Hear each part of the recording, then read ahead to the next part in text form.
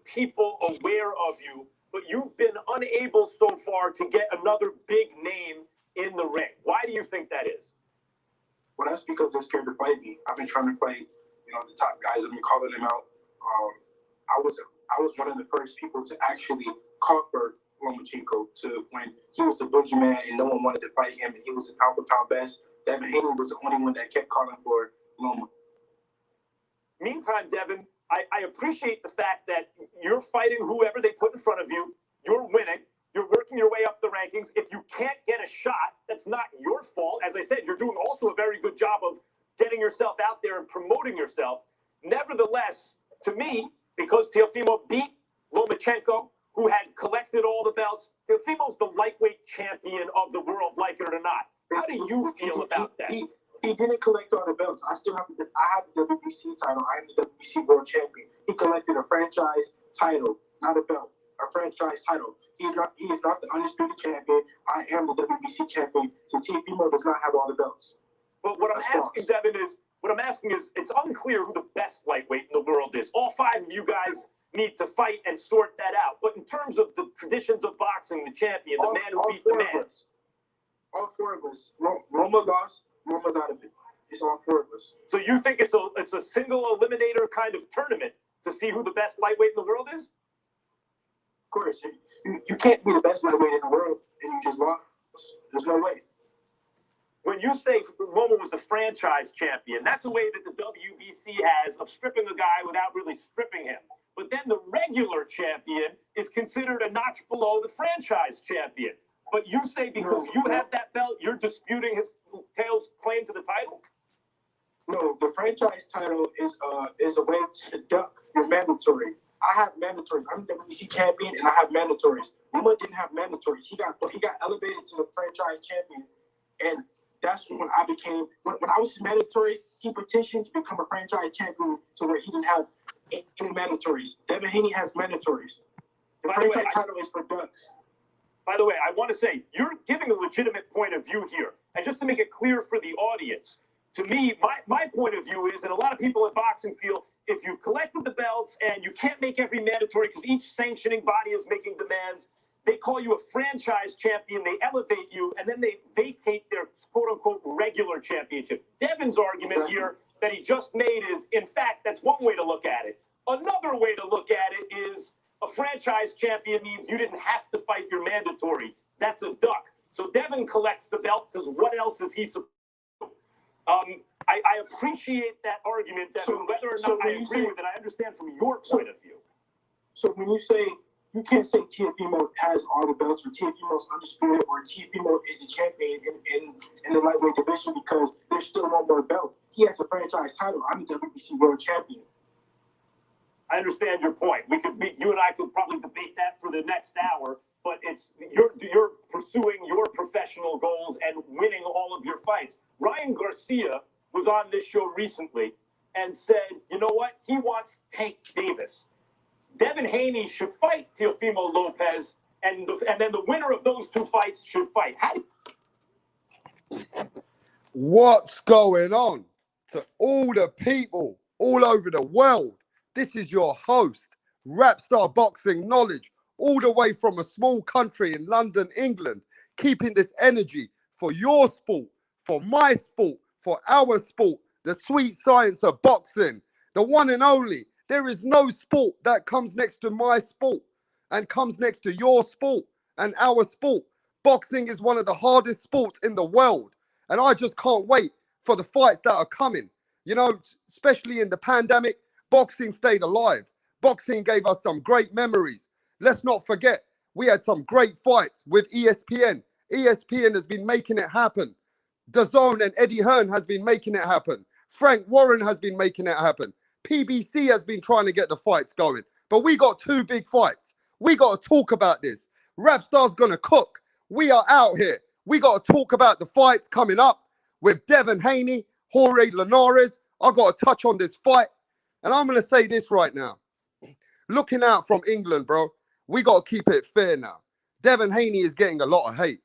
Devin Haney, he seems to be the fighter that a lot of people are hating on. They're saying that Devin Haney ain't a true champion. You know, I'm not saying that. You know, we're going to cook on why that people do that. And, you know, because of the way that he got the belt. Let's not forget, ladies and gentlemen, was it Devin Haney's fault that he took that belt? Is it going to blame on Devin Haney that he got an email and he had to take that belt?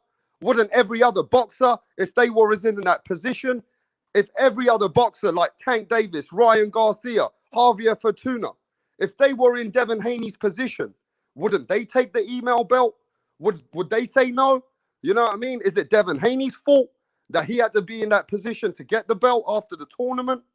Or is it because of the way that Devin Haney has recovered the WBC title that people just don't want to acknowledge him as a champion? I mean, let's keep it real. Who is the real champion at lightweight? A lot of people know it's not Devin Haney. A whole boxing world knows that Devin Haney ain't the real champion. And I don't think it's his fault. He's a young boy trying to achieve goals in his life, and he wants to become Devin the Dream Haney. You know what I mean? Can Devin achieve his dreams? You know, for me, it's a bit tough because of the situation that Devin Haney is in. He gets a lot of slandering. You know what I mean? A lot of people hate on Devin Haney. And they say that Devin Haney ain't a true champion. He should give up the belt. He should throw away the belt. But what fucking guy would you ever know has ever got a belt like Devin Haney and give it up? You know what I mean? There's not going to be many boxers that will give up that belt by email. You know what I mean? At the end of the day, you're in boxing and you want the best things in life for yourself. I understand how Devin Haney got that belt. And that's why people never forgive Devin Haney for that situation. But let's be honest. Devin Haney is trying to do some great things as well. And it's not the fights that he ain't getting all the time. I understand that the DHP, Devin Haney Promotions, are marketing him. And the way they marketed him in the last fight, that was wrong. I get that. They needed to eat their crow. And the reason why they ate their crow is because the Devin Haney Promotion team started telling everybody that they were going to put Gamboa to sleep. They were going to knock Gamboa out. They were going to put Gamboa into retirement. That didn't happen. You get what I'm saying? Gamboa did not go into retirement, and they didn't knock Gamboa out. They were selling that fight, and they were marketing Devin Haney as the next Floyd Mayweather, and he's going to be the guy who's going to start knocking everyone out, and he's the best of them all. And I think it came back to bite them. You get what I'm saying? What they should have done, if you ask your boy Rapstar, they should have just kept it humble. They should have kept it quiet. And they should have just gone in there and beat Gamboa the way they were going to beat Gamboa and say that they're going to put the best show on. But the problem Devin Haney is facing is, number one, how he got the belt. And number two, the other lightweights are outperforming him. You get what I'm saying? The other lightweights in the division right now are doing more exciting things than Devin Haney. So is this Devin Haney's chance against Jorge Linares? Is this the time, ladies and gentlemen, tell me, is this the time that you guys are going to give Devin Haney credit? If he beats Jorge Linares and he beats him in convincing fashion and he puts a masterclass performance on, would you guys everywhere around the world, will you give Devin Haney his credit and give him his credit as a title to say that he is a real world champion? What will it take, ladies and gentlemen, for you guys to praise Devin Haney? Now, I understand there's a lot of shenanigans going on, and I get it. There is a lot of bullshit going on in boxing, right? There has been some bullshit happen recently. But really and truly, at the end of the day, are we going to blame Devin Haney for all those fucking bullshits? Is Devin Haney the one that we got to blame now because of the way that he got the world title? Now, let me just touch on this. There is a few other problems, because when Devin Haney got that world title by email, he still hasn't fought anybody, ladies and gentlemen. And I understand why people get angry. I understand why people, they're pissed off with Devin Haney and saying that he's a fake champion. But let's just see why that people do this. The first and foremost is when he got the belt, he didn't fight anybody to defend it. There has never been a defense in a mandatory position for Devin Haney to fight anybody so that people can say, yeah, he's in a 50-50 fight. He deserves to be a champion. That hasn't happened yet. You get what I'm saying? He's been fighting Abdullayev, which nobody knew who Abdullayev is. Nobody in the fucking world knows who Abdullayev is. That's who he fought for the title. And let's not forget, he fought Santiago. Now, Santiago was ranked all over after the top 30. He was not in the top 10. He was never ranked, and nobody knows who Santiago was. You see, the problem with Devin Haney is that even though he's got a world title, he's not fighting those big fucking fights. And that's another problem that Devin Haney is facing. And knowing that he ain't got a mandatory position and no mandatory fighter has fought him, it's making it even look worse. A lot of people say that the belt that Devin Haney has is like being watered down. It's a fake fucking belt. But let's just keep cooking on this. When he did get an okay opponent, he did get a name like Chris Gamboa. And everybody knows that Gamboa got beat the fuck out of by Tank Davis, coming out of an Achilles injury. And, you know, we all knew Gamboa, after that fight with Tank Davis, he did get knocked the fuck out. Maybe Gamboa is not the same. And, you know, Gamboa should be getting stopped by Devin Haney.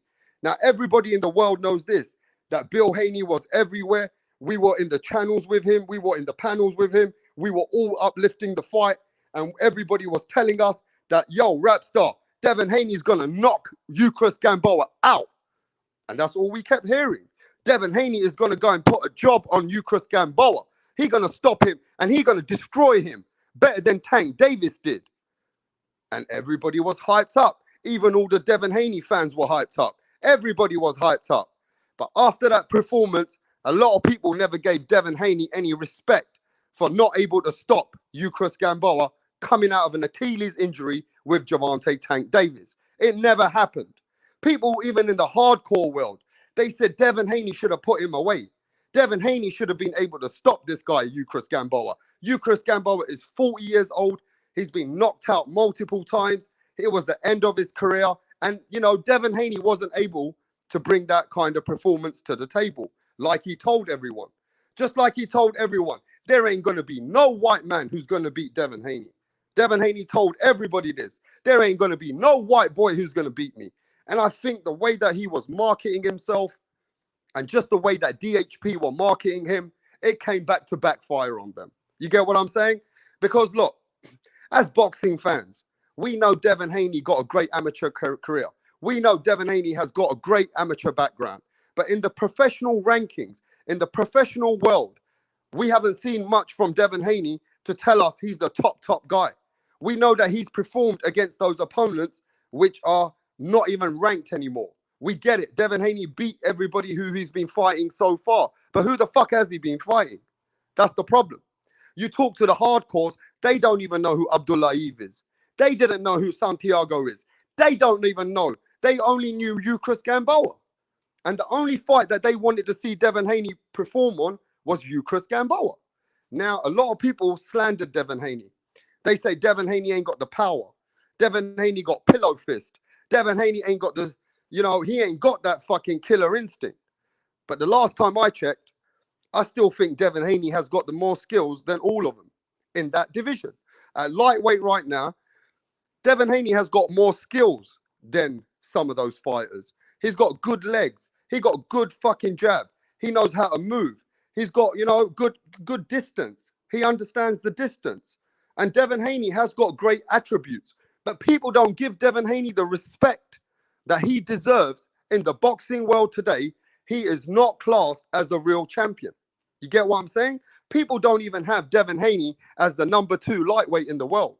You go speak to everyone around the world, and they will tell you that Devin Haney is not #2. Teofimo Lopez is #1. Lomachenko is #2. And some people argue that Ryan Garcia, over his win with Luke Campbell, Ryan Garcia deserves to be at #3. We understand Ryan's going through some situations with his anxiety, but I'm just keeping it, you know, where it is right now with the lightweight division. Now, look, this is Devin Haney's chance, ladies and gentlemen.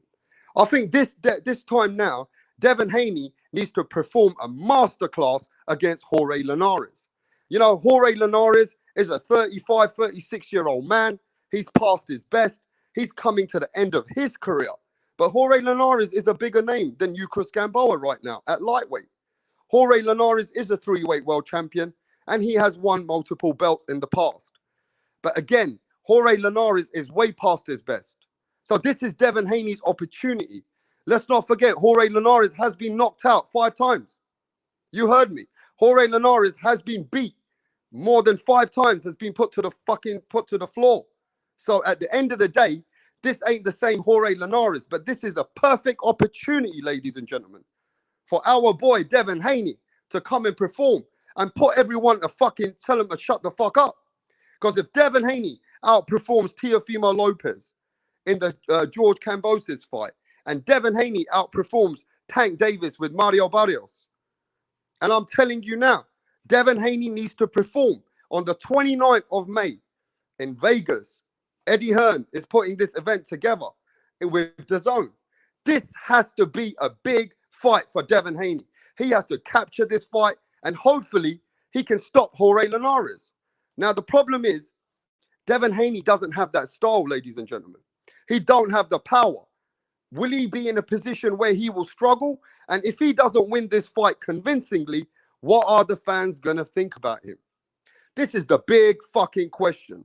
Devin Haney, one of the most powerful promoters, a self-promoter, got one of the best lucrative deals in boxing today.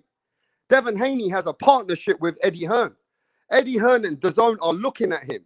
And I'm telling you now, if he does not perform on this fight, there's going to be a lot of trouble coming for Devin Haney. Devin Haney has to perform. He ain't got no choice. And unfortunately, sometimes you got to take the pressure. He's got to be, he's got to take accountability that he needs to be able to show the boxing world that he is the real fucking lightweight champion. So all you fans in America, in Mexico, all over the Latino world, everywhere in the world, to Japan, everywhere, you guys have got to tell me, if Devin Haney beats Linares, will all the fans be pushing for Devin Haney and Teofimo Lopez? I need to hear from you guys. If Devin Haney beats Jorge Linares, will all the fans be pushing for Devin Haney versus Teofimo Lopez? That's the big fucking question. The biggest thing is Devin Haney's name is attached to Teofimo Lopez's name. No matter what you say, how you put it, how you dice it, how you fucking break it. Devin Haney's name is attached to Teofimo Lopez's name. But the problem is, Teofimo Lopez is totally performing.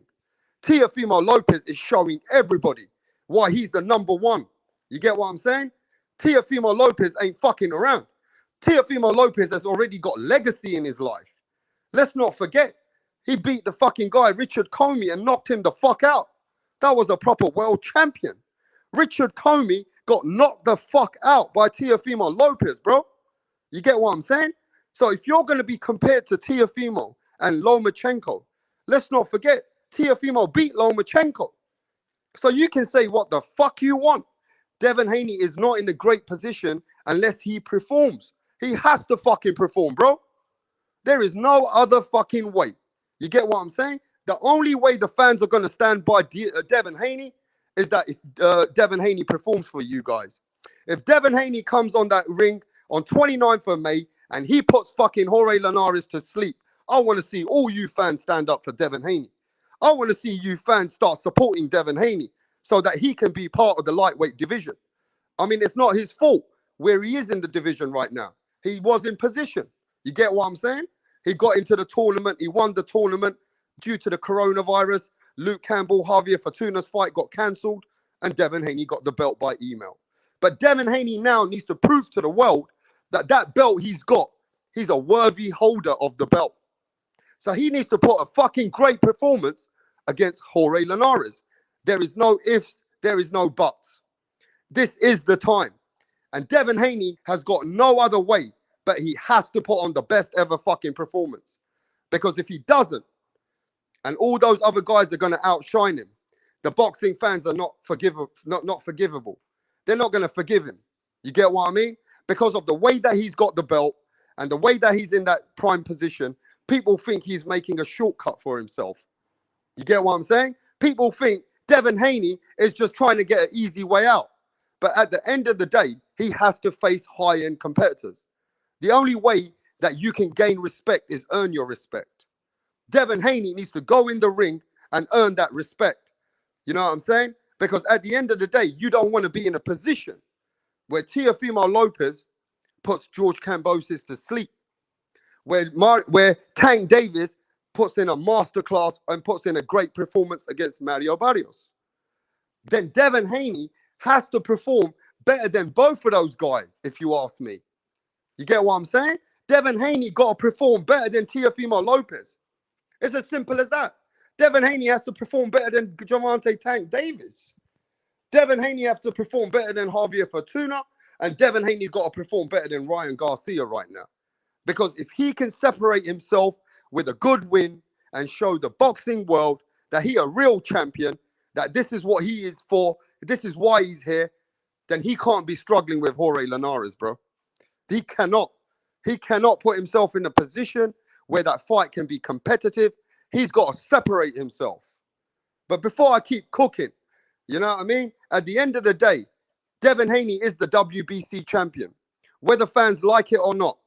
Devin Haney is the other belt holder. So he is your current champion. Teofimo Lopez is the WBC Supreme Champion. So, of course, Teofimo is the #1 guy. But when you have that belt and your name is considered next to Teofimo Lopez, next to Lomachenko, you got to fucking do something. It's as simple as that. You can't cry about it. It don't matter what the fuck you say. You got to fucking do something in that ring. And you better do it good. Because I will say this.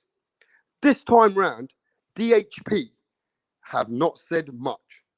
This time round, you go around, you look at Devin Haney Promotions, they're not talking this time round. They're not saying, oh, we're going to knock out Jorge Linares. They're not saying the same fucking things. Right? Give me a second. The volume's low. They're not saying the things that are what they were saying against Eucharist Gamboa. If everybody remembers what they were saying in Eucharist Gamboa, they are not saying that right now. They've been really quiet. They've just been quiet, staying under the fucking scene. And I think Devin Haney been training really fucking hard. Yeah? So far as I'm concerned, Haney has to perform. He hasn't got no choice, and he needs to kill the shenanigans in the ring with Jorge Linares. Before I get cooking, there's people in the building. I like to, yesterday I couldn't see everyone. I was using another device. So let me see who's in the building. Give me a sec.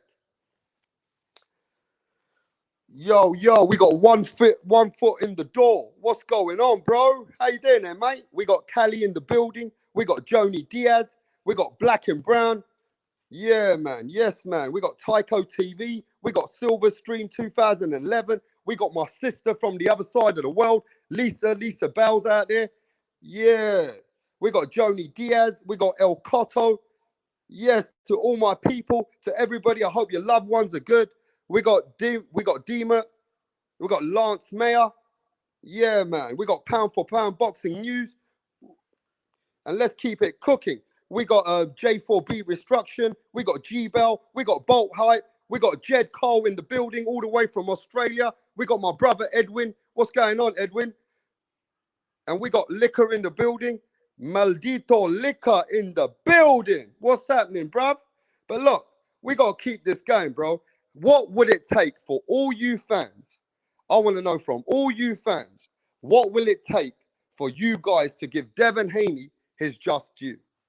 What does Devin Haney need to do for all you fans to say, this is the man, he is the world champion, and he is the guy?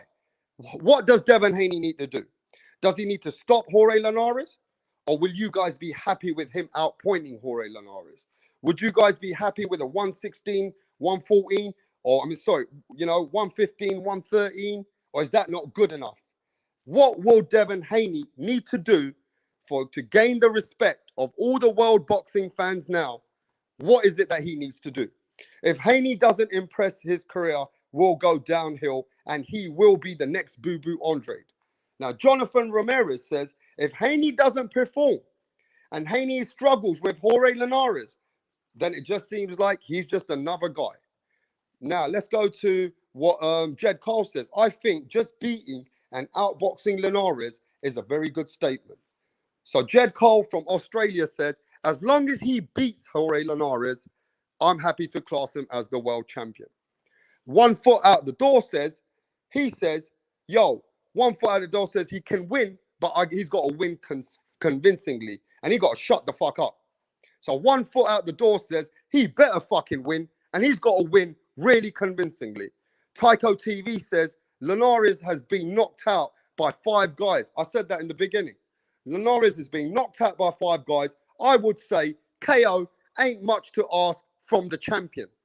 That's a good motherfucking point. Tycho TV says if you are the WBC champion and Linares is 35, 36 years old and he's at the end of his career, we're not asking for much. We're asking for Devin Haney to stop him. You get what I'm saying? Is that going to happen, bro? Can you see that happening? Can you guys see Devin Haney stopping Jorge Linares? Because if they start thinking like Tycho TV, then people ain't going to give Devin Haney his just due. They're not going to give him his just due, bro. Let's talk to Jonathan Ramirez. He doesn't need to KO Linares. But if he stop him, we don't need another 12 rounds against a washed-out fighter. Linares, good, but he ain't the same. Hey, Devin Haney's in a fucking position, bro. I mean, you guys are already telling me some of you guys are happy just for him to outpoint Linares, but most of you guys want to see a knockout. Now, the problem I think Devin Haney's got is he's not a knockout artist, bro. He ain't got that power. Let's keep it facts. Devin Haney doesn't carry that kind of power for you guys to get a knockout. Devin Haney got more better skill sets than most of those fighters. Remember what I'm telling you. Rapstar's telling you, Devin Haney has got more skills than most of those fighters, but he don't have that power, bro. So you guys have got to be fair on Devin Haney. You know what I mean? Yeah, let me send you the link, Jed Cole. Give me a sec. I was going to cook. I'm ready to cook. But let's get going, bro. I will send a little link out today. If you guys do want to come and cook with me, then you're more than welcome. But look, I'm going to just keep this shit real. At the end of the day, Black and Brown says, I need a dominant performance from Devin Haney. At the end of the day, look, my problem is this. As boxing fans and hardcore fans, we all understand Devin Haney doesn't bring the power. But we know he's a great boxer. You get what I'm saying? We know he's a fucking great boxer. So why are the fans not giving Devin Haney the credit of him being a boxer? It's like the fans are too casual today. They would just want to see knockouts. But Devin Haney is a skill fighter. He doesn't knock anybody out, bro. So why are you guys being hard on Devin Haney? You know what I mean? I'm a boxing fan. And Devin Haney brings a lot of boxing skills to the table. And, you know, you guys have got to remember, I'm old school in boxing. Devin Haney is like, got really good skills. He got better skills than Teofimo Lopez. He got better skills than Tank Davis. He got better skills than most of those fighters. But you guys don't give him respect for that anymore. Is it because Devin Haney, the way he's promoted himself, the way that he told, I'm not going to let any white man beat me? Is it because what his dad has been going around telling everybody that my son was going to knock out Gamboa? Because it seems to me Devin Haney is getting a backlash for some of the stuff that he has said or what his promotion has said. But on that note, I want to get to people in the building. We got Jed Cole from Australia, and then I'm going to get to my sister. What are you saying, Jed? What's up, my bro? What's going on, brother? Hey, look, Jed, as a boxing fan, bro, a lot of people are hating on Devin Haney. Let's just keep it real. I don't think Devin Haney deserves all the hate that he gets. And to be fair, Devin Haney has got a lot of good boxing skills. I mean, who the fuck? He beat Gamboa 12 fucking rounds, bro. He never lost a round in there. Why do you think the people are not forgiving Devin Haney, bro? Yeah, I agree. Haney definitely seems to have people that are hating on him, you know, that don't like him. I think maybe just because he hasn't fought as good a competition as Teofimo, and they're kind of been linked. But I think in this fight, if you look at Linares' career, right, who's really outboxed Linares comprehensively? I don't think anyone has. I know he's been stopped and he's been knocked out, but who's ever really outskilled Linares? Like, so if Devin Haney could outbox Linares, like, and do it comprehensively, I think that's a statement, and that shows how skilled Haney is. And if he could even stop him late as well, I think that's a very good victory for the young fighter. I mean, this is his first step-up fight. So if he wins this convincingly and shows his skills and outboxes Linares and neutralizes him and then even stops Linares, I mean, I think that's a great statement for Haney. And I think that's more than enough for this at a step-up fight like this. So let me tell everyone, Jed Cole says all he needs to do is beat Linares and I will class him as a real WBC champion. Is that correct? Well, the champion thing, I guess that. Well, that's what we're talking about. What does he need to do for the fans to say, this is our WBC lightweight champion? Well, to be honest with you, look, Jed, let me make a statement. I want everyone to leave Devin Haney alone. How do they do that? well, I think leaving him alone, a good victory against Linares will do that, especially outboxing him and even stopping him late, or just outboxing him comprehensively. But as far as the real champion, I don't think to him and Teofimo fight each other, that'll settle all that talk. I think that's the only thing that'll stop all that. What about Lomachenko? If he fights Lomachenko next, will that stop all the bullshit? Will that stop all the shenanigans? Will that stop all the hate for Devin Haney? Yeah, I think that should. That if he fought Lomachenko, it would be hard. It'd be hard. That would be hard for people to keep critiquing him. If he went and outboxed Lomachenko, I mean, what could they say? Right. I mean, well, you stay there, my brother, because you know I got to cook about Josh Taylor next in a bit. Yeah? All right, no worries. Good, All my right, bro. Lisa, how you doing, Lisa, my sister, on the other side? What's up? What's up, sister? I'm good. How's everybody? Good. Hey. All good. We're excited Good, for the good. fights coming up. Yeah, definitely. Oh, good. So, Lisa, let's be honest, Lisa. Let's keep it real. Devin Haney getting a lot of hate out there in boxing world today. Yeah. And he don't deserve that much hate. No, It's I don't not think his nobody fault. does. But you know how boxing fans are. So what will it take for you, Lisa, in this performance to say, you know what? Our boy Haney is a champion. It's not what it takes for me. It's what it takes for him.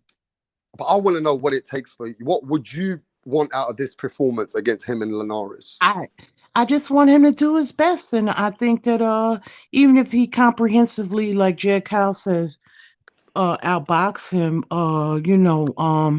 that's a statement. I think people are trying to make him, well, maybe look at him as to be this knockout artist, and that's something that he isn't.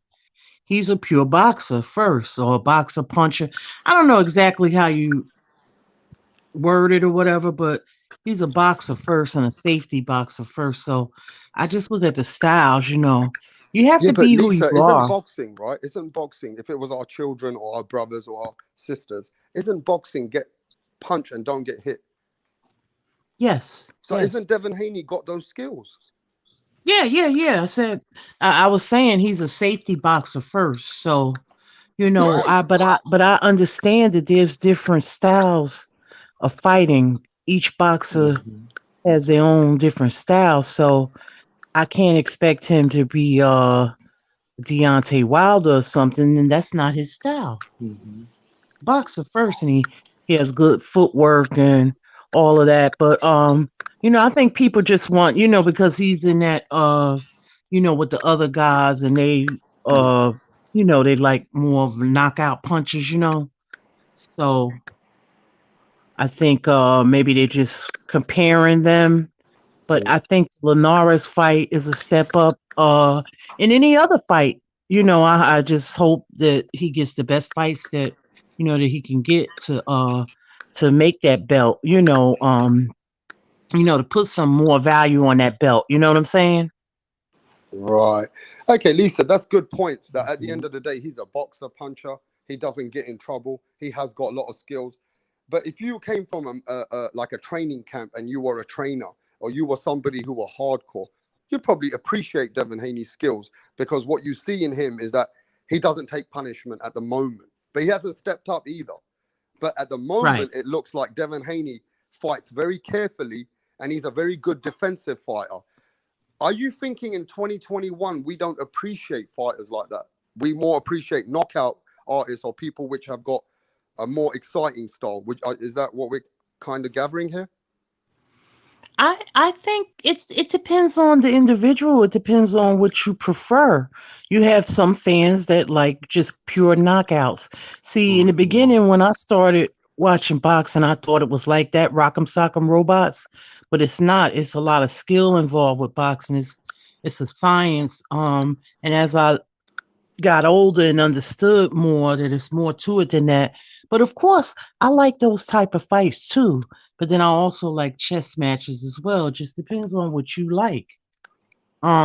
So he may have to mix it up a little bit. I know he's under like a little pressure to, he wants to definitely he doesn't want to want show out. probably to go at 12. Huh? He Huh? wants to show out. He wants to show out. Yeah, yeah, of course, because he's amongst his peers. He wants to, every fighter wants to get that that same recognition, and I know he's there. He's being talked about like the others. So it is. I try to just assess it and look at it for what it is, and not what other people want it to be. You Okay, know what I well, they're mean? good Right. points, Lisa, and I want to come back to you, Master. Start. I want to go to Bolt Hype. Bolt Hype. What is going on with Devin Haney? He doesn't get the respect around the world. They don't class him as the real champion. What does he need to do in this fight, Bolt Hype? It's exactly like Lisa just laid out, man. It's exactly like Lisa just laid out. Like you want Can you to speak show louder, out, please? you want to show out, you want to show who you are and what you do, but at the same time, you want to be true to who you are. So would it make more of a statement for Devin Haney to show out and outpoint and outclass every round and outbox Jorge Linares because that's who we know who he is? So does it make sense for him to show out in that way? Or does it make sense for Devin Haney to all of a sudden be a different guy and knock a guy out within the first 4 or 6 rounds and show out in a totally different way? Like who is Devin Haney? Like and what do we want from him? That's I think the biggest question. And who does he want to be? Like what lane does he want to swim in? Does he like what's the mark that he wants to make on the sport? And that's up for Devin Haney to decide. That's not up for the fans to decide.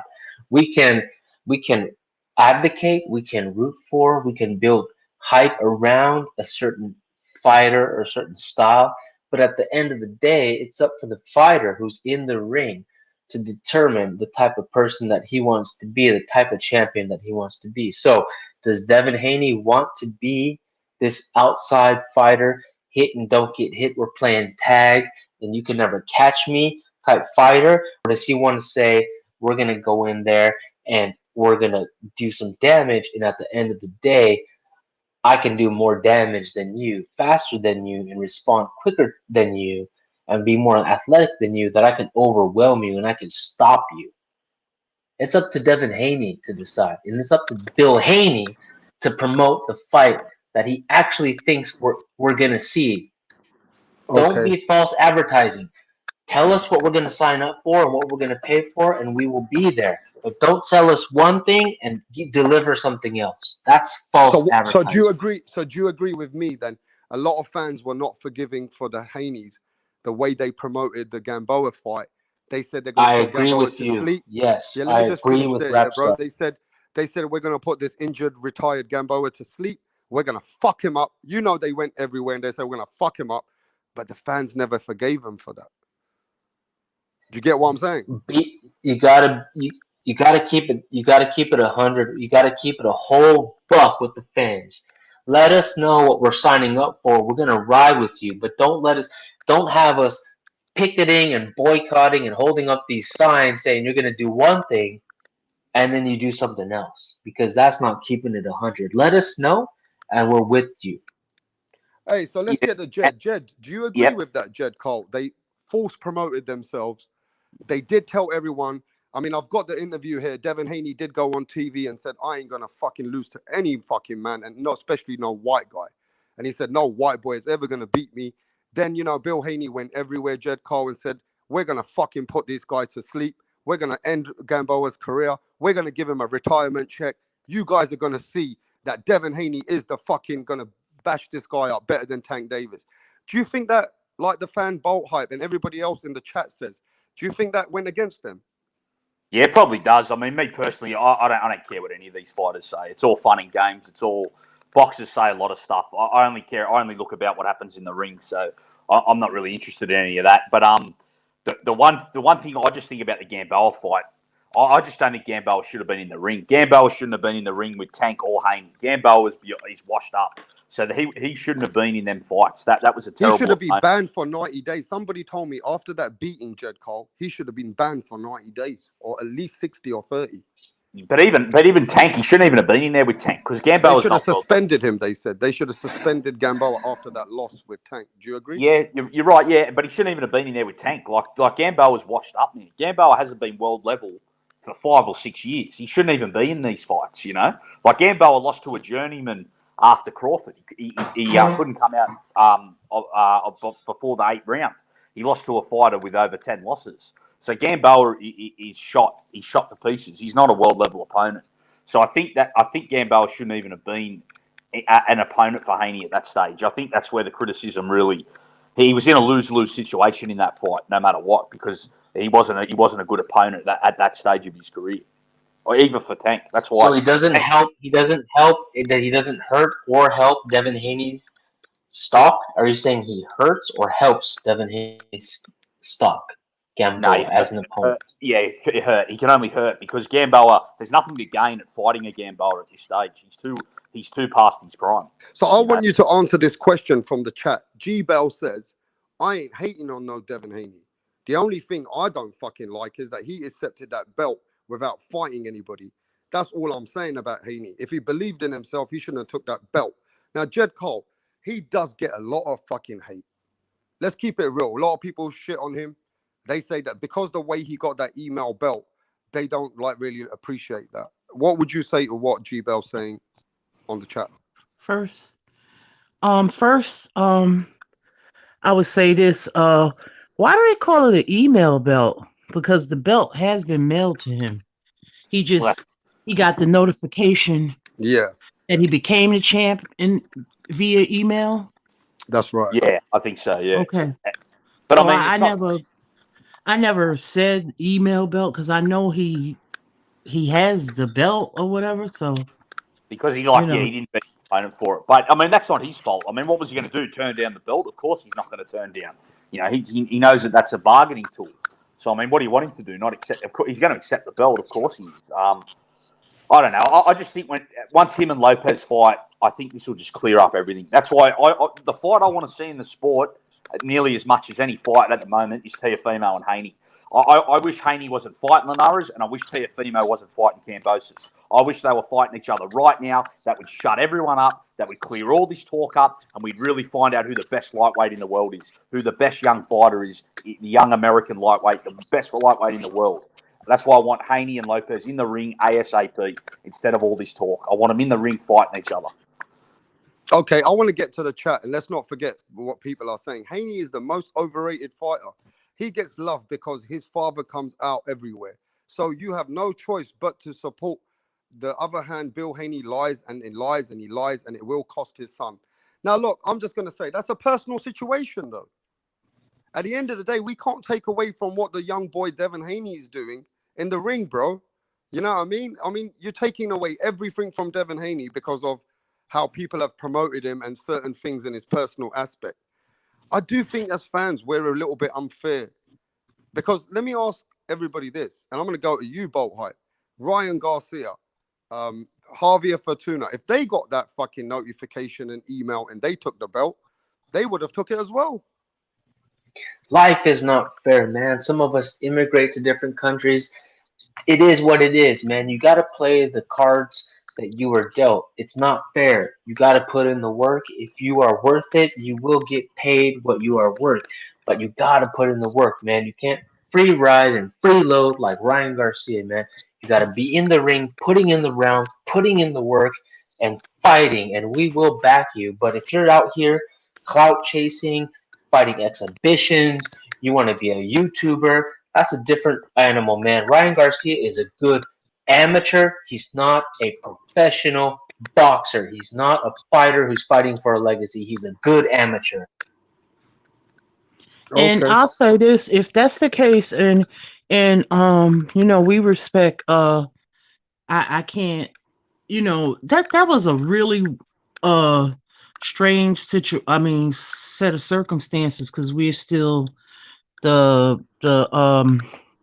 franchise is still new to us, so we're still learning about it. But it's like Lennox Lewis was elevated to the WBC champion when Riddick Bowe threw it in the.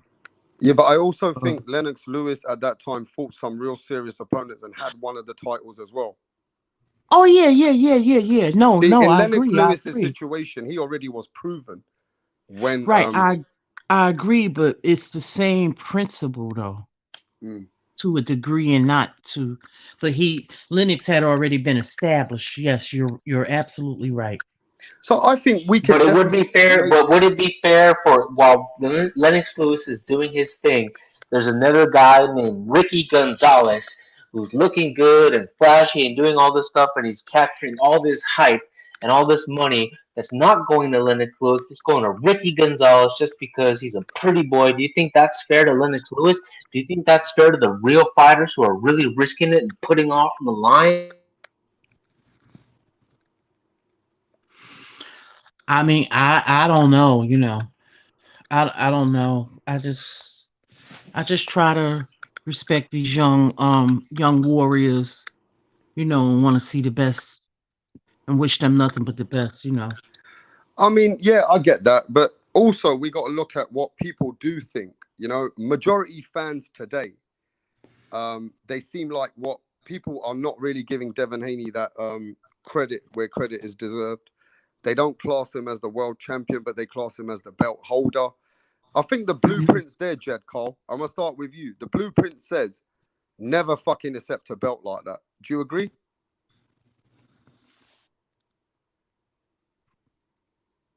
Okay, he popped off. Bolt hype. Would you agree that the blueprint says if you're in position like that, try to negotiate to make the fight for the title and don't take the belt like that? Would you agree? Devin Haney is in a tough position because we all know that Teofimo Lopez is the real legitimate champ. If we had to consolidate all the belts, if we had to downsize, if all of a sudden half the money out in boxing got sucked out and we had to really reduce our budget, we'd have to throw away some of these ticky-tack, popcorn, what is it called, Cracker Jack prizes and belts. This ain't the real shit. We already know who's the real dog. That's Teofimo Lopez. All these other guys are riding Teofimo Lopez coattail. And if you think that it's cool to have a fake belt, then that's cool. But eventually, you're gonna be tested, man. You're saying you're walking in the streets. You're saying you're a champion. Eventually, someone's gonna come up to you and they're gonna test your championship, man. They're gonna test your gangster. They're gonna test your abilities. And right now, this guy, what's the dude we got right here who's challenging Devin Haney? What's this guy's name? Linares. South America? Jorge Linares, bro. Jorge Linares. He's challenging Devin Haney. Bro, that's going to be an easy fight. We already know who's going to win that. That's not the challenge. Go fight Tank Davis. Go fight Teofimo Lopez. Jorge Linares is a seat warmer. He's a placeholder. He's a tomato can, and we don't No get tomato nothing. cans in my channel, please. Low opposition. You can say low opposition. Low opposition. You can say that. You think so? Linares is a pretty 3-division world champion, right? Yeah, I mean, but people are right to say that he has had his best days. People can say that he has been stopped. And he did get beat by that guy who was like a journeyman, recently. But then he's come back a little bit. He's probably not at his best. His best days are with Lomachenko 4 years ago. It's a 10-year age gap between Devin Haney and Jorge Linares, bro. That's a whole generation. That's 1,000 rounds of boxing. That's 10 years. That's a lot. That's a big difference, bro. You're not the same fighter that you were at 32 when you were 22. And right now, it's Devin Haney's time. He needs to be fighting guys in his same graduating class. He needs to let me say this then, bro. His schoolmates. Well, let me say this then, Bolt Hype. If he puts in a masterclass performance against Linares, that's all you need right now, right? He just needs to dominate the fuck out of Linares, right? He dominates Linares, and he just confirms what we already know, that he's gonna dominate Linares. So we know who he is. He's gonna prove who he is. And if he goes 12 rounds on a decision on Linares, he's proven who he is. If he knocks out Linares in 4 rounds or 3 rounds like Avni Yildirim, or 8 rounds like Billy Joe Saunders, if he breaks his bones and busts his eye socket, then we learn something new about Devin Haney. But if he does the same thing that we're already predicting him to do, which is to outpoint Jorge Linares after 12 rounds, we didn't learn shit. I think he did break somebody's eye socket before. Can't remember who it was. Okay. I mean, but look, to be fair, right, you got to remember this. I mean, Jorge Linares is not just any pushover, bro. He's got a lot of experience, a lot of maturity in that ring. And just like what Jed Cole said from Australia, he hasn't really been outboxed. He's had close fights with Luke Campbell. You know, he has been dropped by people which were like Kevin Mitchell, and, you know, Lomachenko stopped him. But let's be honest, Linares is still a good fighter. He's a little bit better than Chris Gamboa. But the only thing I think is that he does need to perform. He does need to put on a masterclass performance. You know, let's be fair with Devin Haney here. He just needs to put on a masterclass performance. He needs to fucking dominate Linares. If he can, you know, get to him early, maybe, you know what I mean, maybe get to his body or keep the distance and outpoint him and really keep it really solid and try and stop him. We got to give him some respect. You know? Yes, but he has to put on a master class. He has to be a grand master, a drunken master, a master of the sport. It has to be a master class. He cannot win 7-5, or it can't be close. He has to be a master. If he's not going to knock him out, if he's not going to break his bones and bust his face open and break his nose and bust his lip and his eyelids and close everything up, then it's got to be a master class. He has to be a wizard in there. And if he's anything less than that, we're disappointed. But I believe he has the skills and the abilities to do that.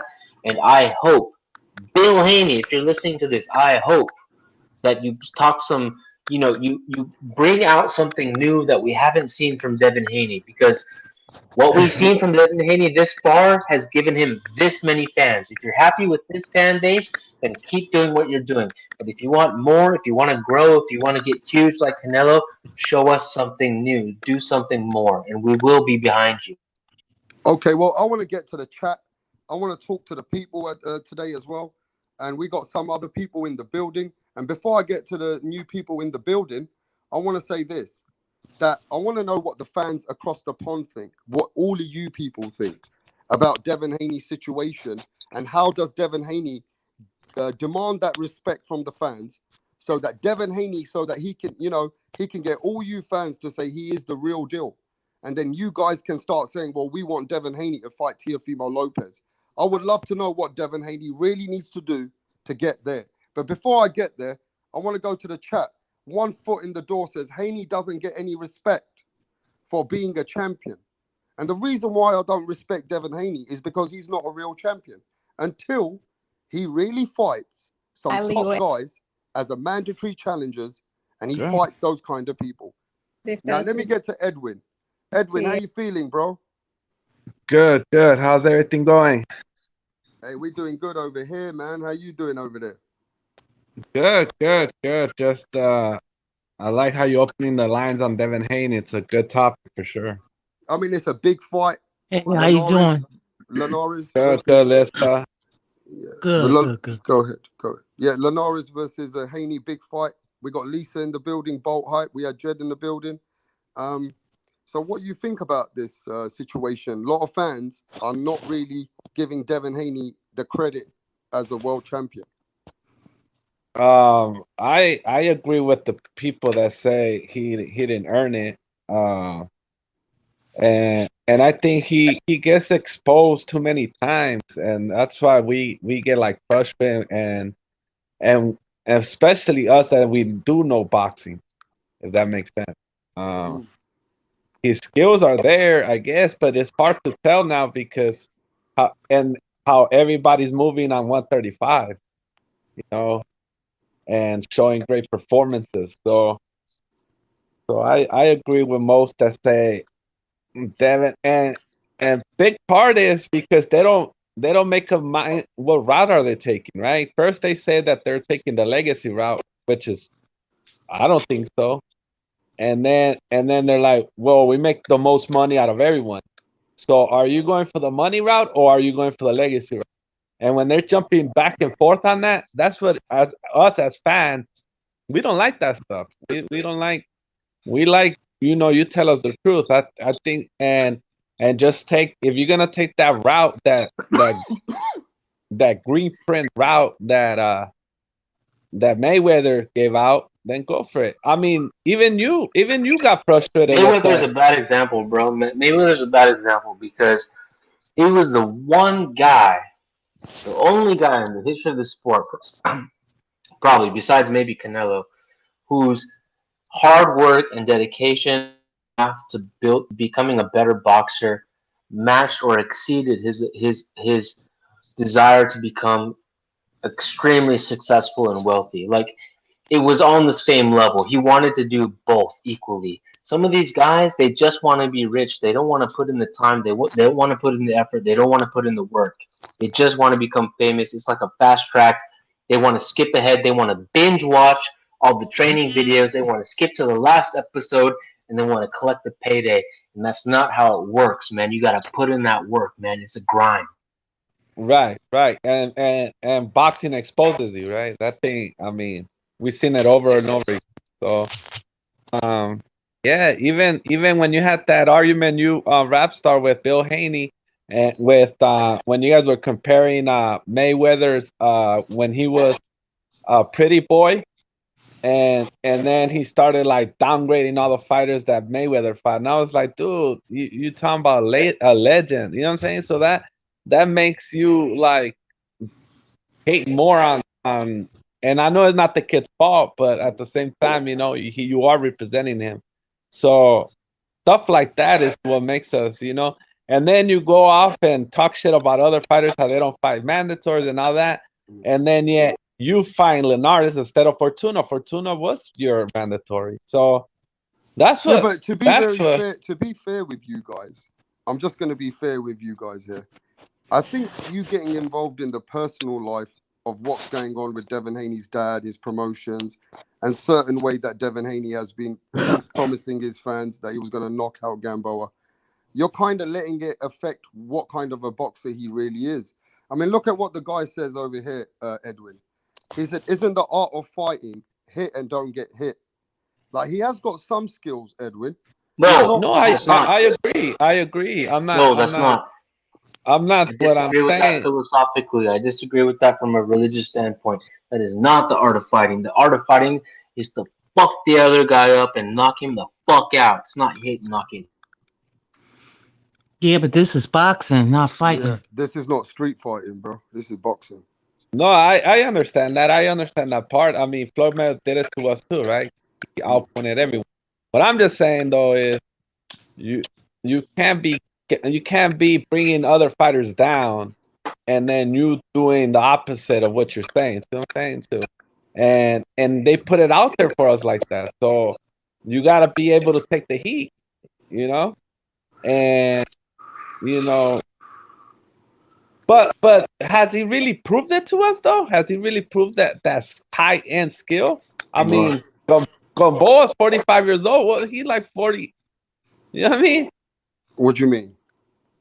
Like, has he like the opposition doesn't take him to that level where we're like, oh my god, like his skill level is this and that. Like, we can't even debate on that. The only thing we could debate it on his training videos and his sparring videos. But then he even got exposed with that with Kid Austin. So, I mean, what do you want us to do? Like, we're like really into it, you know what I'm saying? And when you, and then we see Teofimo knocking everybody out. So, I mean, who do you want us to compare him to?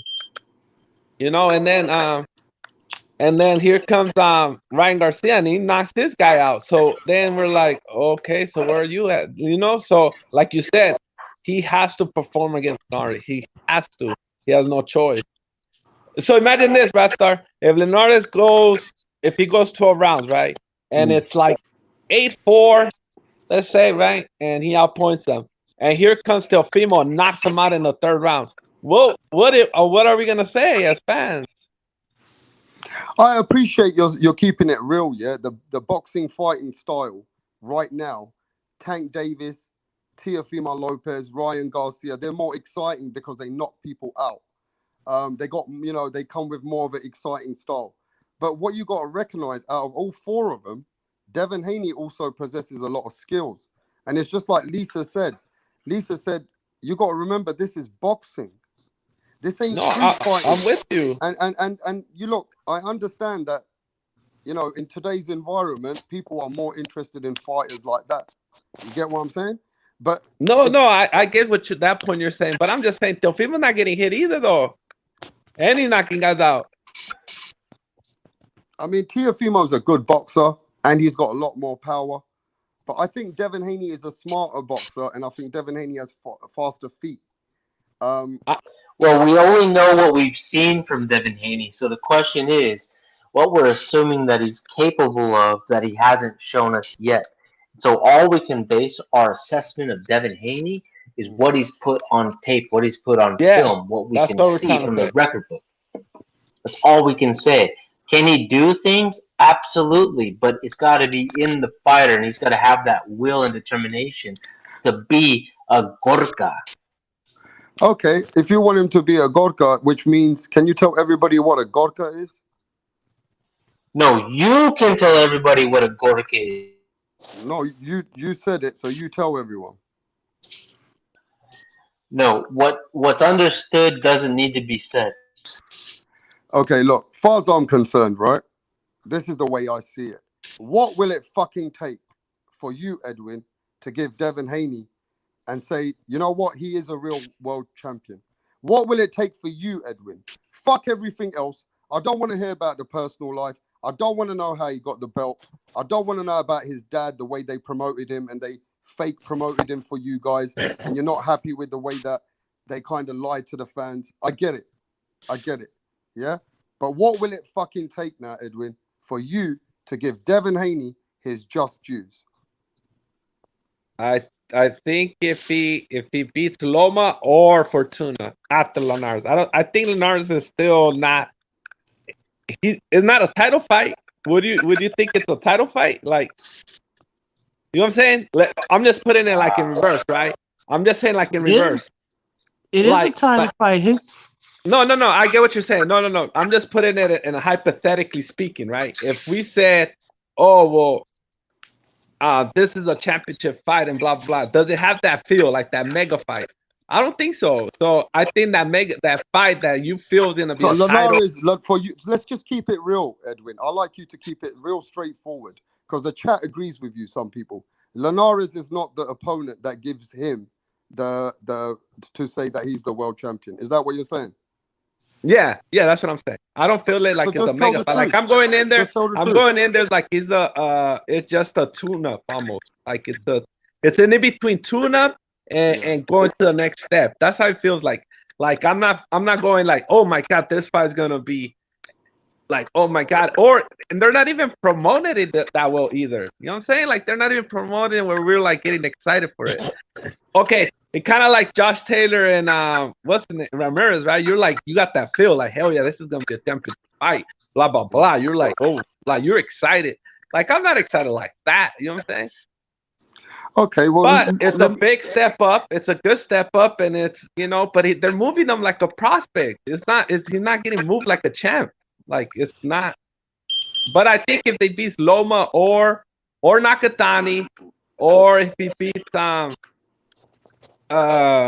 Fortuna, if after he beats what's the name? I think that feels like after he beats JoJo, I think that feels.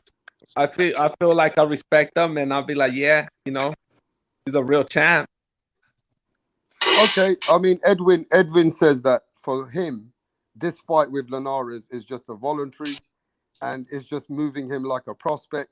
This is not going to class him as the real world champion in this fight. I mean, at the end of the day, people might disagree with you. Like, look at Jonathan Ramirez in the chat. He says, wow, what the fuck are you talking about? Shut the fuck up. Linares is a great fighter.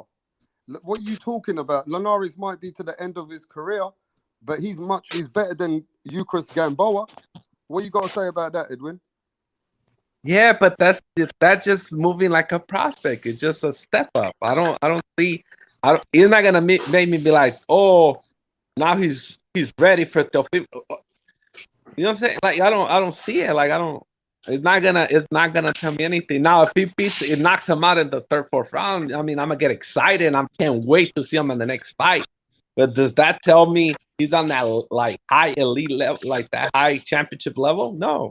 Okay, well, let me just say this, right? I'm going to go to Lisa next. Everybody in the chat, if he beats the fuck out of Linares, would you guys give him the WBC champion status? Lisa, if he beats Linares, I mean, at the end of the day, right, as far as I'm concerned, if he beats him very convincingly, he should be a champion. Because at the end of the day, he's going to beat this guy in very convincing fashion, but I need to see a masterclass.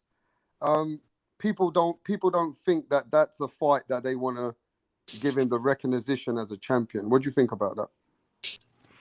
Yeah, I agree. I want to see like a dominant performance, and I think he has the ability to do that, the capabilities and the skill set.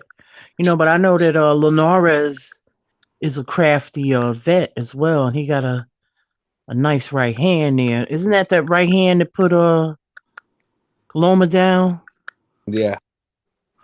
Yeah, so he's a vet, so he's getting in there with somebody who's been a champ already and has fight some good competition. So, and he's fought Lomachenko, so, and gave him a good fight. So the thing is that this is a good experience for young Haney. So with that being said, I think that in this situation that youth is gonna, boxing and good boxing and you gotta pick his shots, wisely. See Because he what can Lisa mix it is up. He saying. can bang. Huh? What Lisa is saying is that if this was a video game, if boxing was a video game, Devin Haney would be smart enough, quick enough, bright enough to outmaneuver Jorge Linares on the joysticks, bro. He's saying she's saying his mind is way better already at this young age than Jorge Linares as a And do you know what's the problem here, Bolt Hype? A lot of people still respect Linares. Like a lot of people said, have you seen? Like look at Jonathan Ramirez and Edwin. It's true though. He said, have you seen how the Haney's people are very quiet this time? They're No, really I taking, agree. I they're agree really with this. taking Linares seriously. You know what I mean? Because let me just say this: Linares might cause some problems in that ring, bro.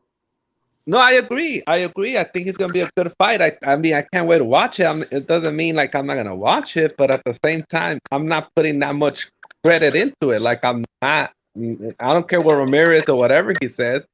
It doesn't matter. Like to me, it's just a good fight. It's a good step up. It's a good fight. I mean, But what Lisa is saying is that okay. Devin Haney's boxing mind is already better than Jorge Linares. We don't even have to compare physical athleticism because Devin Haney's already on a whole another level from a ring IQ perspective. That's what Lisa's saying, right, Lisa? No, I didn't say that. I said this is what I said. I said that I think that youth and athleticism will prevail, and he does have the faster feet, the faster hands. Well, Linares got pretty fast hands though, considering he's a little bit older now. But it's what I stated was that Linares is a crafty vet. So he does have to be careful of that right hand. He does. It's not like he's going in there with a neophyte.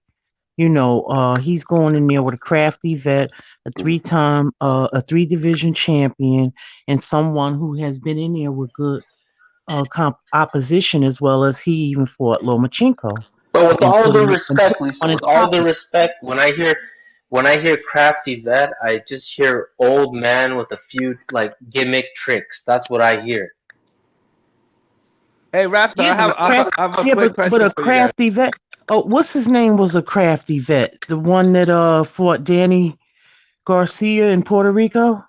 He was crafty. But it's a gimmick that you might catch me on a few times, but I'm eventually gonna read into that. So that's what I hear when you say crafty vet, Jorge Linares. That's all I hear. I don't hear someone who's gonna physically dominate Devin Haney, who's gonna beat him up like a grown man will beat up a little boy. You're not telling me that. You're saying that he's a crafty vet, got a few tricks in the bag, but that's all he's got. That's his only hope is a trick or a gimmick. That's what I'm hearing.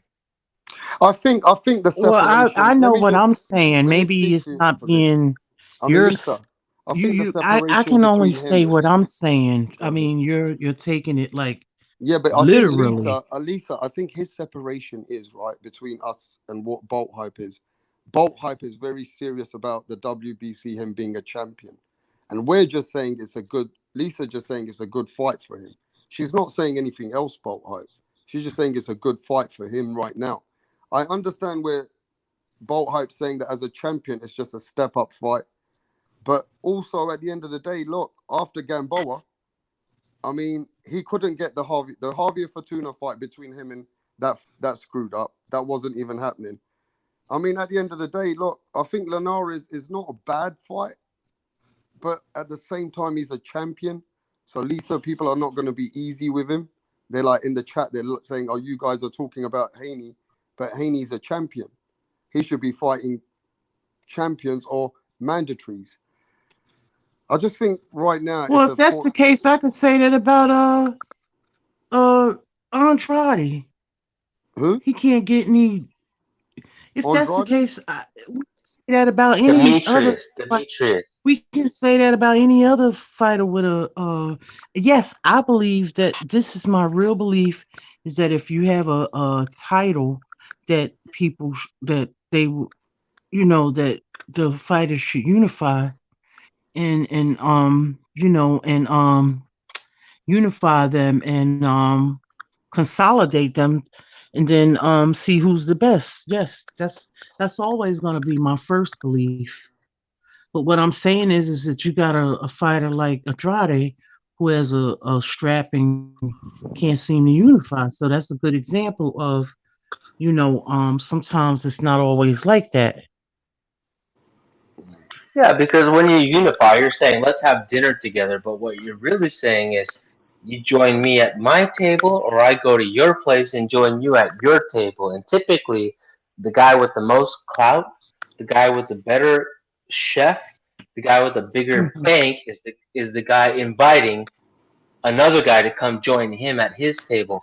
Demetrius Andrade is not putting out any spread for Canelo that he's never seen before. Canelo would be leveling up Demetrius Andrade in his whole life to come sit at his table and to break bread together.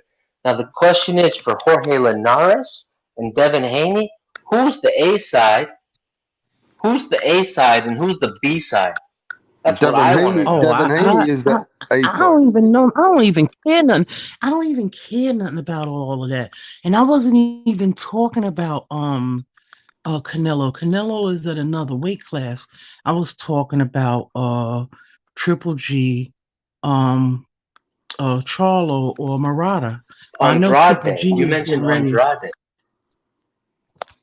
Yes. I meant follow me.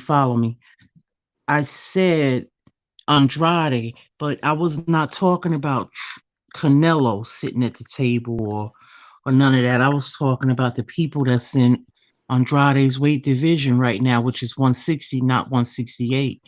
The title holders that are there are Andrade, Charlo, Murata, and Triple G.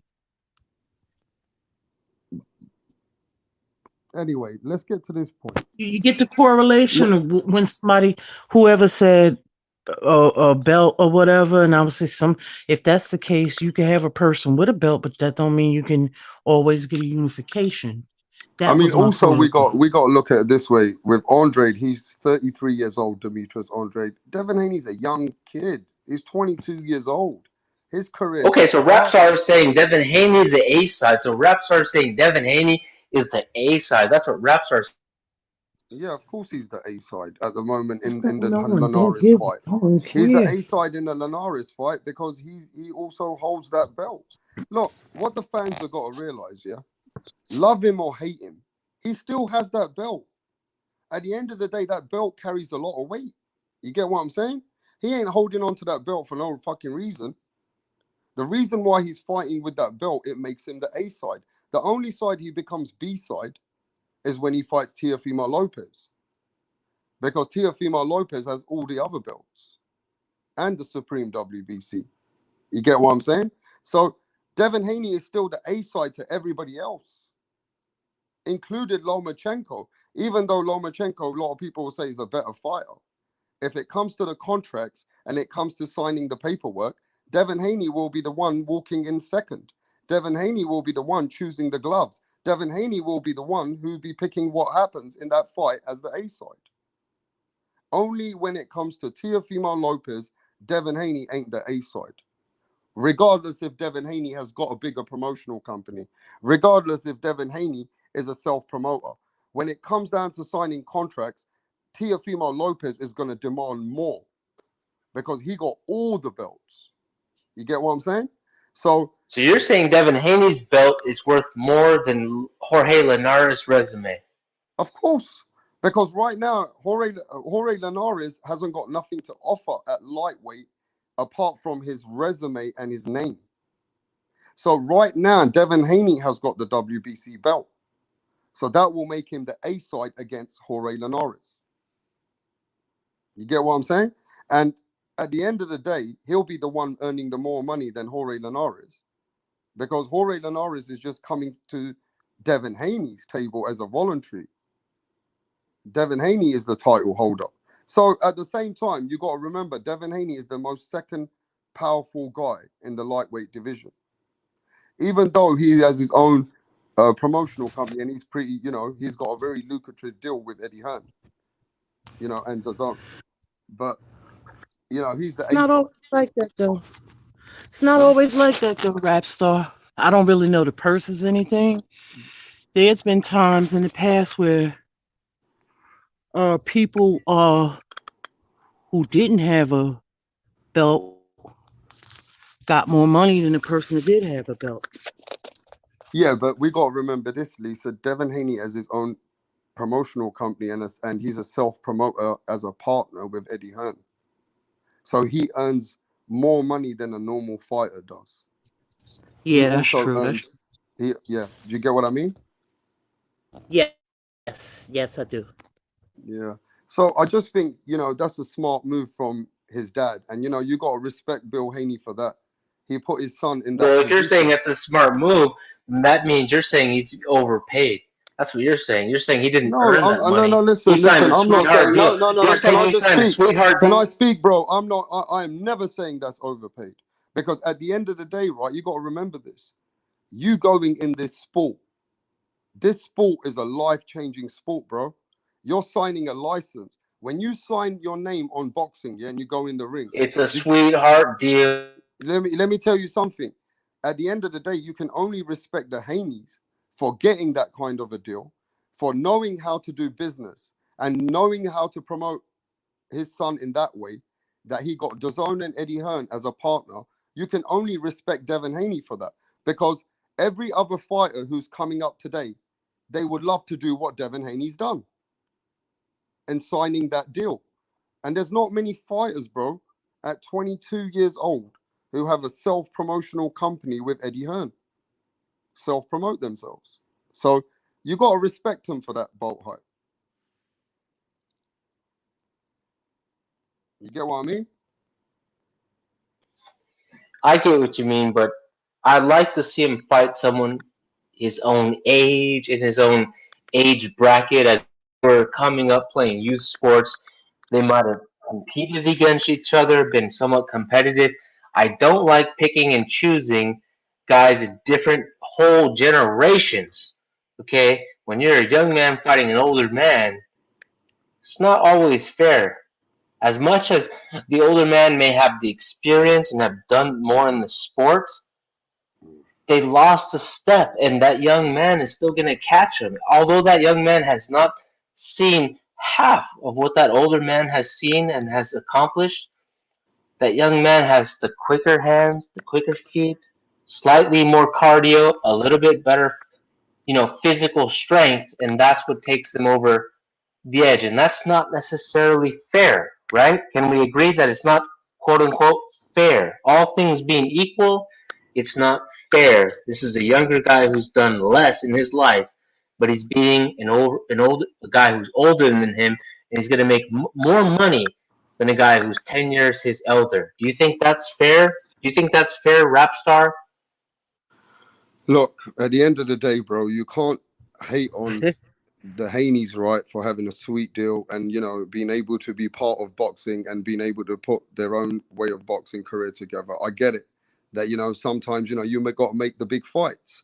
And I think, where the detachment from me and you is, I still respect what they do for boxing, but at the same time, I would like to see more from the Haneys, and I'd like to see Devin Haney in proper fights. So I understand as a fan that, how you could be frustrated knowing that sometimes you're getting sold short as a fighter. A fighting fan, you're getting sold short and you're not getting the fights you want from the champions. But it's just like this guy, Mackie. I can't pronounce his surname. Can anyone pronounce his surname? Can you do that, Lisa? Can you see the guy's surname on the chat? Mackie Licanasio? Where I'm from, 22-year-olds get paid minimum wage. 32-year-olds are bosses and managers. Right. So look, I think we got to look at the chat. Let me just get to the chat, Lisa. It says, to be the man, you got to beat the man. And at the end of the day, the only way you get respect from the fans, if you beat the fighters that the fans want you to fight, or say, you know what, Devin Haney is the real deal, because he fought Javier Fortuna. He is fighting what's his name? Lomachenko. That's the kind of fights that Devin Haney will get his respect in the boxing world. Do you agree with that, Lisa? Oh yeah, definitely. Yeah, definitely. These people are coming, I believe. It's just a matter of see, the thing is, bull hype, I understand what you're saying, but in reality, in fight game, you need all types of people in your repertoire. You need the vets, you need the journey, you need the top guys. There's a lot of background noise, Lisa. Hello? There's a lot of background noise right now. Is that you, Johnny Diaz? I'm That's not driving. me. I should be good. Okay, no, I can hear you. Oh, that's Johnny not Diaz. me. Okay, That's not me. Okay. Okay, I was saying that you need all of these type of people in your repertoire. You need the journeymen. You need the gatekeepers. You need the top guys at the top of the the top guys. You need the in betweeners. These are guys that are gonna. All of that stuff is stuff that you build on and you grow from. That's with any fighter. You need the young guys. Sometimes you need the older ones for the experience. Okay. Yeah. I mean, But sometimes if a you need to. 32-year-old guy, a 32-year-old professional is willing to take the same pay that a 22, 23-year-old is, you got to understand, what is this guy lacking, man? Like, why is he willing to reduce himself so low? Okay, what is Look, I'm going gonna on get here? back to you, Bolt Hype, but we got more. I don't know people in the about his back of the building. financials, and I really don't care. Yeah. You know, Hey, that's listen. not. Let me You just get what you get to Bolt negotiate Hype. for. Hey, Bolt Hype. We'll get to those subjects maybe later, bro. But right now, I got other people in the building. What are you saying there, Johnny Diaz? Hey, what's up? Hey, panel, what's up, man? Hey, man, what's going on? Nice to have you Hey, here, what's bro. going on? So, Yeah. what do you think about this situation? Devin Haney's having a big fight on the 29th of May with Eddie Hearn and DAZN. I mean, a lot of people said it's not a big fight. A lot of people have come over and said, Rapstar, this ain't that kind of a fight. But it's a big fight. I mean, it's a good fight for Devin Haney. Why is Devin Haney not getting the love, bro, and the support? Why are people shitting on Devin Haney so much? I mean, I can see a lot of people, they don't really want to give Devin Haney much credit. And I just think, right, is it because of the way that he got the belt? Is it that he hasn't, people say he isn't fighting the people that he wants to fight? What do you think about all this, bro? Well, I think that everybody trying to make it look because the way he got the belt. But the funny thing is that in the past, other champions had the belt the same way, but nobody said nothing. Now, I think that people don't like him, maybe just a personal reason. And it's not about race. It's not. It's just more of the dad, or, like I said, it's personal because of the way the dad, how he run his whole career practically, the way the casual fans, just talking like, oh, he's this, he's that, hyping him up or whatever it is. I think he's skillful. I do believe the Linares fight is a good fight. Look, I know Linares probably not at his prime, but we forget that offensively, Linares is probably one of the best one in that weight class. He's practically one of the fastest. Yeah. I believe that Linares has Can I ask this guy a question? has a chance of winning the fight. I'm not saying he will. He has a chance of winning the fight if it goes by decision. Just because his Can I ask a output. simple question? Yeah, go ahead. Okay, a very simple question. So, if Devin Haney, if or when he beats Jorge Linares, do you think we will learn something new about Devin Haney that we didn't already know? Or do you think it just confirms the type of fighter that we already know he is? So, what do you think we gain as fans from the outcome of this fight if Devin Haney wins?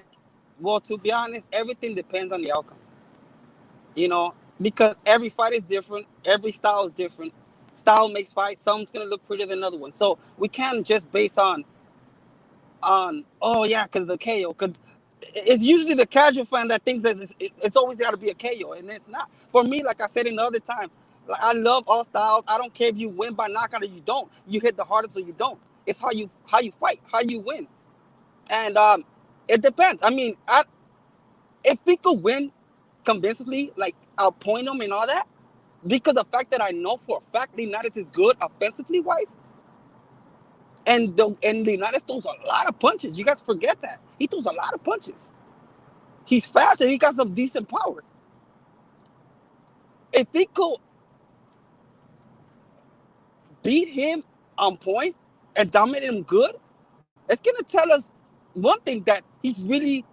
He's really good. Now, we don't know how really good he is, like his full potential, until he fights to the higher level. See, back in the days when they as a fighter, they built you up.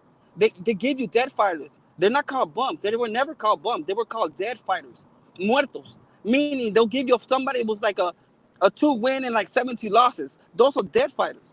It's easy. But then you start working on your way up. Zombie. Yeah, well, yeah, you could say that. And they start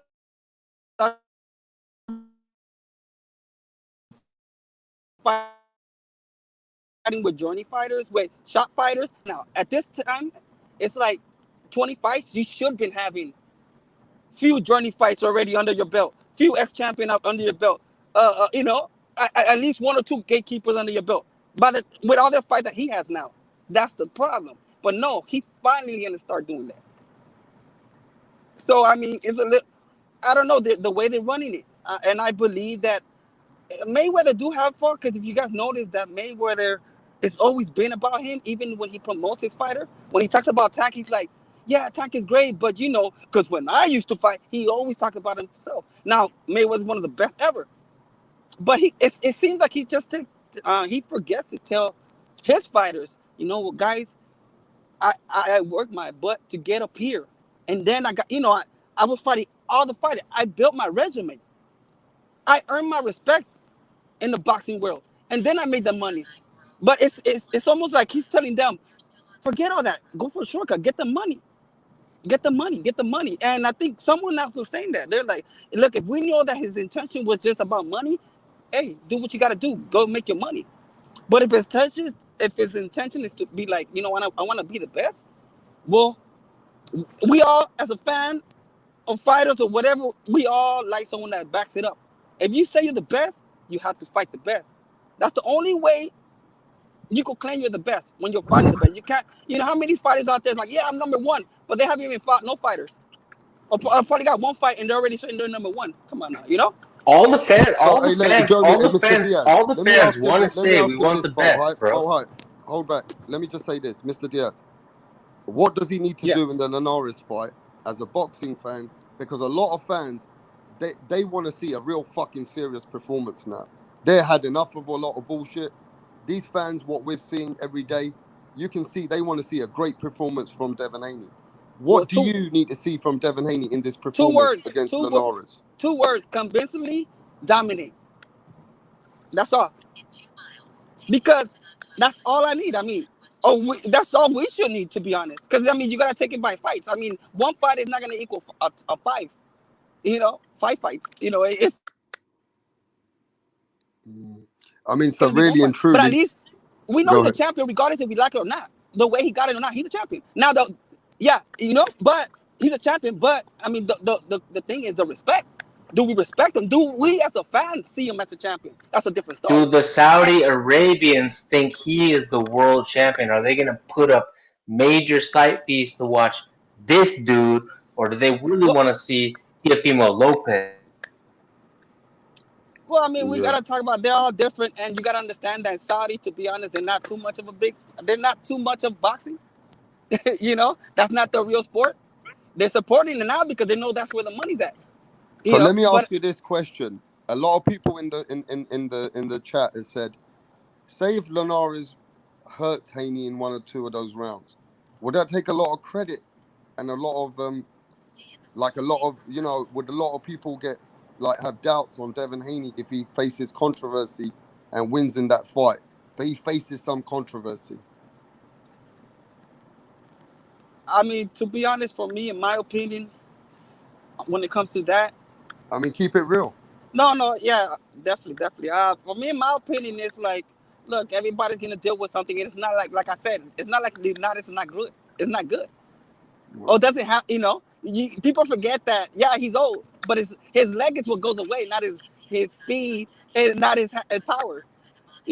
It's his leg that probably goes away. So let's just keep it real. Devin Haney can't afford a bad performance. No, he cannot. He cannot. Yeah, he got to win convincingly because this fight could show us if he's at least as good as they say he is, or is he just on hype? Because imagine he loses, everybody's gonna say? Oh, No, I told you he was on hype. A couple of rounds. Let's say he loses a couple of rounds and he gets hurt. Say if Linares gets him with an uppercut or something. Let's just say he gets hurt and he wobbles, but he overcomes it, and then he wins the fight. Okay. No, I don't think that will be exposed. I don't think that will be exposed because then what's the difference between Campbell and with the Garcia fight?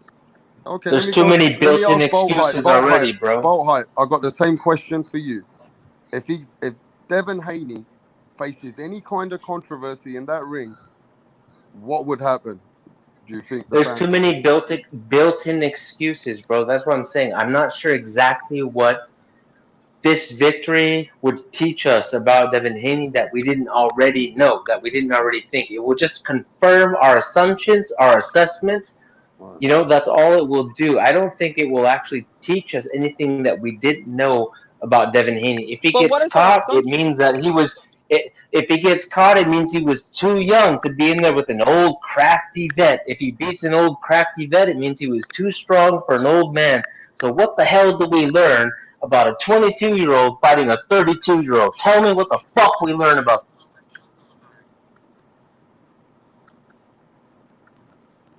Who's next? Oh, you want me to answer that one?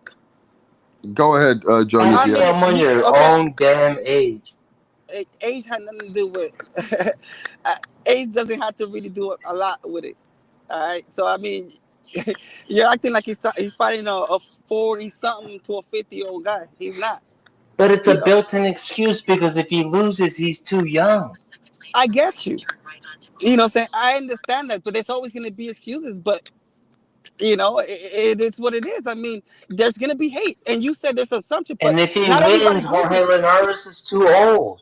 So what are we talking about here? It's not apples to apples, bro. Hey, Johnny Diaz. What do we learn? I'm just going to keep it humble. Yeah. I do believe Devin Haney does need a great performance. And let's just keep it real. Even if we talk as hardcore fans, A lot of the casuals is where we got to look at, and we also got to look at the fans, which also understand boxing a lot more. That if you're going to hold the WBC title, and if you get hurt by Linares and it's a controversy, a lot of people are not going to be kind to Devin Haney about it. I'm just going to keep it real. Oh, not on the controversy. Definitely not. Definitely not. I thought you meant if he, let's just say in 1 round or 2, he just got hurt. I told you if he gets wobbled. Yeah, but but that's not a controversial. Yeah, but you gotta understand when you just said right there controversial, it's throughout the whole fight. It's the whole. Yeah, but no, I'm saying he loses a few rounds and then he gets wobbled in a round and then he overcomes all that and then he wins. That's still some controversy. Well, that would let her know that he's okay. But that means that if he fight with somebody better, we don't know. Just throw that question mark. We don't know if he can hang. We gotta take it. Well, let's go to our sister Lisa. Lisa, if Devin Haney faces controversy and he gets hurt in the fight, even anything, and it looks really bad, the fans are not going to be kind to him in the boxing environment where we are today. Well, it is. Look, if he gets rocked or get wobbled, that's boxing. That's life. True. It ain't like the first or last time we're gonna see this. I think people are just over analyzing stuff. Let me give them an example. Yeah, Miguel Cotto, before he got in his prime, he was a big name already. He was starting to get a big name. He fought this fighter. I think he's from, I don't know if it was from Ecuador or Venezuela. Ricardo Torres. A lot of people didn't know who he was. Saying sometimes you gotta understand that it doesn't matter. Sometimes it's not even the age, or if you don't know who they are, doesn't mean they still don't have a shot.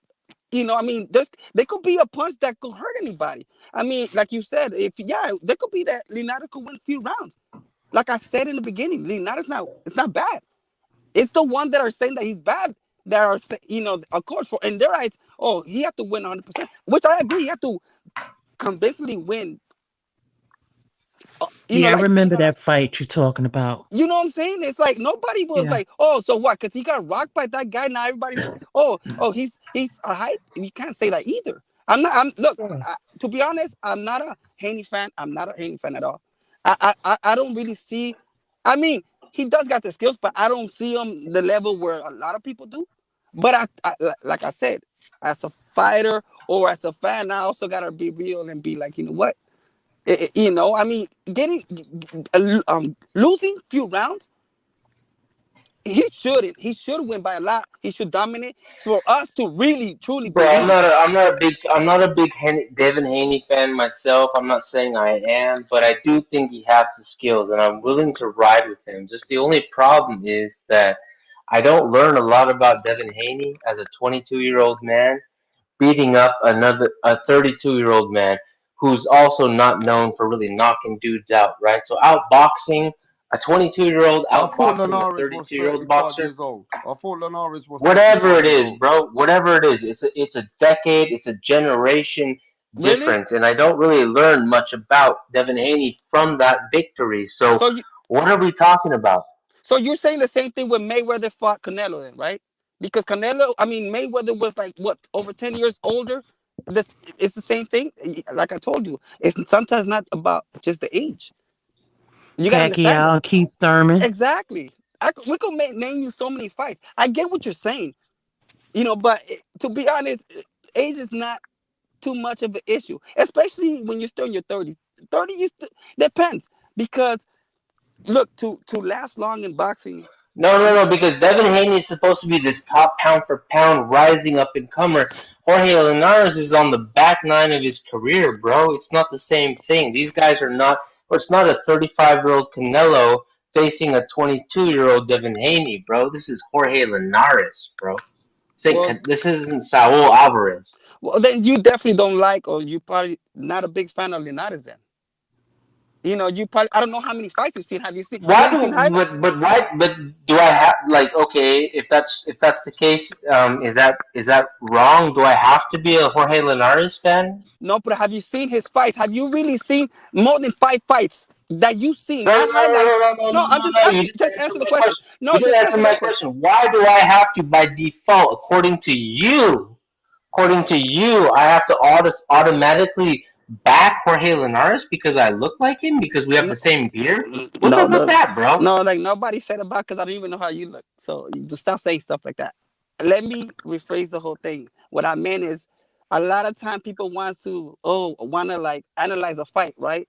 But then they don't even know nothing about the other guy. They probably seen the last two fights just because they know their fighters fighting that guy. Now they want to go on highlights and see the fight. Nah, I'm sorry. If you really want to like analyze it without being No. Just biased, because you his gotta last go and name is fight. Linares doesn't mean I'm his fan, dude. I'm sorry to say. I'm sorry to break your bubble, I bro. don't care. I don't care about. I don't care about the race. And I told you I don't care about laughing. Look at my license, it's Latino. So what are you talking about? Don't look at the picture. I'm Cuban, so don't look at the picture. So I'm not talking about no race or anything. I'm just saying, if you want to analyze the fight, then you gotta follow boxing. Follow the fighters. You should have been following all of these fighters. For you to Yeah, and I've really been following Jorge Linares for fucking 32 years, and I know who he is, bro. 32 years all of a sudden. So okay, How old the fuck is he? 35? your opinion is that he sucks. That's your opinion. How many people in the chat room think I that? didn't say you suck. I never said that either. I'm just saying I know who Jorge Linares is. I can rank him in a list of 100 fighters. I know roughly where he stands, and it's not in the top 50. It's not in the top half. It's not in the top 10. It's somewhere near the bottom. So if Devin Haney beats Jorge Linares, who I might also have ranked somewhere in the top 100, I don't learn a lot other than I confirm what I already know. So all you're doing is reinforcing what I already know about you, bro. I'm not learning anything new. Unless you're gonna shock the world and shock me and show me that you're gonna knock this dude out in 2 rounds with a crazy right uppercut and you're gonna break his bones, then I didn't learn anything if you outpoint him to a unanimous decision. Once again, that's your opinion. You have the right to have your opinion, but you go ask everybody around the chat and everything like that what they think. That's your opinion. So it's nothing that we could say to change your mind on that. But I mean, if you've been a fan of boxing, then you always learn something. You always learn something.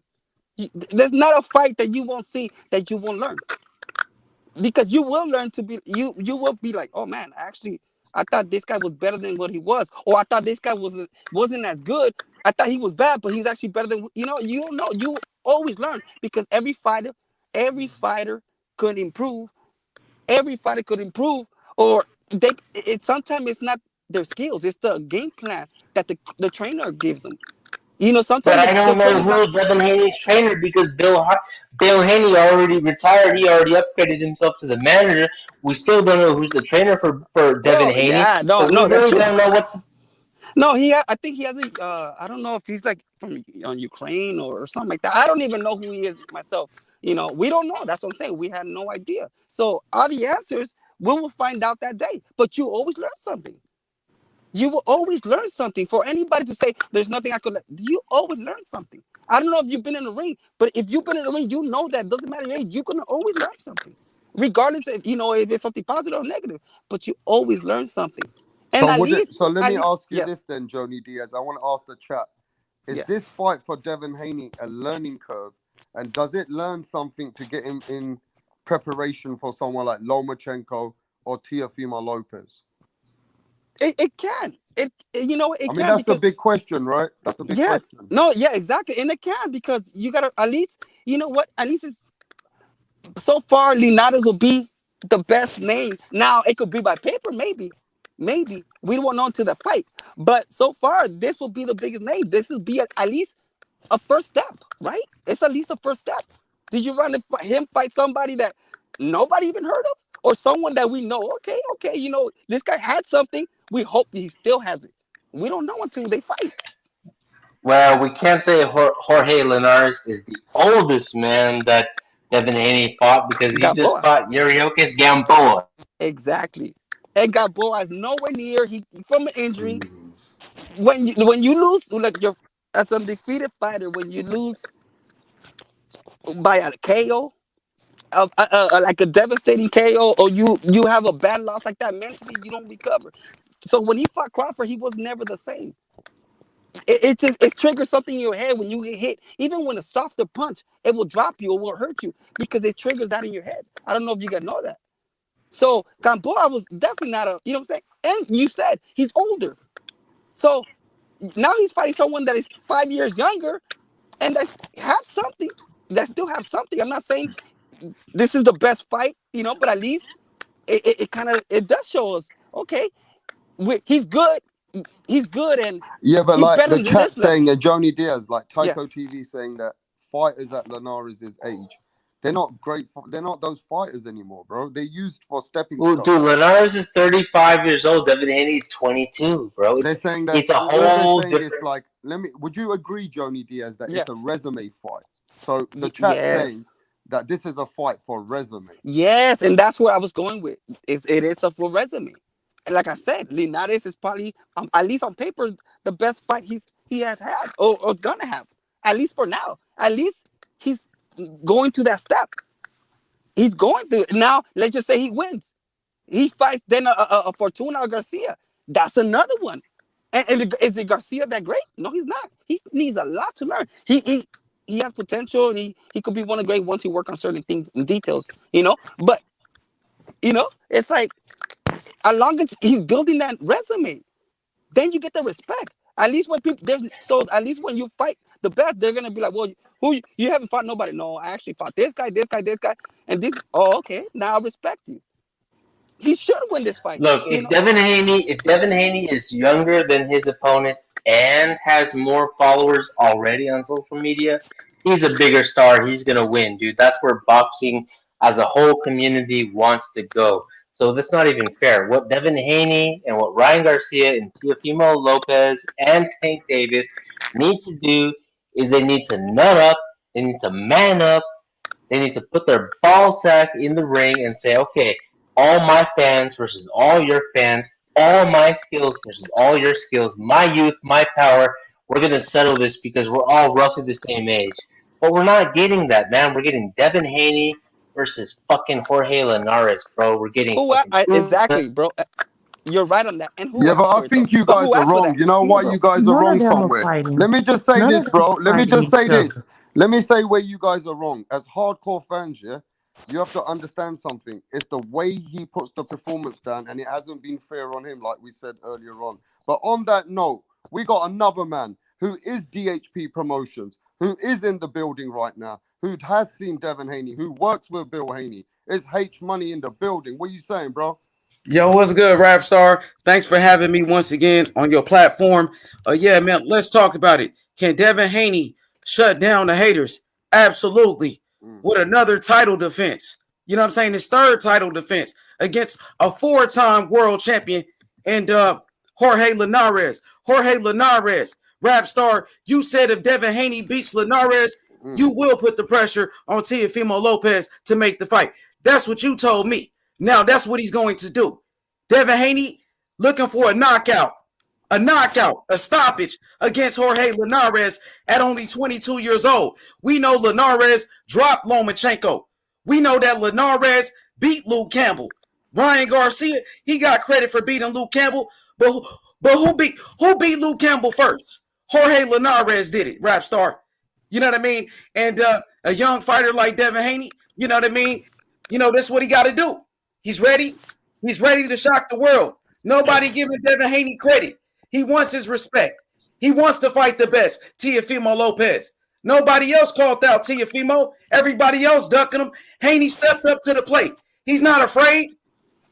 He's not afraid of Teofimo Lopez. He wants to smoke. Bill Haney wants to smoke. You know it, Rap Star. How many times you talk to him? He got the energy like you. Bill Haney got energy like you. Where is Bill Haney? You can't deny it. Where Bill Haney is, man. We should be promoting his fight. He should appreciate. Have you seen today? I've been talking about this fight and promoting the fight. I'm the only one out there promoting this Jorge Linares and Devin Haney fight. And Bill Haney should be looking at that and saying, Rap Star, at least he's promoting the fight. You know what I mean? I'm gonna send it to him. He's talking about Jorge Linares, this 3-time, 4-time champion. He beat all these guys in this tournament. Did he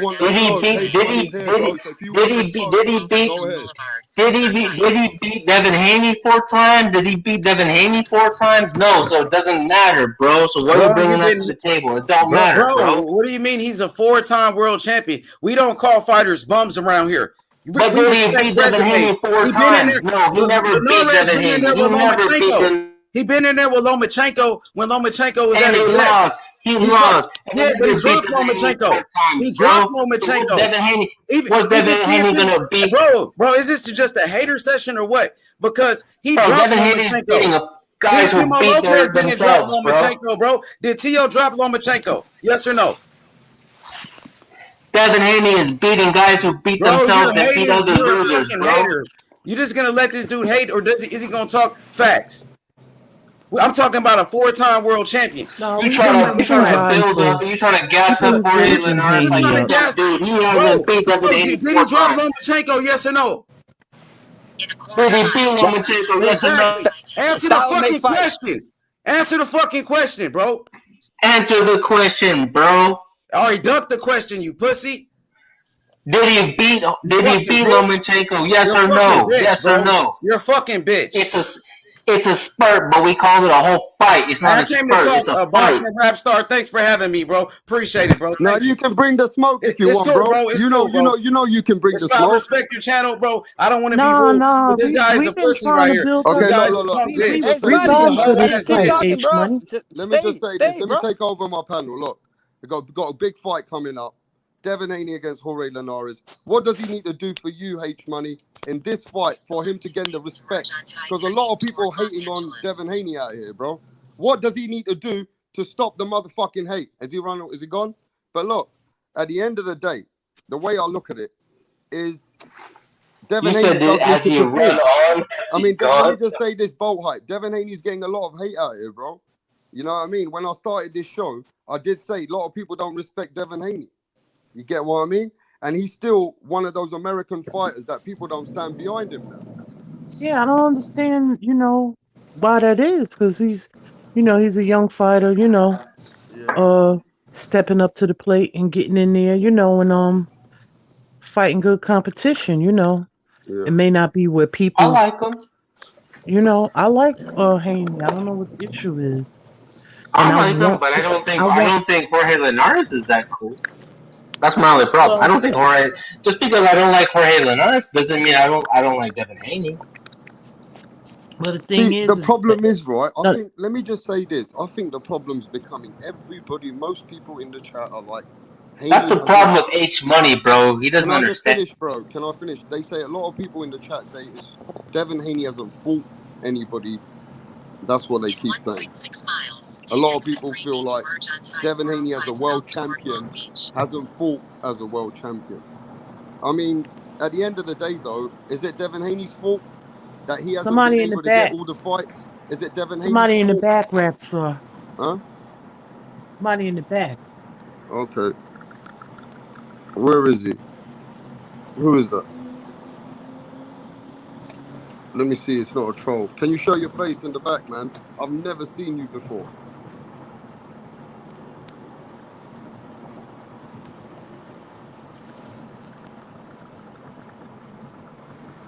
Yo, I'm gonna let this guy. H Money is trying to sabotage this, man. I'm not saying I'm hating on Devin Haney, bro. I like Devin Haney. All I'm saying is I'm not gonna give you a lot of clout for beating an old ass Jorge Linares. That's all. That's all I'm saying. Don't be so sensitive, man. Hey, let me go to the new person in the chat, bro. What you saying, bro? Yo, what's good, Rap Star? Hey, man, I just wanted to say that, Yeah, can you speak louder, bro? yeah, bro, can you hear me? Yeah, we can hear you, bro. All right, sweet. Yeah, I just wanted to Barely, say man, that, barely. Hey, let him speak, bro. Go ahead. Okay. So everyone's on Devin Haney, right? Like, this dude hasn't fought nobody. The dude he's fighting, he just got knocked out in the first round, like 3 fights ago. No, And speak. then, Cook. No, and tell then he's us what you fighting think. Go ahead. 40-year-old Gamboa.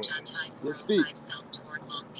And then on top of that, he was saying that Lomachenko ducked him. Lomachenko never ducked him. He fought for the interim belt. He could have fought for a title eliminator, became Lomachenko's mandatory, and then fought Lomachenko, which they didn't do. So Facts.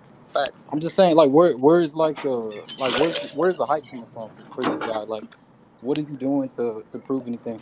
So are you not hyped up for the fight, bro? Are you not hyped up for the fight? No, I mean, I'm definitely excited to see it. Like, I want to see it, but I mean, it's not anything special to me, you know? So you don't feel like it's a big fight, bro? I mean, it's a name. You can say it's a name, but it's a guy that's over the hill. So what do you need from Devin Haney, bro, for you to get excited about? What would it take for Devin Haney to do for you to be like, yeah, this is the guy? I'd like to Tank see him Davis, fight. Teofimo Lopez. There you go. Tank, Lomachenko, Teofimo, Kambosos, Nakatani, someone like that. Someone in that range that is like in their prime that can actually fight, that can keep up with them now. Like, not somebody that just got knocked out 3 fights ago in the first round and got dropped 3 times in the first round. Facts. Well, can I ask you a question? Yeah, go for it. Has any of those other 3 fought each other? I mean, Teofimo fought Nakatani. He was undefeated. Fought Comey as a No, champion. no, Knocked him no. out in the second round. No, I'm saying they're calling these guys the Fabulous Four or Fantastic I'm not Four, calling them that. but they have yet they're trying to. to advertise that, but that's not true. Yeah, Like, they're not Not fighting true. each other. So I mean, there's no yeah, but reason they to call them haven't that. fought each other yet in the pros. Is what I'm saying. Yeah, exactly. The only people fighting each other is Teofimo and Lomachenko. That's true. You It's can facts. throw Nakatani in there too. Facts.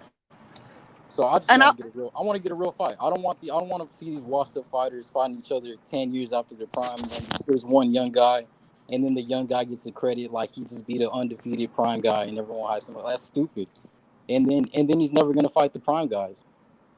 So Can I- I can- mean, yeah, go for it. Go for it. Sorry, I do want to say something. Like, for me, like with this fight, yeah, it's not the best fight, you know, but I could at least for me, I respect them, you know, for him to take this step.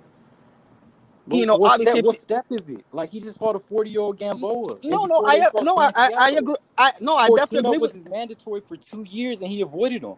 Like, Look, no, what step?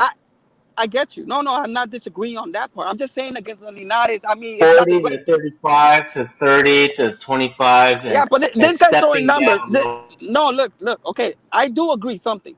As a champion, there's no reason for him. As a champion, there's no reason for you to fight anybody that's ranked 10 and high. I mean, 11 and higher. As a champion, you should fight everybody that is 10 and lower. That's something, you know. You should fight people that are like 5 and lower.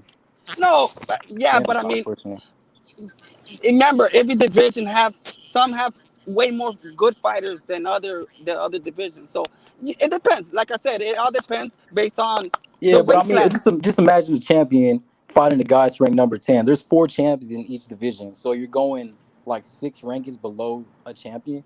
Yeah, but they're all being matched up right now. At this point, most of them are fighting someone right now. At this point. It's all the promoters. They're building these fights up for later. Devin Haney and his dad They're not pick trying the to have fights these 'cause they're fights right now. co-promoting with Eddie Hearn. That's why they did that. But it doesn't matter though.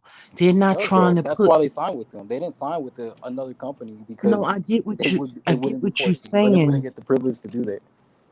I get what you're saying, but they marinate these fights until they become. But why? Who's marrying? Only certain fighters. I'm not in the boxing. Look at Teofimo. Teofimo didn't The marinate. problem is this, right? Ryan Devin Garcia Haney didn't is ranked marinate the Luke Cage fight. Devin He was Haney. stepping up to fight Fortuna. Devin Haney is number 4. Jorge Linares is number 9. If number 4 beats number 9, how does that make number 4 number 3, number 2, or number 1? It doesn't. It just makes him number 4 again. But don't forget, he's number 4 because he has a belt. But if he didn't have a belt, where would you put him? He only has a belt because Lomachenko got upgraded to franchise. No, I agree with you. I'm just saying, he wouldn't probably even be number 4. He'd probably be in the 10s or the 9s himself without the belt. So then he's not even really ranked because he didn't really win the belt. I mean, I agree because I believe that as a champion, you know, I definitely agree. And then he also picked his last 3 opponents. So, like I said in the beginning, I'm not a big fan of him, but only because I'm not a big fan, I got to give him credit when they do something, and he haven't. But if a number 4 beats a number 9, he gets credit, but it doesn't get over credit. It just means that he is who we thought he is. It's just who he is.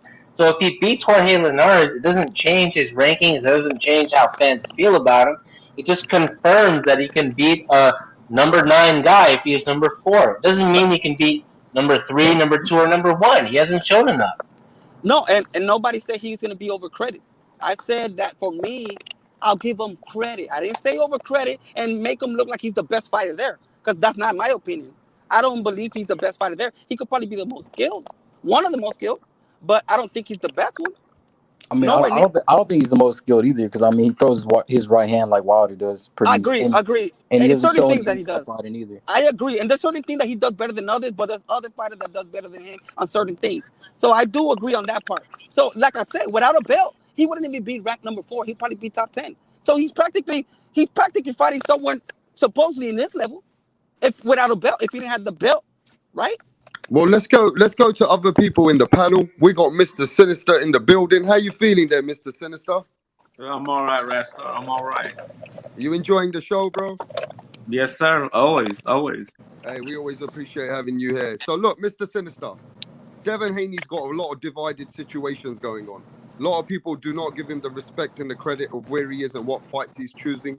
A lot of people are not standing behind Haney because of the way that he got the belt. And then there is some people who say, you know what, Devin Haney still, at least he's fighting Linares, and it depends how he beats Linares, and then, you know what I mean, they're going to give him the respect. What do you feel about this fight with Devin Haney, Jorge Linares, 29th of May, on DAZN with Eddie Hearn? What do you think about it, bro? Talk to us. Well, I think that since he's, I think, 23, I think that he's not in a hurry. I think he's going to kind of gradually go up there eventually and fight bigger and better competition. That's what my opinion is what I think. Then turn right into the parking lot. So if you say, okay, you got to fight a top 10 opponent, and you say, okay, let me fight number 9. What the fuck does that say about you? You're saying you're better than one of the worst guys in the top 10? That's all you're saying? It's stupid to pick the number 9 guy when we said face a top 10 opponent and you say, okay, let me get the guy number 9. Bro, what the hell does that say? Go for 1, 2, or 3. If you're not going for one of the top spots, then you're just a nobody, man. Look, on that, I definitely agree with you. On that note, but like I said earlier, without a belt, where will you rank him? Just answer that. Without the belt, where will you rank him? Based on resume, based on everything. I don't even know if he will. Well, he's number 4 right now. He's number 4 in the world right now. No. Without the belt, where will you rank him? Your opinion. I just want to hear your opinion. I'd put him probably at top 5 or the last 5 out of top 10, not in the top 3 or 4. How will you put him in the top 5 if you don't have the resume? Everybody in the top 5 has a resume. So why would you? No, I'm saying he's not top 3. He's not top 3. He's not top 3 or top 4. He's probably 5 or below for me, Devin Haney. That's where he is.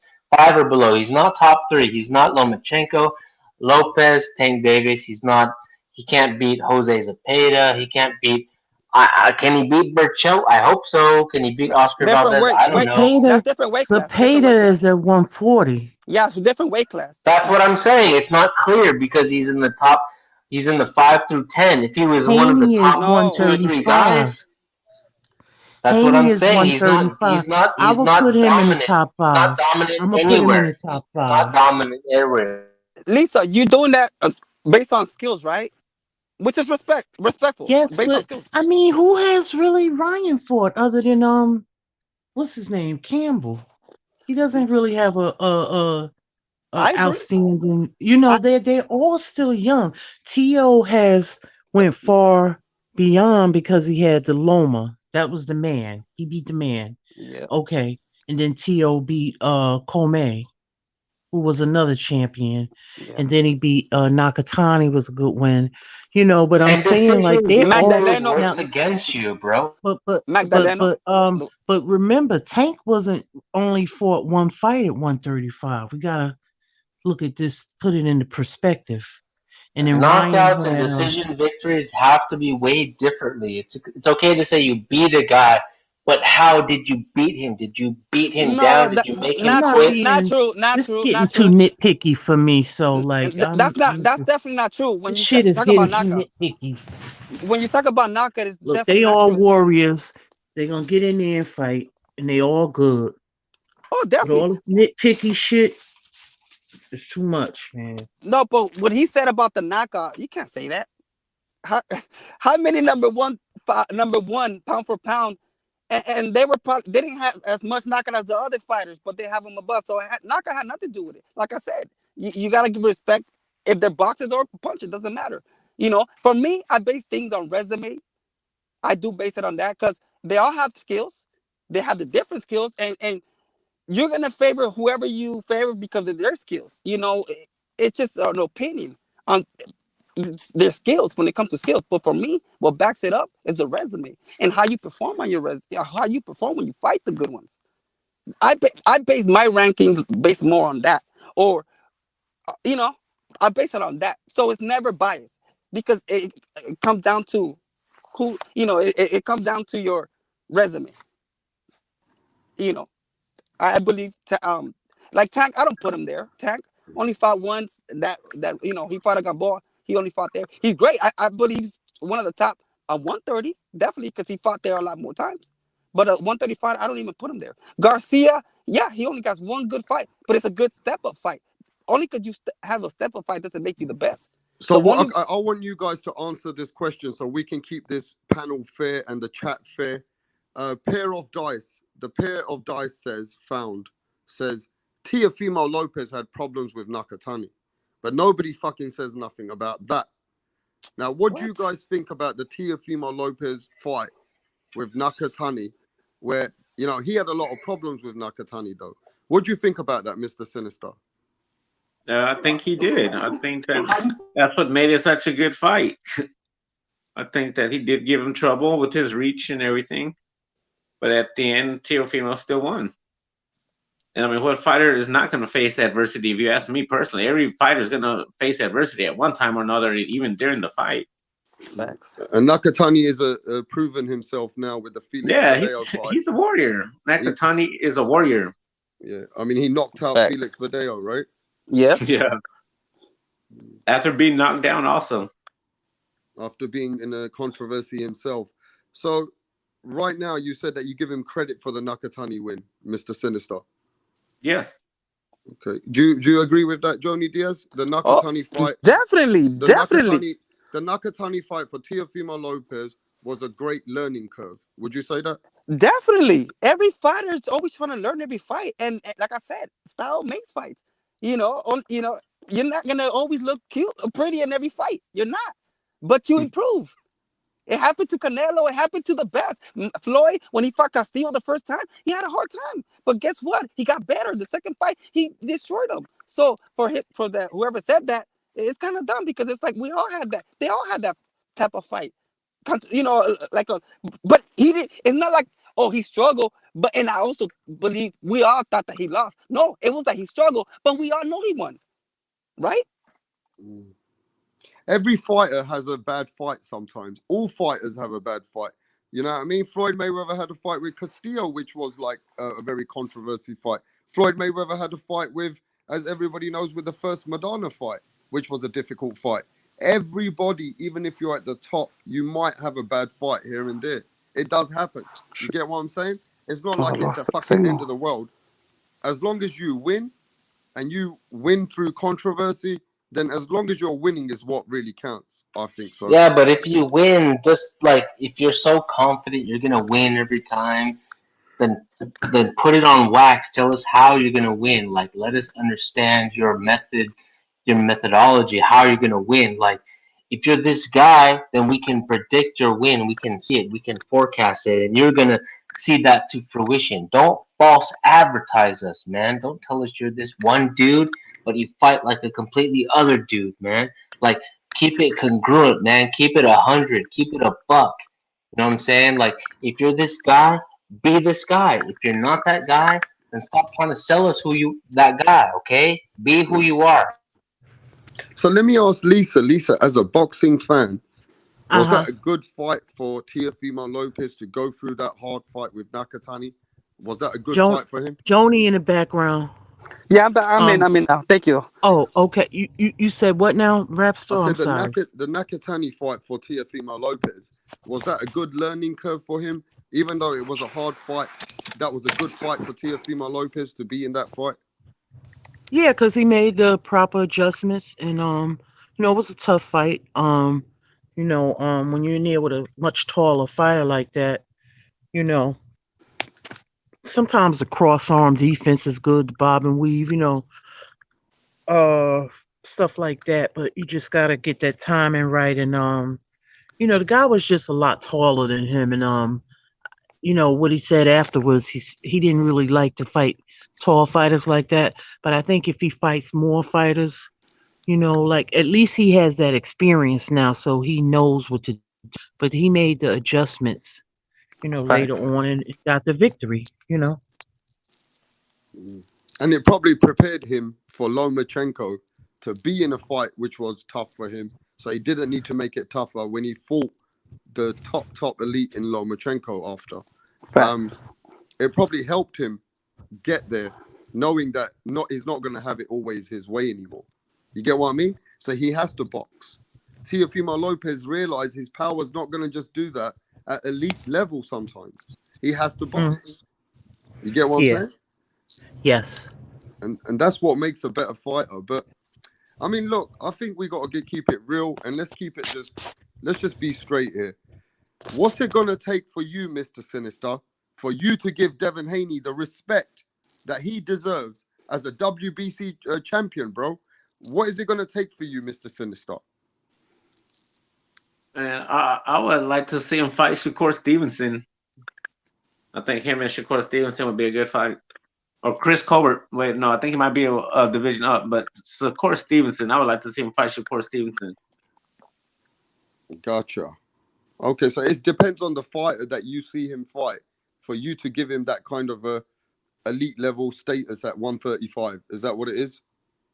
I think so. I mean, because I would say probably him for a good step up fight. I think I think that would be a good step up fight for him to show that he has skills and everything like that. Sure, because he'll fight another fighter. I'm asking you, look, Sinister.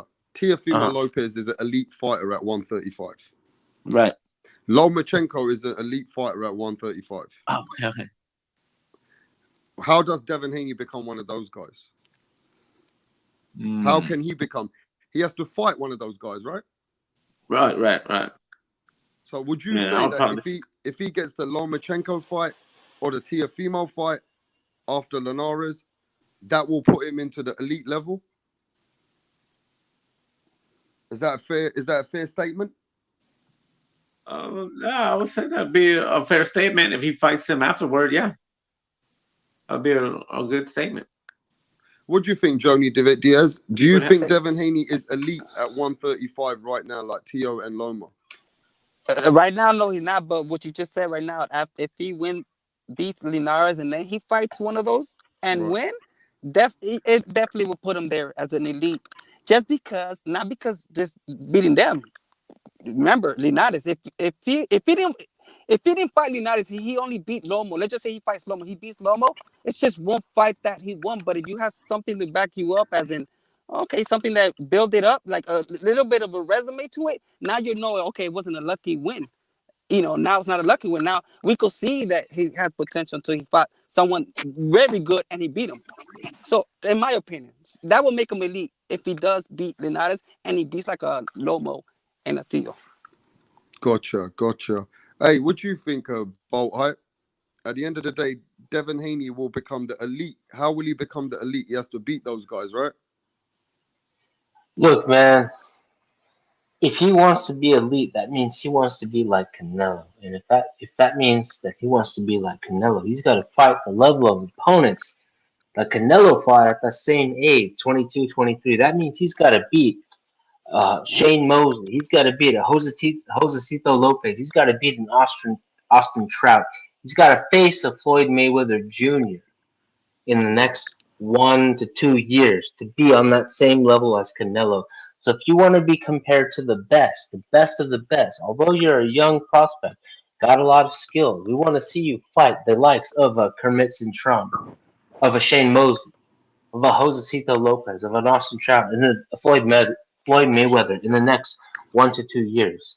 And if you do anything less than that, then you're not achieving greatness and you have no chance of beating a guy like Canelo. And if that's the case, then that means you want to just be a YouTube celebrity, right? You want to fight. I don't know where you're going with that one. You want to be a good amateur. But if you want to be a great, an all-time great who's fighting for legacy, then at the age of 22, 23, you've already got to beat Austin Trout. You've already got to beat Joshua-Fury Lopez. So if you guys think that Jorge Linares is as good as Austin Trout was, or as good as Joshua-Fury Lopez or Shane Mosley was when Canelo fought them, then you can rank him. You can rank Devin Haney the same way you rank Canelo at that time. But if you think these opponents are less than that, less than what Canelo faced, then you have no choice but to sub rank and demote Devin Haney. Wow. Wow. You're not, he wasn't Rapstar never said about comparing with Canelo. He just asked if could be an elite at his division. He said elite. He said great, and Canelo is elite and great. Okay, so he is the number 99. He's the guy we rank the other fighters against. Canelo is 99 out of 100. Rapstar, what you meant then? Just so we could be clear. Say that again, bro. What you meant though? Did you talk about elite as in the division? Or yeah, you of course. Elite of the division, bro. Okay, be the elite of the division, bro. Exactly. So that guy's comparing. What division? It's multiple divisions. We need the franchise champion. Hey, listen, we got another brother in the building. We got Black and Brown in the building. Is that you, Black? That's me, brother. That's me. What's going on? I was making sure it wasn't dick pics, bro. I've had people that always try and do that, bro. It's all good. You got to make sure, man. You got to be on your toes, Rapstar. Yeah, bro. Hey, listen, Black and Brown. Devin Haney's getting hate, bro. I'm just going to keep it real with you, Black. He ain't getting the love. People are not showing the support for Devin Haney. Me and Lisa have been over here. We've been trying to keep it real. I'm trying to promote the fight. I think it's a good fight. I think this is the kind of fights we need. And people ain't showing the fucking support, bro. What's going on? Man, I'm going to tell you what, Rapstar. Anybody who's talking negatively on Devin Haney in this fight right now is a casual and a hater. And I'm gonna tell you three reasons why. I'm gonna tell you 3 reasons why. All right, right now I'm gonna tell you 3 reasons why Bo Hype is a hater. Okay, I'm gonna tell you why. First reason, he's trying to knock Devin Haney for fighting the old man, right? But this dude don't know how boxing works. You can go back and look generations. Look at the pound for pound pace of boxing right now where we stand. Who's on his resume? An old man Mosley and an old man Miguel Cotto. This is what in hindsight. Hold on, they not. Hey, look at De La Hoya's resume. Who's on here? See, Chavez Senior, old man, right? They not only have to get these dudes on their resume. They got to go through these dudes in the ring. They got to go through these wars in the ring with these old men. That's how the sport of boxing works. All right, now on to the next. This dude's trying to say Jorge Linares is ranked number 9. In what ranking are you looking at, bro? Because if we break it down, Jorge Linares should be top 5. Hold on real quick, man. Let me finish, man. You've been talking. You've been hating for like an hour already. Hey, so if you break down the lightweight division, Jorge Linares should be in the top 5. Who's done more than Jorge Linares? Who you putting above him? You got Lomachenko. You got Teofimo. Then who else? Jorge Linares beat Luke Campbell. Jorge Linares went all 12 rounds with Lomachenko, knocked him down 1 time, been a 2-time champion in the lightweight division. What more do you want him to do? You go ahead real quick and tell me who you got over Jorge Linares in the lightweight division. Nah, never mind. I'm going to keep going. Fuck that. That's the second point. You're trying to downplay Jorge Linares just to hate on Devin Haney. You need to start putting more respect on Jorge Linares' name. This is all revolving around this dude's hate for Devin Haney. He's trying to discredit Jorge Linares, who is a good fighter, who's been doing his thing in the sport of boxing, and he should earn our respect. But this casual-ass dude an hour ago talking about he don't even know Jorge Linares' name. You're disrespectful. So in 100 years, hold on, bro. I'm not fucking done yet. I'm not fucking done yet, bro. My last fight, I'm gonna put shut the fuck up. I'm about to put your bitch ass in his last body bag, bro. The last fight shut the fuck up. Shut the fuck up. The last point I'm about to make, go watch Jorge Linares' last fight. Since you don't want to put no fucking you don't want to put no respect on his fucking name, why don't you at least do the sport of boxing, at least give the sport of boxing enough respect to go look at Jorge Linares' last fight. Since you never looked at his resume, you don't know what the fuck he's done in his career. You don't even know his fucking name. At least have the decency before you come on here hating to go look at Jorge Linares' last fight. Other than that, At least have the decency to open the window the whole way, bro. He's a Because you're fucking hater. you're opening the window only a Goes from part, channel bro. to You're only channel, looking to hating a on very youngsters. specific Hating on lens. youngsters, You're not bro. opening the whole Hating on window, bro. youngsters. You Hating want on to see the whole 22-year-old window, kids. open This the whole dude's a picture, chump. but you're trying to This crack dude's the a window. chump. You're trying to look through a specific. Chump. You're trying to look through a specific slot, and you're trying to hide a lot of things, bro. But Oh, open you the ain't whole even window saying nothing. all You the saying a way bunch of damn up, bullshit. bro. This Go dude's to the saying a whole bunch of history. bullshit. Tell Come me with facts, that Devin chump. Haney, Come with facts, chump. You that Devin coming with Haney nothing at a but bullshit. 22-year-old has Oh, bro, anything to this is say clout. to Jorge Clout and Linares smoke. at 32 years old. Yeah, every great generational fighter does this, you dumb fuck. And that's why, Floyd did it. Canelo did it. 22-year-olds make a Floyd minimum Mayweather wage, did it. and All the greats 32-year-olds do are it, you managers, dumbass. motherfucker. All the greats do it, you dumb fuck. Get with the program.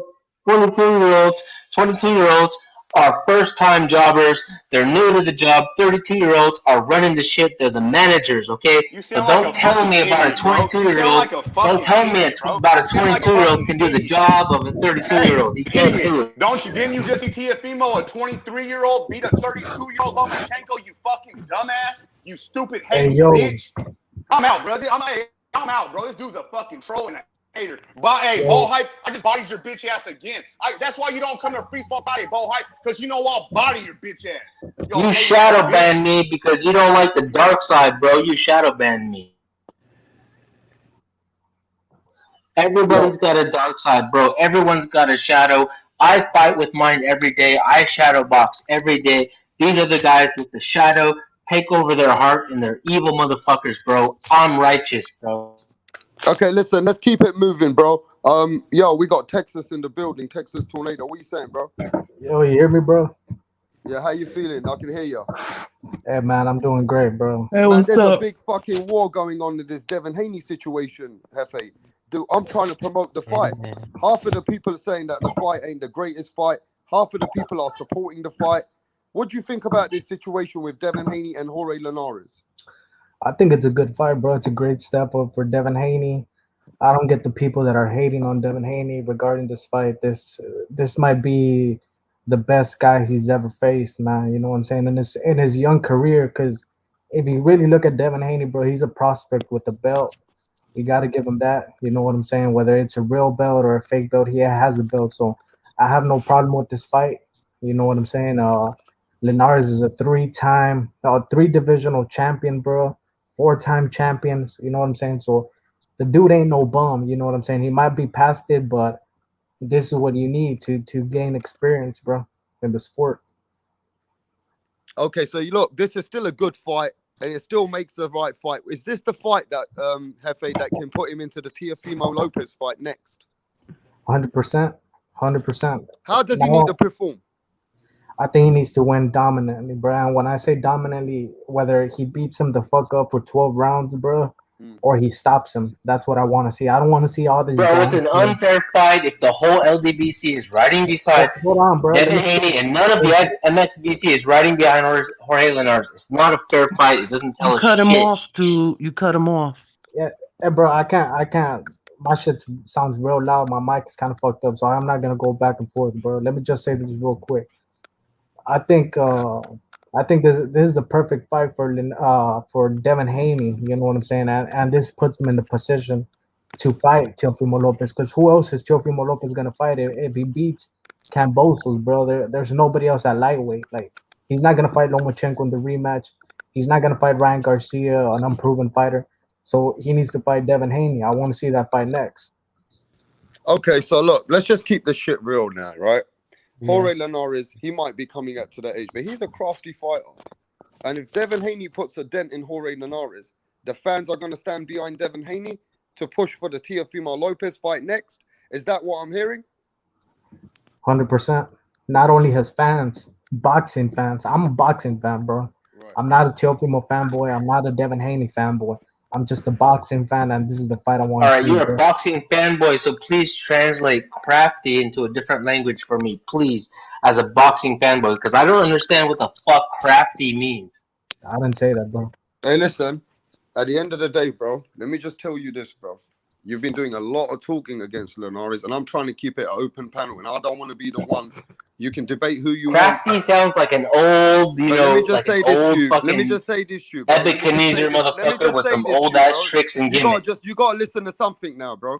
You're forgetting that Linares is still is a good name. He's a good fighter. You trying to say that Linares right now ain't nobody when he's come back from 2 wins. So you gotta acknowledge that Linares is still a name. And if Devin Haney fucking masterclasses him and deals with him and even stops him, like Hefe said, people are gonna want to say Devin Haney fight Teofimo Lopez next, or if not, let's get the Lomachenko fight. That's the question, bro.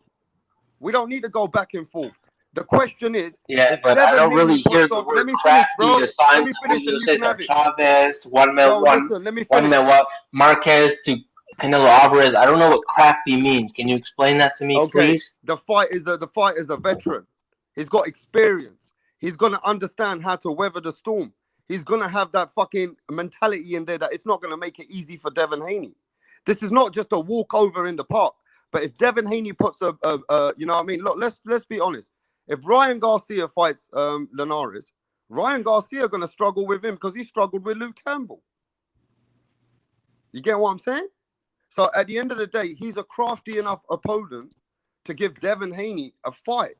So if Devin Haney fucking puts a masterclass on him, he does deserve that kind of respect so that people can say, you know what? Fuck this bullshit. We want to see Devin Haney fight Teofimo Lopez or Lomachenko. Let's put him in there now. He's got to fight the elites to become the elites. So that's what fans are going to try and... That's what I'm trying to get at you. That if he does that, the fans should get behind Devin Haney. Let's get behind Devin Haney. Let's support the fight. Stop motherfucking hating all the time. It's a good fight. Let's support Devin Haney. And let's give him a chance to prove to the fans that he's going to fucking put a masterclass on. At the end of the day, why are we in boxing? Are we in boxing to just hate this guy or what? Or we're not going to support Devin Haney? You get what I'm saying? He grew up here with us on YouTube. Yeah, you got to support him. I've been seeing him for years here. I support him, man. I just don't want to be false advertised, man. Don't tell me you're going to knock this motherfucker out. Don't tell me you're going to wash this dude if all you're going to do is outpoint him to a 12-round decision. Yeah, but look, stop hating on the man, bro. He ain't done that much to you to constantly hate on the fucking guy because the guy's trying to get fights. I'm not saying that you. I mean, listen, at the same point, Bolt Hype has got a little point. I will fight this man. If he wants to fight a 35-year-old man and he's going to outpoint the 12 round, I'll fight this motherfucker. This guy. I'm just saying, you got a point that he hasn't fought the top people. But if he beats Linares in convincing fucking fashion, we're going to want to see him fight a Lomachenko or Teofimo Lopez because the fans will get behind Devin Haney and they're going to say, now let's see this fight and let Devin Haney see. And if he can prove to us that he's the elite fighter at 135.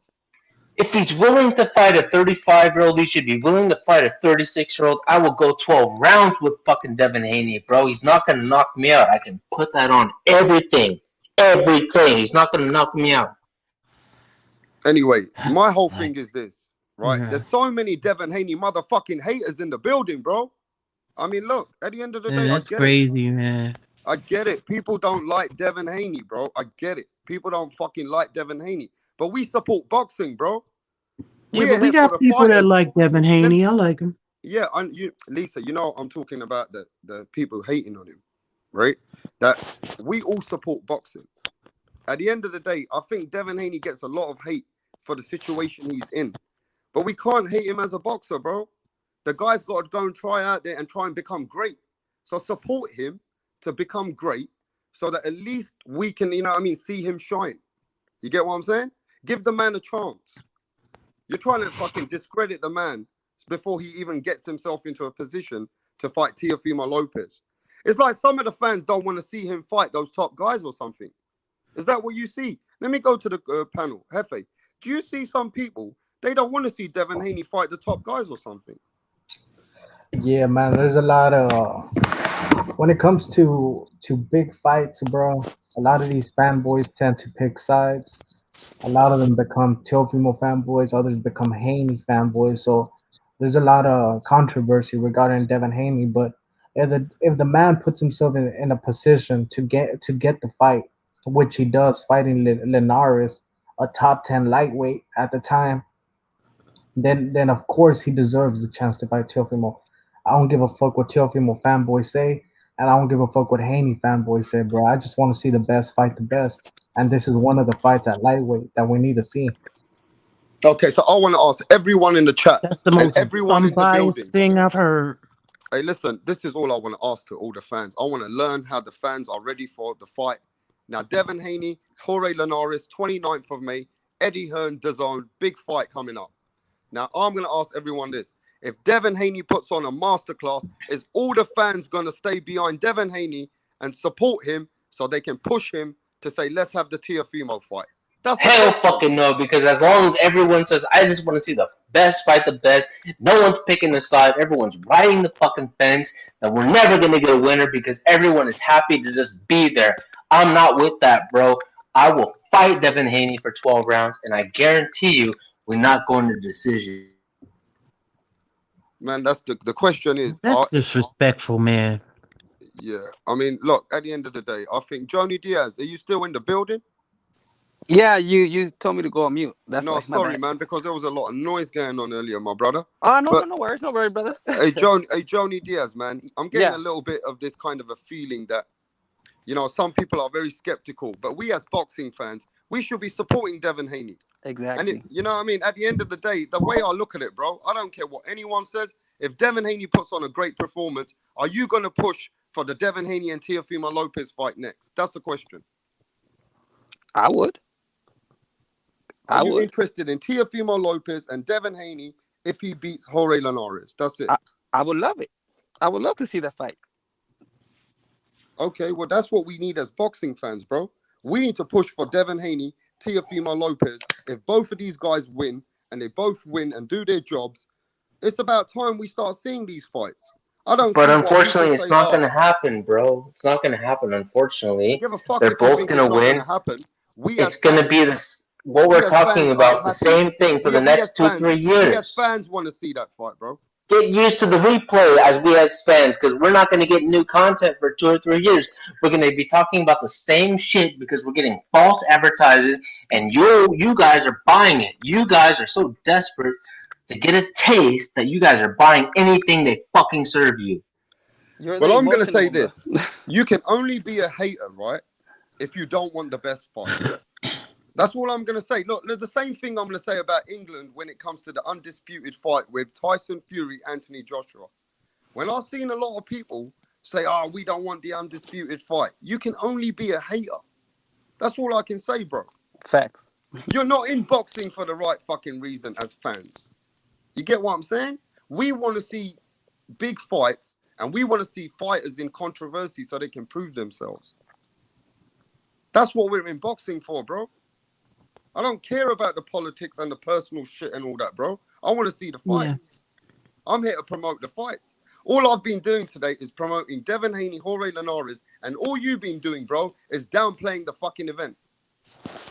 Exactly. Yeah, get ready to promote this for the next 2 or 3 years because you're going to get the same replay. Yeah, but there's no new season. Why don't get you ready get to on binge the the same content for 2-3 years? You fucking listen for once and get on the boxing side and support the event like us and say, you know what, Rapstar, I'm going to support Devin Haney and Jorge Linares. I want to see a great fight and let's get in it. Why don't you support the event as a boxing fan? Because I don't define that as a great fight as a boxing fan. If you want to call my fandom into question, I don't consider that a great fight. I think that's a bullshit fight. I think that's a fight for the casual fans like you motherfuckers. It's not a great fight. Hey, you guys like that. You're satisfied with that. I'm really sorry, right? At first, let me finish. This fool's full of shit with this guy. Yeah, this fuck you talking to, This fool's full of shit. Look, he gets all emotional that he's already talking about, but I'll fight Haney. Bitch, ain't nobody talking to that fool. Like, yeah, he said all that shit, but come to one of our gyms and see who you can fight. Talk all that shit, man. Fucking Hey, show Bolt Hype, respect. I'm This gonna is tell about you the truth, boxing, Bolt not Hype. about individual shit, man. I gave you Fuck out of opportunities, here. bro. But now you acting a little bit like a troll because we've been giving you respect. We've been letting you get your bullshit off. People have been coming here. You've been trying to debate them. And at the end of the day, it is true, bro. You are sounding like a fucking hater. Are you an MMA fan? Let's go. Let's talk about this shit. Are you an MMA fan more than boxing? Look, I don't know the tag words and the nicknames that you guys all have as observers, but for me, I call it fighting. Okay, and I'm a fighter. Man, Where you at? ain't answering the question. Where your fighter? Anywhere, any place, anytime, bro. I'm What always state? ready What because I stay state, brother? ready. What state, brother? What state? My life is to stay ready, bro. So I'm always honing my craft. I'm always fighting my shadow. Every time I step out the door, my shadow's right there, bro. I'm boxing that motherfucker. Well, that's good for you, but don't be hating on others. If you're a boxing fan, you'll respect all fighters until they give you a reason not to like them and not to respect them.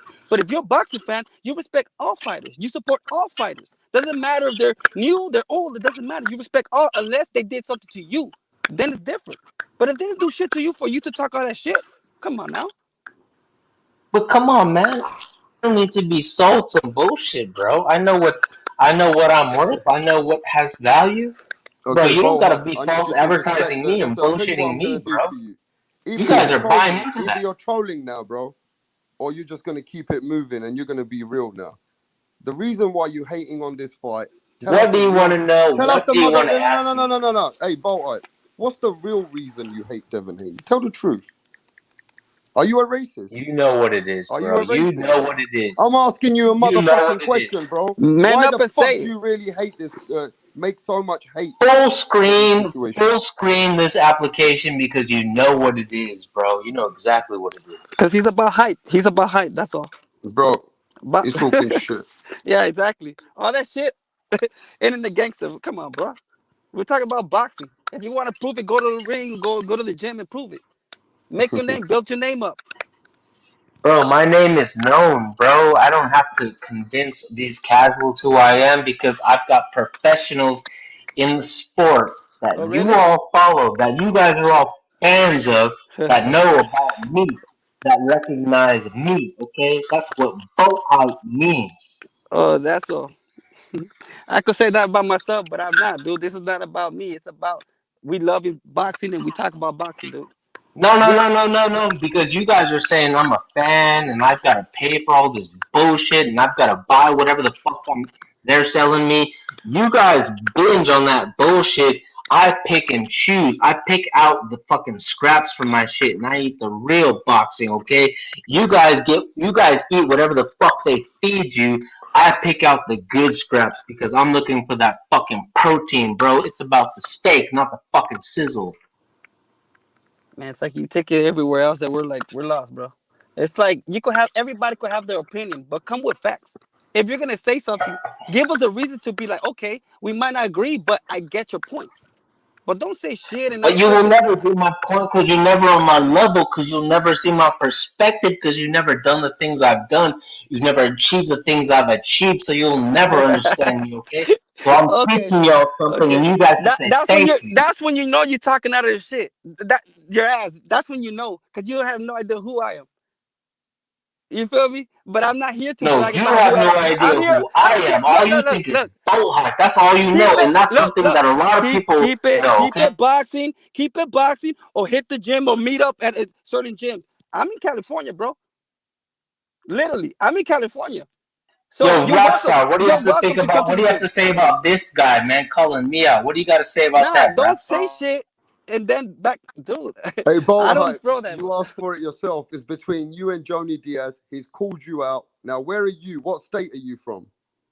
Am I in California? And I was a Bro, pro boxer, brother. I'm talking So to there you Bolt go. Hype. You say Bolt you're Hype, what boxing. state are you from, Bolt Hype? You could find me, bro. You could Nah, find where me you in at? I'm in Van Nuys, California, bro. California, bro. I'm in Van Nuys, California. You could go to my old gym or you could go to the new gym. It doesn't matter. You feel me? It's like I said, we could keep it boxing. You don't know about who we are. You over here thinking, oh, okay, now everybody knows me. Who? I've been in the boxing world, bro. Like who? No, because when we keep it boxing, it means we test. You know. Tell me who you know. We test. No. It's when we keep it boxing, it means we test, and I don't think you're gonna pass that test, okay? Because I'm gonna ask you some questions that you ain't never heard before. All right, bro. Okay, look, I want to know between the both of you. Hey, Bolt Hype, are you willing to meet Joni Diaz? We could go to I'm willing to meet Rapstar first, bro. We could go. I want to look Rapstar in his face. Nah. We could go to a very popular gym right here. We could go to the Goosens. I swear, I live a few blocks away to the Goosens. You could ask Funes. You could ask anybody who am I, and you could try it yourself. We could talk, or we could get in the gym. But it's like Devin Haney beating Jorge Linares. It means nothing, bro. So why would I do that? Okay, then, brother. If you're not then stop taking it from the streets and talk about boxing. Look, you could have your. I'm Devin Haney. You're Jorge Linares, and Rapstar is Bob Arum, bro. Okay. Nah, he's made me. Well, then they're fighting. Okay, then, but they're fighting. But they're fighting. We should. Bolt Hype's made Rapstar into an old motherfucker, yeah. Or if you don't want me to level up, I'm gonna become Mauricio Sulaiman, and I'm gonna disqualify both their fucking ass. Now I know these guys shit. Yeah, but one thing I'm a bit listen, I'm gonna keep it real. I'm from England, but one thing, Bolt Hype, Joni Diaz is calling you out in your own fucking city, bro. And I'm in California, Van Nuys, bro. We could go to and the bro, gym. That's my whole life, bro. I've never been to a gym where someone doesn't call me out. Of course they want to call me out, bro. I'm used to clout jackers, man. But I stay on my grind. I stay doing my business on the bag, and y'all can just record. What part of California are you from? What part of California, bro? I'm from the best part, the hardest part, the best part. Okay, that's all you gotta know, man. I'm the part that's gonna save your fucking ass. Oh, tell me who you know. Tell me, so then I could put names and we could make calls and tell me, bro. Like put shit to the side, man. If you're here to clown, that's fine. Do your thing, man. But don't disrespect other people, man. Don't be doing that shit. You have your opinion, that's fine. Nobody's gonna force you to want to watch that fight. But don't hate on a fighter either. That's money. You're taking money off the table. I'm not hating on anybody, man. I'm not hating on anybody. Just keep it boxing. Keep it boxing. Just keep it boxing. Okay. Nobody disrespecting you. You're talking. Everybody disagree. Whatever. We can all disagree or agree, but keep it respect. Bro, I'm gonna apologize for my hormones, bro. I'm gonna apologize for being a man. I'm sorry to say that I am a man, and sometimes I do react in a certain way, and I've got to put my manhood in check sometimes because I know it's not PC, it's not acceptable for a lot of white audiences. So I'm gonna say I'm sorry that I'm a man here, and sometimes my manhood shows. Okay, I'm sorry to say that. What kind of man are you? I apologize for being a man. You guys are not, you'll always want to accept a man or respect a man. I'm sorry that I am a man. I mean, but you're apologizing for being a man.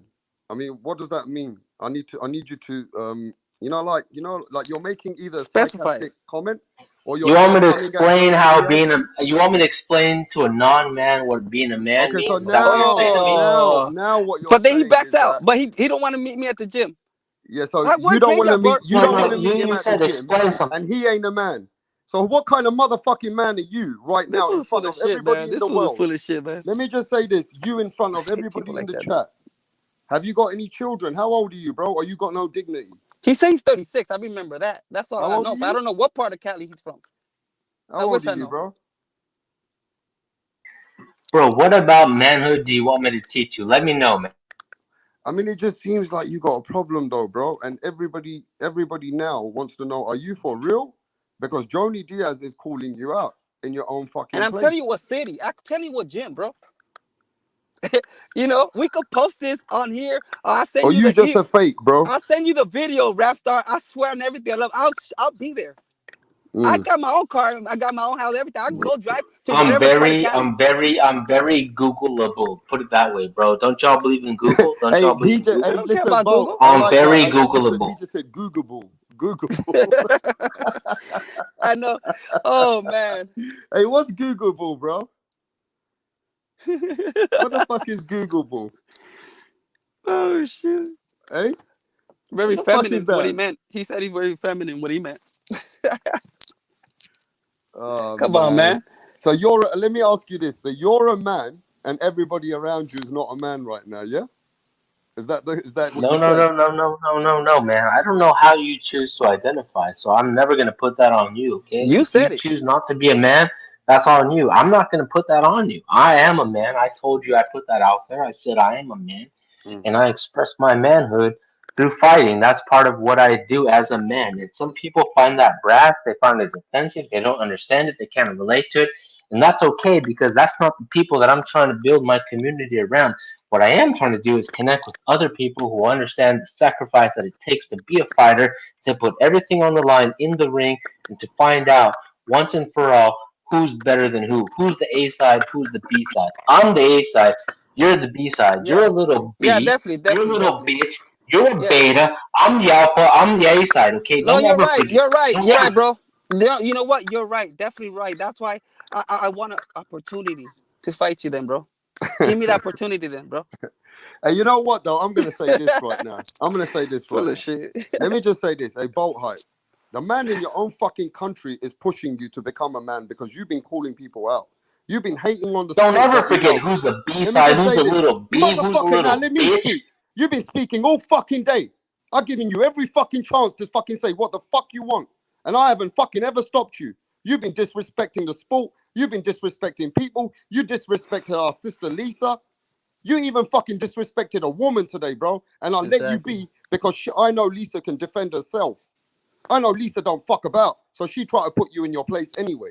But I'm going to say this right now. You don't support our sport, do you? You're not here for boxing. It doesn't seem like you like boxing, bro. He likes Because WWE. for me, it seems like you like No, I fighting, don't bro. support your sport because your You sport ain't is in all our fucking fun and sport. games and talking shit Motherfucker, and like you ain't fucking got no passion or bullshitting through something, life. bro. And I'm not What's your about fucking that, bro. I problem? want to see You say who's you're the a real fucking A man. side, Where's your who's passion, the real B motherfucker? side. You're Where's your the B fucking side. passion? I'm the A side. Where's You're your the fucking little passion? B, bro. You're a You say you're a little fucking bitch. man. That's Where's what your you passion, are. bro? And I'm Why the you capping alpha, at bro. it? I'm the A dog. Why you Okay? fucking Rapstar. capping at it? Rapstar. You know this guy will kick him out, man. He's full of shit. If he can't back it up, I swear Man, shut everything the will. fuck up. You ain't even talking shit in your own city. Johnny Exactly. Diaz is calling you out in your own fucking city. Show your fucking face. Stop capping at it, bro. Stop coming at it. There's big men on this channel. For We real. fucking support boxing. Hell This is yeah. what we do for our living, bro. This is what we do. This is our sport. All you done today is try and fuck up the sport. Why the fuck what you got against boxing? You said you're a Yeah, you're fighter. a big You man, said but you're. are Hey, you wait. wearing I'm boots gonna right let you now? talk. Are you I'm wearing gonna let you boots? talk, bitch. What are you wearing? Why the You're fuck have you got a barefooted, problem with motherfucker. You boxing? ain't wearing boots. You're Why not the a fuck have big you man. got a problem with boxing? What has boxing done to you? Put your boots on the screen right the fuck now if you're a big man, Man, bro. You're shut the wearing fuck bare up, feet, pussy. fucking Why the fuck slides, are you coming slipper over ass here and motherfucking trying to show that B-side you're a big bitch ass man? bitches. You're trying to show you're a big man, and to Bro, everybody that don't you're let me showing find that out you're what a gym big you go man, to, bro. but you ain't got shit. You ain't got no foundation. A man's calling you out in your own city in California. Why are Look you at this ducking fool. the smoke? Bro, you want the B-side, bro. You're calling out. You're saying everyone on the Motherfuckers calling B-side you out in follow your me, own man. city, I'm in the your own B-side. country, I'm the and you're A-side. I'm the ducking the alpha, bro. question. I'm the Why the A-dog. fuck are you You're the ducking the little, question, you're man? the B-side. You're the Man, little shut the B, bro. fuck You're up. a You little a pussy. bitch. You're You're always a gonna little be a bitch B-side. ass, You're busted ass, 70-30 to us, Hype is bro. a busted bitch, mother too. You're bitch ass 80-20. motherfucker. You Let me ain't find shit. out. Let me find out what gym this fool goes to. Yeah, what Let gym me do you go find to, out what bro? motherfucking What gym this fucking fool gym goes do you to. go to? The best gym. They're all good gyms, bro. What the fuck the best Give us gym? the fucking gym where you're at, bro. I told you I'm in Cali and Van Nuys. Victory and Van Nuys, bro. Right there, Goosen's gym. You could meet up there. We could go to the LA, La Brea gym. That's where, come on, bro. We could go to wherever. How long is this California? I'm not going to lie. I'm going to go to a different state. California, I'm good. Man, this guy's full of shit, bro. All he's doing is coming here hating on the fucking sport. You know what I mean? Real. You got no fucking respect for boxing. You're talking a whole fucking bunch of shit. And you a fucking fanboy or something else Exactly. He coming here never seen a trolling our Linares fight. sport. He You're never. Devin Haney. You're Devin Haney. I'm Shane Mosley. Man, you ain't shit. Oh, okay. You ain't fucking shit, bro. You're talking a lot of wet bullshit. Right. Tell me, Yeah. tell me something. You say you're a fighter. What kind of fighter are you, bro? You're riding the Haney's jock. I'm trying to Answer the fucking I'm trying to question, bro. build You your said you're a Mosleys, fighter. okay? What kind of fighter are You're you? a Are you Haney. an MMA I'm a fighter? Mosley. Are you a fucking martial artist? Are you a boxer? What the fuck do you do? What are you, bro? What kind of fighter are you? He run track. I do what you and your fucking fans are unwilling to do, okay? I do what is you guys are unwilling to do, man. I do the What dirty the work, fuck do you do, bro? shadow. What kind of I fighter fight are on the you? dark side, bro. It's called shadow boxing for a reason. Shadow boxing for real. Shut the This fuck up. You guy's don't even know. capping, bro. If I- Tell Joni Diaz what gym you go to, bro. Tell him the gym then. yeah, so you go shadow Stop box. wasting our fucking So time. we go Tell him shadow the gym. boxing. So we go shadow box. Yeah, tell us the gym. Tell us the gym, bro.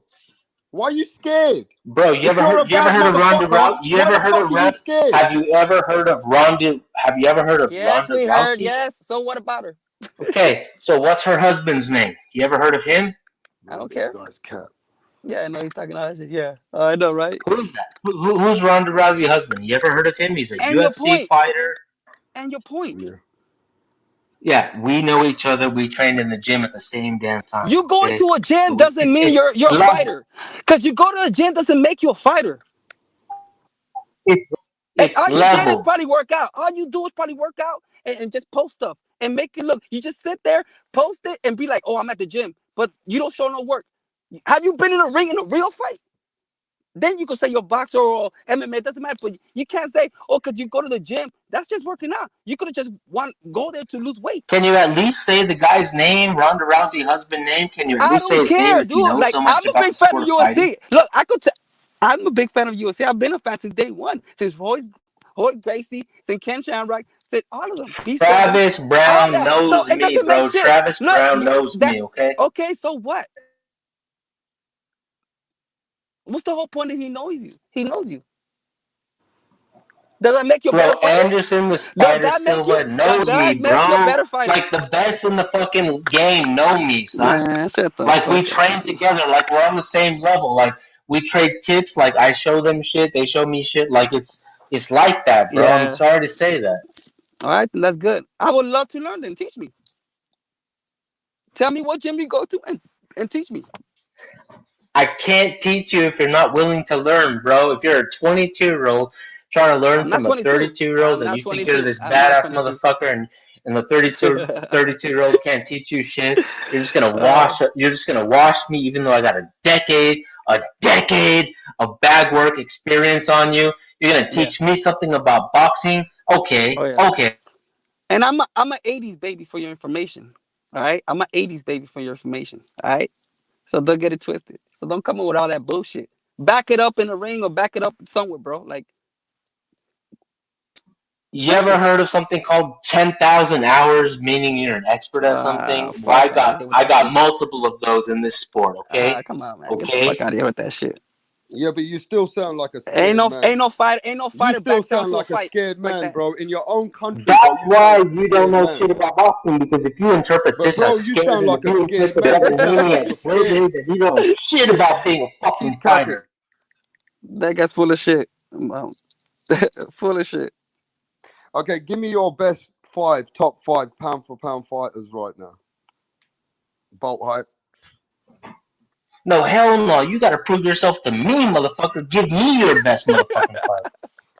Man, you know what? He has to Google it. You know what? You know what I'm going to do? You know what I'm going to do? I've had enough of this now. I gave you enough chances. I gave you so many chances. No. One more motherfucking time. One more motherfucking time. Don't take the easy way out, bro. Let me tell you something. One more time you troll me on my own channel, I'm just going to kick you Don't out. take the British route out of this, I'll tell you that right now. Do you want to get kicked out? Is that what you're trying to do? You're trying to kick yourself out of the panel?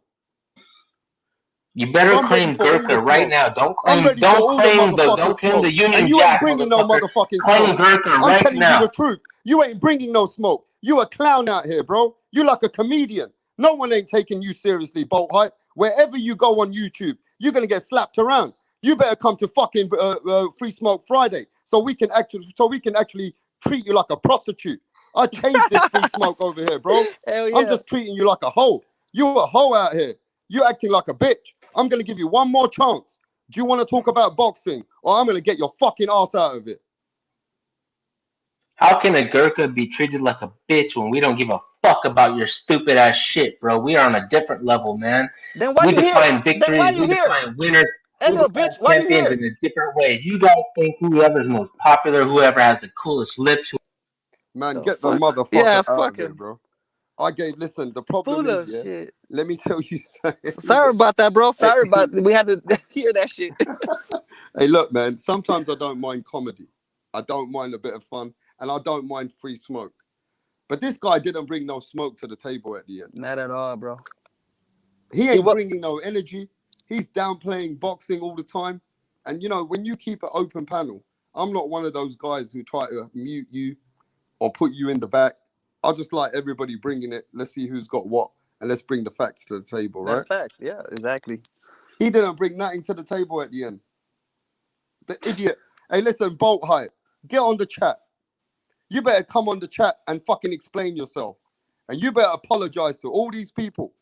Because believe it or not, you showed your face earlier on one of my videos. Yeah. You showed your face earlier when you was behind the scenes. All right, mate? So all I'm telling you is you better come over here and apologize. I got your face. Yeah? If I have to send it to the people out there in America like Black and Brown, please, Jody over Diaz, here. and I have to send it to those people, I will do that. So if I was you, Bolt Hype, I want to see an apology from you on that chat. Because I'm telling you now, bruv, you fucked up. That's all you did, Bolt Hype. You fucked up. You came over here hating on boxing. You can't get away with shit like that in our chat. For real. You can't get away with that on our fucking panel. We're diehard boxing fans. Joni Diaz was ready to fight you in your own country. It just gets retarded. It's like, come on, man. We're talking about sport. Look, we all could disagree and agree. I mean, that's not the issue. It's fun. We actually love it because it's kind of like you get to hear other people's opinion and the other people's side. That's fine. But when you start getting disrespectful and start saying shit and cursing in front of other female and doing all this bullshit and acting all tough, then that's come on, man. Like, we're from Cali. If he's from Cali, then he knows that we don't fuck around. So I don't know. Hey, you know what I think he is? I'm gonna tell you right now. Bolt Hype is an MMA fucking fan. You get me? He's got something against boxing. Yeah, he's one of those MMA troll fans, right? Because a lot of people told me in the chat, they said, "Yo, Rapstar, he's an MMA guy." Wow. He came over here with that MMA hate and trying to troll. Not trying to troll in the beginning. He was trying to keep composed. He was getting involved in the conversations. He was trying to say that he knows about boxing, but it's when he wouldn't put no respect on any of the fights. Exactly. You know that Bolt Hype is an MMA bitch. And you know what's funny though? Because I mean, like I was in line. Shit, I've been a fan of MMA since I was little. I like anything that had to do with fighting. But obviously, boxing is my passion, my everything. But MMA, I watched it since the beginning. I mean, shit. Like I'm saying, I'm an '80s kid, and I love it. You know what I'm saying? But I mean, I don't understand how if he loves fighting, then why he's disrespecting boxing? Exactly. Which a lot of the MMA uses boxing. And they go to the boxing gym to learn. Joni Diaz, look, I'm not going to let him fuck around with the show. We're boxing fans. This is what we came here for. I want you to stay with me for 5-10 more minutes. I want to talk about a big fight with you, and I'm going to keep cooking. Are you ready for it? Yeah, definitely, bro. All right, we're going to cook. And before I get cooking, everybody get behind Devin Haney and Linares' fight. Let's get ready. 29th of May. Everybody, let's support Devin Haney and Jorge Linares. It should be a good fight. Once Devin Haney, we see the performance, we'll talk about it then. You know what I mean? But apart from that, let's all get ready and support the big fight in Devin Haney, Jorge Linares, 29th. Let's get going. But I want to touch on another subject. And it's a pretty deep subject, mate. Okay. And I'm going to touch on this subject right now. And I need help. Right now, I haven't got my English brothers and sisters on the panel, but it's all good. We need to talk about it. It's this man here. Can this man stop the curse? Joni Diaz, I'm going to give all the respect to the Mexican people in the world because you guys have been beating the fuck out of us, bro. The Mexicans have been beating. Listen, we got to give all the respect to the Latinos right now. Canelo Alvarez is the pound for pound guy. Canelo Alvarez has destroyed 7 British fighters. Are you listening to me, bro? Yes, 7 fucking British fighters. Canelo Alvarez, when he was a young kid, he beat the fuck out of Matthew Hatton. He beat the fuck out of Ryan Rhodes. He beat the fuck out of Amir Khan. He beat the fuck out of, what's that guy's name who got the title? Fucking Callum Smith. Yeah. Billy Joe Saunders. Rocky Fielding. He beats the fuck out of all of us out there, bro. Then he beats the fuck out of the Cubans. He beat Yeah. Americans. Let's not forget, Mexico's running boxing right now. Yeah. You get what I'm saying? Yeah. And let's just keep this shit facts. In England, we've been trying to get the Mexicans to come over to England in the pandemic. And we've been trying to use those fighters to try and be a stepping stone for fighters like Josh Warrington. Trying to get these fighters out of Mexico so we can get Josh Warrington ready for the world title fight. We did the same thing with Lewis Ritson. But the Mexicans came over to England, bro. Underdogs. And they beat the fuck out of fucking Josh Warrington, bro. Lara came from Mexico. And another Mexican came. No. Oh yeah. And he Yeah. beat the fuck out of fucking Josh Warrington. You get what I'm saying? That's true. That's true. So Mexico has been dominating us. But you know what I think? Josh, I'm going to come to this and I need you to take Yeah. the panel, bro. Yeah, go ahead. Josh Taylor. Can he stop the curse? Can Josh Taylor, bro, can he stop the whole curse of the Mexicans coming and killing all the people from United Kingdom? Can Josh Taylor be the first guy, bro? Bring it back and become undisputed champion against Jose Ramirez? Because we've lost against everybody else. Even Charlie Edwards. If you guys are hardcores, Charlie Edwards fought Martinez. Martinez was beating the fuck out of Charlie Edwards. And we robbed him in England as a no contest. What I'm saying is, can Josh Taylor stop the curse for the British people, bro? Because this is the only fighter we've got as one of our best. Joni Diaz, how does this fight go, bro? And can Josh Taylor stop the curse of all the people coming from the other side of the pond and beating us? Okay, first let me answer on the curse part. You know what? It's not too much of a curse. I really believe that it's just because you're British people, you know, all that's like European, all that, they have a certain style and they only fought that style. Over here in the US or in Mexico and all that, they fought different. They fought different, so many different styles. So they could adjust easier. The Europeans or the British on that side, they only fought their style. So when you have a brawler, they have a hard time fighting against a brawler. When you have a slick boxer, like, you know, over here, they have a hard time because they're not used to fighting those type of style. I believe that. Now, I think Josh has for me, it's a 55-45. I give it to Josh Taylor, but it's gonna be great regardless who win. Boxers tend to always been a beats a puncher. Sometimes they struggle the first fight, if you see in history. But in the rematch, the boxers tend to always win. Now the question is, how much did the other guy improve? Ramirez improved as a boxing skills. So it's not just which he could. He's a good boxer. He's pretty good, but he's more of a banger. And the other guys, you know, so I believe it's a 55-45 Taylor. But anything could happen. It's not an upset if one win and the other one win. But you do appreciate, right, that a lot of those fighters which came from Mexico as underdogs and who beat our guys in England, it wasn't expected. So, of course, this is a 50-50 fight. Josh Taylor's proven unified champion. Jose Ramirez proven unified champion. Champion versus champion. Somebody's O, ladies and gentlemen, somebody's O has to go. Somebody's O has to go. You get what I'm saying? This is a dangerous fight for both of them. One of them is going to become a, Hall of Famer. One of them is going to become a Hall of Famer and maybe a legend to become. Facts. You know what I mean? Both of these guys have worked till this day as little kids to want to become in the position that they're in. Definitely. This is a massive, massive fight for Josh Taylor, Jose Ramirez. But let's keep it real, bro. Who's got more skills? Has Jose Ramirez got more skills than Josh Taylor? You start on that, Joni Diaz, and I'm going to come next. I believe actually Josh has better skills. Better boxing skills. Remember, there's different styles. As a boxer, he has better boxing skills. But the other guy has good skills, but more of a brawler to boxer.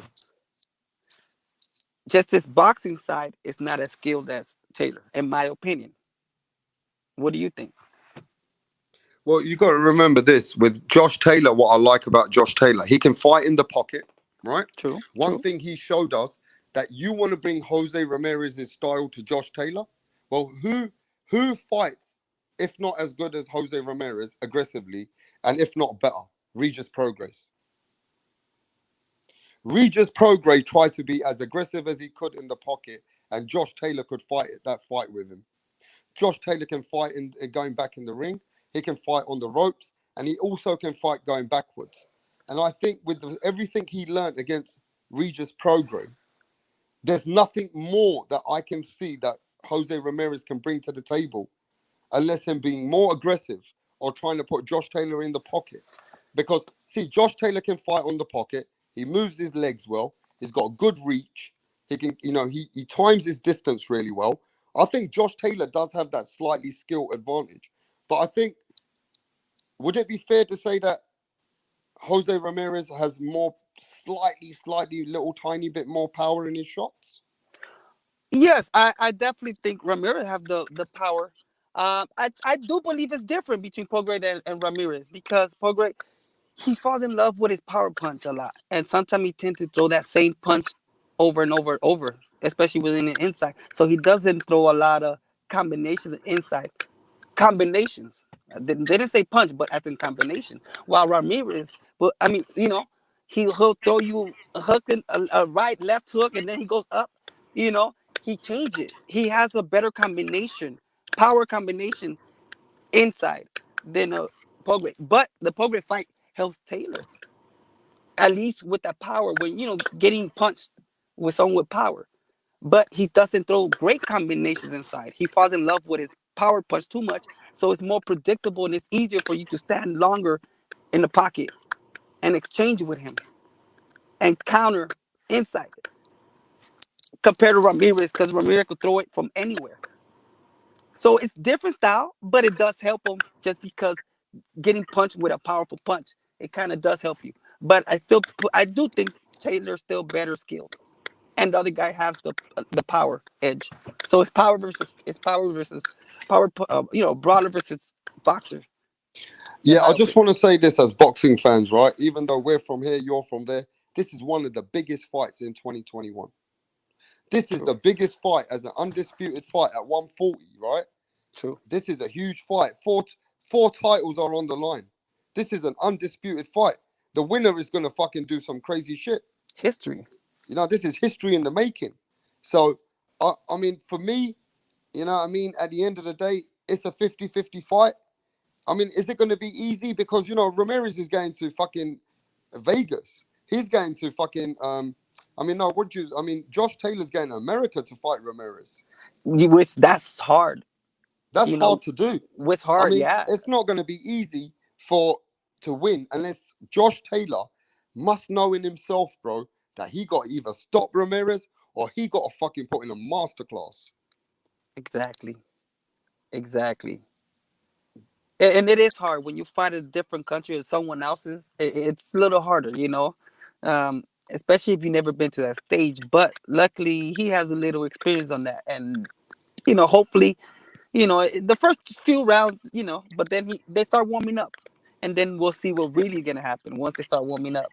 After 4 rounds, I think it's gonna be super great. Yeah, I just think at the end of the day, in this fight, bro, it's very hard to say there's a clear winner, if that makes any sense. No, I agree. It's very hard to be saying, yeah, this guy's 100% the A side. They're both the A side in this fucking fight. You get what I mean? It's true. They both are the A side. They both got 2 titles. They both are unified champions. There's no fucking about in this fight, bro. You know what's nice about it? All or nothing. You know what's nice about it? It feels good that it's like they're both bringing a lot to the table. It's not like you have 3 belts and the other guy has 1, and but if you match them, you're like, oh, come on, man, it's a mismatch. With other fights. With this one, it's one of those. It's like Plant. If he fights Canelo and Plant fights, yeah, it's gonna be for undisputed. But it's practically, at least on paper, it's a mismatch. But with this fight, it's really 50-50. I mean, I just think I have Taylor just by a little edge. But doesn't mean that the other guy could pull it out. It's not an upset from either side. This is an even fight overall. So that's what makes it nicer. They fight it for other belts, but it's an even fight on paper or everything. Yeah, facts, bro. Hey, listen, let's just get other people in the building right now, yeah? Yeah, definitely, brother. And I probably have like about 5 minutes. For me, right, I'm going to be Yeah. honest. I'm Yeah. excited about this fight. I'm promoting this fight. Everybody get behind. Josh Taylor, Jose Ramirez. It's on. It's Hell here. yeah. Hell yeah. Undisputed. And on that note, we got the one and only Punch Drunk Boxing in the building. What's up, bro? Yo, Punch. You already know this is Punch Drunk Boxer. Mr. Moon. Oh, qué bolón. Llegó el tiburón. Yeah. Yeah, I gotta add a little note to it now. You see, man, I'm going up, man. That's what's I gotta up. add some melody to the moonshine now. Let's go. That's right. Hey, Punch Drunk Boxing, I've got to start with this. I hope you watched the show earlier. There's been a lot of up and downs with Devin Haney, Jorge Linares, a big fight coming up. A lot of people been hating on Devin Haney, and then we changed it. We got to support Devin Haney in this fight with we got to support Jorge Linares. What do you think about that fight first, Punch, with Devin Haney and Jorge Linares? I think it's a good fight for both of these guys. Jorge Linares contemplating retirement a couple of fights ago, several fights ago, and got in a good, and then he got, his mojo back. He started training back in Tokyo, got his mojo back, and I think it's a good fight for him if you want to keep on, having a career at the highest level. And it's a good fight for Devin Haney to be fighting a top 10 caliber opponent. 4-time champion Jorge Linares. People can't talk ish about him. This is a way better fight in my opinion than Gamboa. I think it's a great step up for Devin Haney. I don't think there should be a lot of hate on Devin Haney. I don't think technically wise there's no really hate on Devin Haney. I think the Devin Haney hate or comes from the WBC, him and having the title the way that he got it. But other than that, Devin Haney is a great promise, future promise for a fighter. I think he still have the ability to become one of the forefronts of the sport of boxing, of this upcoming era, in my opinion. If he just stay the course, if he performs well, he's been performing. I think he's been performing well. I think he's not performing to the likes of knocking people out. 2 fights ago, I mean, he had the knockout. What was it? 2 fights ago, he had one of the knockouts of the year. Yeah. So 2019. So I mean, just give this young man a chance. He's 22 years old. I know there's a lot of hate, of course, if you're a Teofimo Lopez fan. Yeah, but 95% of the people, Punch, they've all come on here. They said he has to perform though.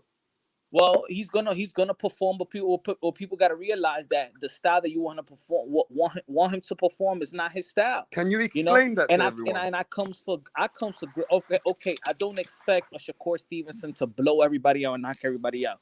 That's not his style. That's not what he come. Excuse me. That's not what the way that he approaches a fight. Just like Chris Coper. Chris Coper is another guy that he got speed. He got, a lot of intangibles, but he's just not a knockout artist, Teofimo Lopez has become a knockout artist, but really, if you follow Teofimo Lopez, he wasn't a knockout artist in the amateurs. He wasn't known for knocking people out. He was actually known for boxing, but in the professional level, he have adopted a professional type of style in which he's knocking people out. But you saw his intangibles versus Lomachenko. You saw also Edgar Berlanga is a knockout artist. He doesn't have that type of style like a Devin Haney, Shakur Stevenson, Chris Copeland. So people got to understand the styles. People got to understand what's Devin Haney's style is. Devin Haney's style is not this kid dynamite Mike Tyson. So people got to understand his style and accept his style. I think a lot of people haven't accepted Devin Haney's style. And once you accept his style, like people have accepted how you say it? They have accepted Usyk style. We know he ain't gonna knock out people in the heavyweight division, right? But we ain't gonna take everything away from Usyk. but you got to accept other people's style. Everybody brings something to the table, and this one makes the beauty of boxing. Everybody Facts. got a different type of style. Yeah, but before I get to the H Money as well, he's in the building. I want to say this, Punch. You are boxing. I mean, I don't. Can I say it? You are a boxing trainer behind the scenes now, right? I'm there. I'm getting there. Right, but you train with fighters now, right? Sometimes. Would you not want your fighter to hit and not get hit? I would do this. Timing is everything. There's a time where you need to perform up to par. So for a young fighter, you want to be. Do you want to ring bells quick, right? You got to knock out your first 10 opponents. Your first 10 opponents, so you could get the promotional company and the TV networks to look at this type of young fighter, so you can have them on TV, and then you can have them, getting that type of bag. But if you're going, so it's timing is everything. So when it comes to, for example, Devin Haney and Gamboa, it's not he outboxed Gamboa almost every round. Yeah, he won, but Gamboa, that matchup wasn't for Devin Haney to outbox Gamboa 12 rounds. That bout was for Devin Haney to give Gamboa his pink slip, retire, look good. True. That was the fight for him. So it's not about if I want my fighters to hit and not get hit. Of course you want every fighter to get hit, but this is boxing. Everybody gonna get hit. It's saying that you're not gonna get hit in a boxing bout. Just don't step in the ring. That's not gonna happen. But what you want is perform when you need to perform, and have that type of outcome. When you need to have that type of outcome. You feel me? And that's what it is. Now versus for Jorge Linares, I don't expect Devin Haney to go out there and knock him out. It would be good to make a statement. Demetrius Andre outboxes all his opponent, but he still needs that statement. He needs to knock out or needs to stop somebody to make a statement so he could get the big fights. So it's timing is everything. Sometimes you gotta do what you gotta do to get what you really, really want and feel like you have earned or deserved. Yeah, I mean, H Money, look, man. I mean, how you doing, H? You all right? Yeah, I'm good. What's good? Yeah, I'm asking you, bro. What does Haney need to do to get the love from every fans? I mean, does he need to perform with a masterclass on 29th of May? And H Money, I know you've been speaking to the Haneys, in the training camp. How's he looking? Can you tell us, how's his training going? What's going on? He's looking real good right now. I want to salute everybody on the panel. My brother Punch. What Salute. up, Punch? What's good? My boy, what's good? My boy, What's up, man? what's Salute, good? brother. What's good? What's good? What's good, man? Hey, Punch, Devin Haney working for the knockouts. And like behind the scenes, Rap Star, he's been working with a new trainer. And but don't say that, H. He might get hate if he doesn't get the knockout. You're trying to, wait. Hey, Rap, let me finish. Go ahead. He working with Ben Davison behind the scenes. So hopefully Punch could break the news. You feel me? Ben Davison, Tyson Fury's trainer. Ben Davison, one of the best trainers in boxing. You know what I mean? And Devin Haney's looking for the knockout. Tyson Fury, he's not, a knockout artist, but he beat Deontay Wilder. You know what I mean? And I think Devin Haney is a fighter like a Tyson Fury, where he's a superior boxer. You know what I mean? He's a fighter like Andre Ward. Andre Ward wasn't, a knockout artist. He wasn't the most exciting fighter, but he was a Hall of Famer, a great fighter, and he won all his fights. So I think Devin Haney is a great boxer. Now, we looking to increase the punching power. Now, Rap Star, you talked about Sugar Hill. I told Bill Haney, Sugar Hill is a perfect trainer for Devin Haney. Like you said, Rap Star, right? To increase the punching power. Yeah. In the crunk style. That's an aggressive style. Like I crunk. like it. You know what I mean? And I think Devin Haney's looking for the knockout, and hopefully he can get it. I know Ben Davison is a great young trainer. He's a great young trainer for sure. Can I you're telling me? Can I pick? Sorry, go ahead. But you just gave us exclusive news. H Money saying that Ben Davison could be the trainer for Devin Haney. Wow, that's nice. He's working with him. Nice. Wow, that's some good news, H Money. I'm proud of you telling us. Go on, Punch. Can I piggyback a little bit? You see what he said about Tyson Fury. See, does Tyson Fury, could he outbox Deontay Wilder? Yeah, but what he needed is to stop Deontay Wilder, or he felt he was not going to get the nod. We already saw that they was a draw. So you know it was like timing is everything. It's time for you to outbox somebody, but then there's a time where you just need to send a statement and stop the dude. You know? True. So I think with Devin Haney, he could outbox. I got him beating Jorge Linares 116, 112 coming up. But is that gonna satisfy the public? Is that gonna do it? Timing is everything. I think that Devin Haney should send a statement. But if he outboxes Linares, he's still beating the top 10, 4-time champion Jorge Linares. And that's Devin Haney's style. But if he could send a statement, it'll be big. Well, Punch, you know that Devin Haney, he fought Gamboa with a broken hand. With a broken hand, he showed you his broken hand on your show. So even Kid Austin sparred Devin Haney, and he confirmed. He even said it. Devin Haney had a broken hand in that Gamboa fight, and his dad, Kid Austin dad, said Devin Haney showed a lot of heart. You know what I'm saying? Fighting with a broken hand against Gamboa. So now you got 100% Devin Haney. He looking for the knockout. He's young. He's only 22 years old. He's younger than Teofimo Lopez, Ryan Garcia, Tank Davis. He's the youngest one. Now, he can increase punching power. Sugar Hill showed it. Now, Tyson Fury, he learned the proper technique. He learned how to knock somebody out from Sugar Hill, how to really do it. He already had power. People said Tyson Fury was pillow-fisted. No, he learned the proper technique, and now he's knocking people out. Now, I think, you know, the proper teaching, learn the proper technique, Devin Haney could increase his punching power.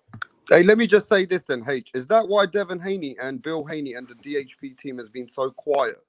That they're actually taking Linares so serious, just like Punch Drunk said.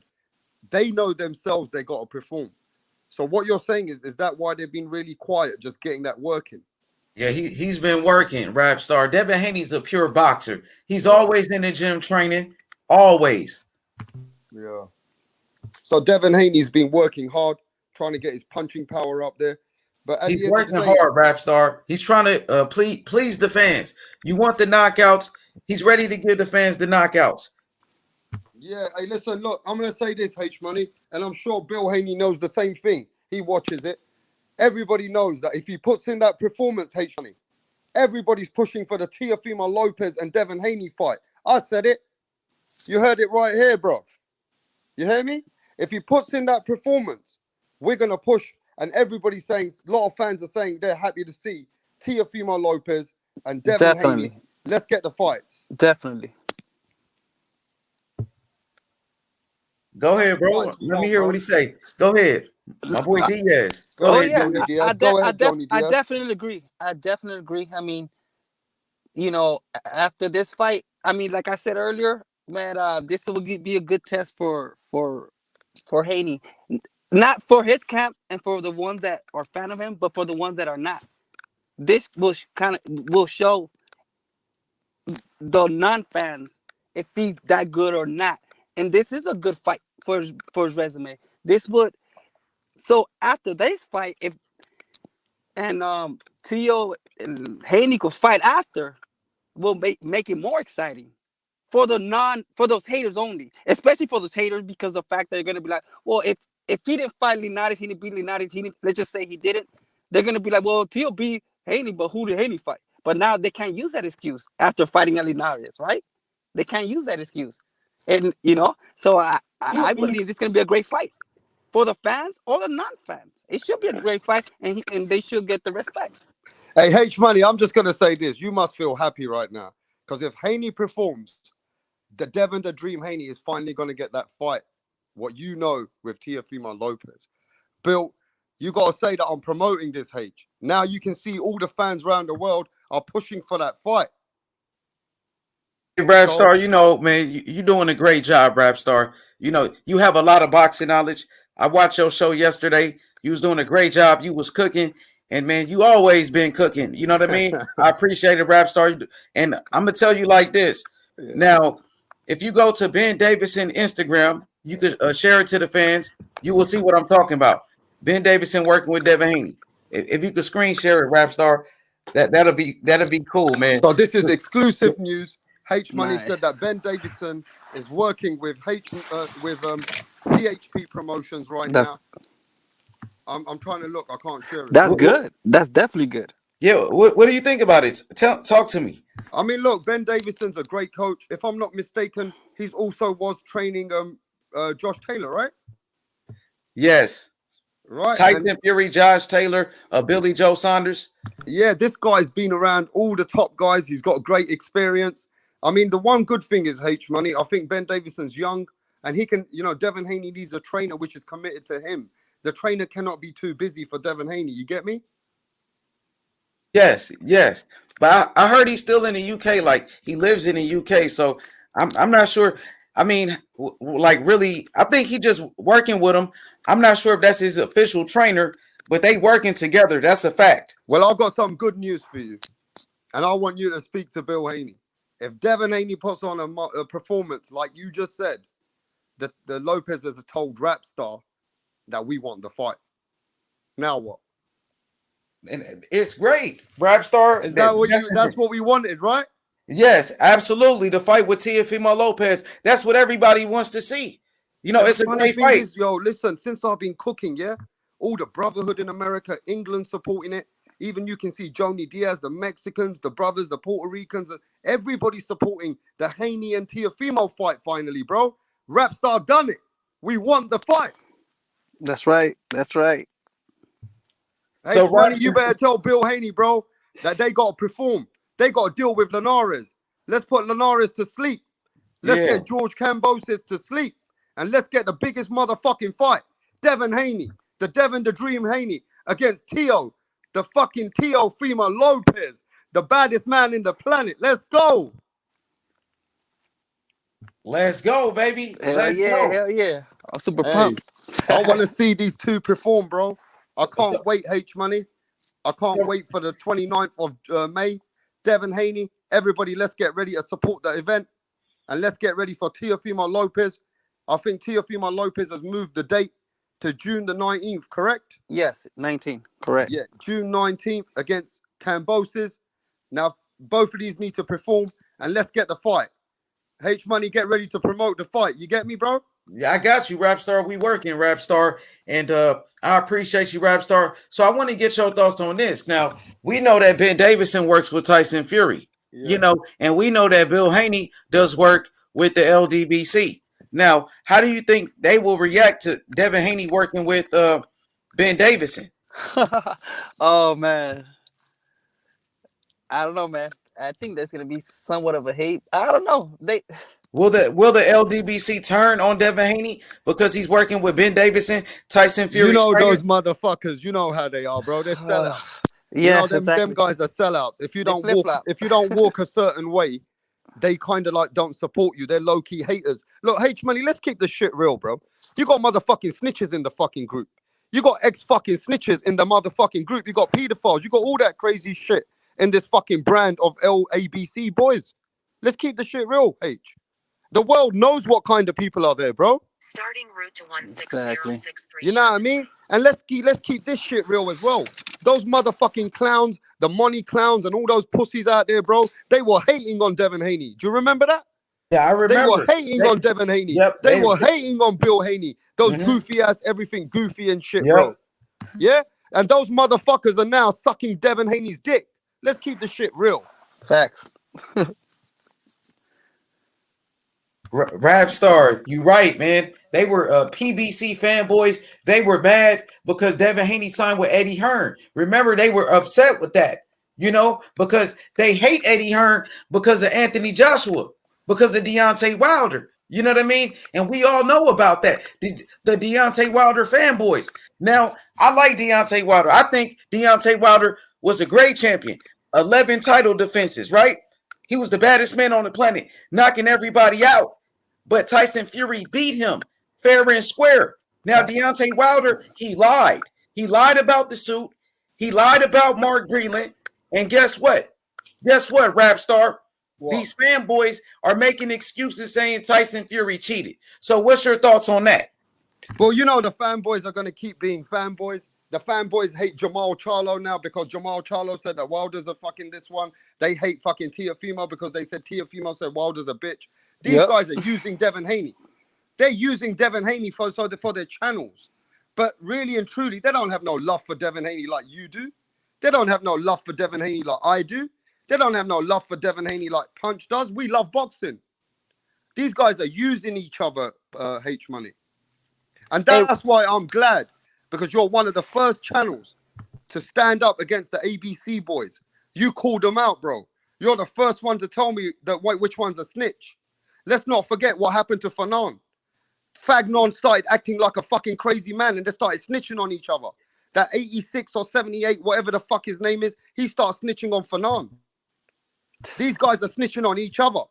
Let's not forget what they try to do to Punch Drunk Boxing. Let's not forget the conversations they had in the panel. Said they're going to put Punch to sleep. They want to start shooting people. Remember that, H Money? They said they want to shoot fucking Punch. They said they want to shoot other fucking people over Deontay Wilder. They want to put people to sleep. They want to kill people, bro. You forgot all that bullshit? Come on, man. These guys are disgrace for fucking boxing. Hey, Rapstar, you the ABC boys, the ABC boys are disgrace for the sport. That's all I'm saying. Yeah, Rapstar is right. Rapstar is right, man. At the end of the day, this is just boxing. Now, when people start to get threatened for their boxing opinion, that's wrong. You know, it's just boxing. Wilder lost the fight. Now, you know, get over it. Get over it. Stop making excuses. Stop lying. When Deontay Wilder, he said it himself that it was the suit. The suit was too heavy. And then they said he never said that. They said he never said that. And then Kevin Aioli released the audio. He released the audio, Rapstar. You know what I mean? And Deontay Wilder, he blamed it on the suit. Then he blamed Mark Breland. It's not fair. When you got fans that support you and then you lie to them. Now, you know, people, I have a platform. Now, I was on my channel. I believed Deontay Wilder. I believed him until he got exposed. He got exposed for lying. And now he's with Malik Scott. Malik Scott is his new trainer, the same guy he had a fixed fight with. They had a fixed fight in 2014. Now he's training Wilder. This is sad, man. Malik Scott he's a yes man. They told him to take a dive, and that's what he did. And now he's just taking orders. He doesn't have a real coach. Deontay Wilder, after 1 year, now he's finally training. Tyson Fury been training. He's been training since the pandemic. Wilder was hiding. He was hiding, making excuses. You know what I mean? Come on, man. Tyson Fury took this man's soul. He took his soul. Wilder is finished, bro. And if he fights Tyson Fury in the trilogy, Tyson Fury will destroy him and knock him out again. He will knock him out again. Wilder, he doesn't want any smoke, bro. He doesn't want any smoke, bro. He ducked the trilogy. He let the contract expire, Rapstar. He ducked the trilogy, bro. That's facts. And like I told you, Rapstar, earlier today, I was like, a great boxer always beats a puncher. That's one big example right there. Now you add power to a boxer, just like Haney's doing. He's working on his power. That's gonna make him unbeatable. Well, let's keep it real. H Money. What does Wilder and Johnny Diaz? What does Wilder need to do, bro? Does he need to get rid of all his fucking yes men? Does he need to get rid of all those bitches who are sucking his fucking dick? Does he need to get rid of Jay Diaz? Because Jay Diaz is the one who is fucking playing around with this bullshit. And to be honest, he fucking should have slandered Jay Diaz. Why the fuck did he slander Mark Breland, bro? And the other thing we got to recognize, Wilder needs to get a trainer that he respects. Otherwise, people are not going to respect Deontay Wilder. Do you get what I'm saying? That is all very... the fucking excuses, bro. Imagine what Wilder did. Look what Wilder did with those channels, H Money. He gave those channels money. He should never have supported those channels because those channels became racist, bro. They were fucking destroying Wilder's integrity. What do you think? What does Wilder need to do, bro? Does he need to get rid of all those motherfucking yes men first? Yes. Go ahead, my boy. Go ahead. All right. Yeah, I do. He should. Because he needs a trainer that he respects. Because when you're training in your whole camp, the number one guy really there is your trainer. You know, once you're like in a fight and all that, obviously you're the guy. But it's your trainer. If you gotta respect your trainer. You know, you gotta respect your trainer. You gotta listen to him. Don't a lot of times they let the fame. Because they're undefeated or because they got the money. Now they don't want to listen to the trainer. But they forgot how they got there. because of that trainer, right? So you gotta have a trainer that you respect, that you're like, when he tells you, I don't care, you're gonna start doing my 10 push-ups. He has to do it. Why have a trainer that when he tells you to do something, you go against it? So for him to get better, he needs to get a trainer that he respects. And I'm gonna tell you guys something. I don't know if you guys know this, but only because you're a professional boxer or you were a professional boxer doesn't make you a great trainer. It's not really easy because you're trying to train them the way what you learn, but his style is probably different than yours. So how can you train him? So he needs to get, what trainer can we get for him? Let's start with H Money. What trainer should Deontay Wilder start to put respect on the trainer's name so he can start to come back? What trainer would you like to see Deontay Wilder with, H Money? Well, George Foreman reached out to him. Floyd Mayweather reached out to him. Those are just a few names. He don't respect Floyd Mayweather. Wilder, bro, is out of control. Mark Breland said he's untrainable. You know, I was just watching the first fight with Tyson Fury right now. And I remember you had JD's and Mark Breland, they giving instructions at the same time. So JD's, he really wants to be the man. But he really needs to be the man to get fired because he was the one that checked the gloves. So according to Wilder, if it was the gloves, why is JD still on the team while he was on camera laughing with Tyson Fury in the back? So JD was the one that should have got fired. Now he needs to get rid of JD. He needs to get rid of Tay Jones. The guy, I don't know. He's not even a fucking promoter. I don't know what he's doing. He's just a fighter. He's a fighter and a thinker. You know, and guess what? He's been knocked out before by Julius Ndongo. So Tay Jones, he's been looking for clout this whole time. He's trying to get a name for himself. He's trying to get some views. He wants to be seen. You know what I mean? So Wilder needs to get rid of these snakes. And that's one of them because he actually was on Barbershop Conversations. And Tay Jones, he said it himself.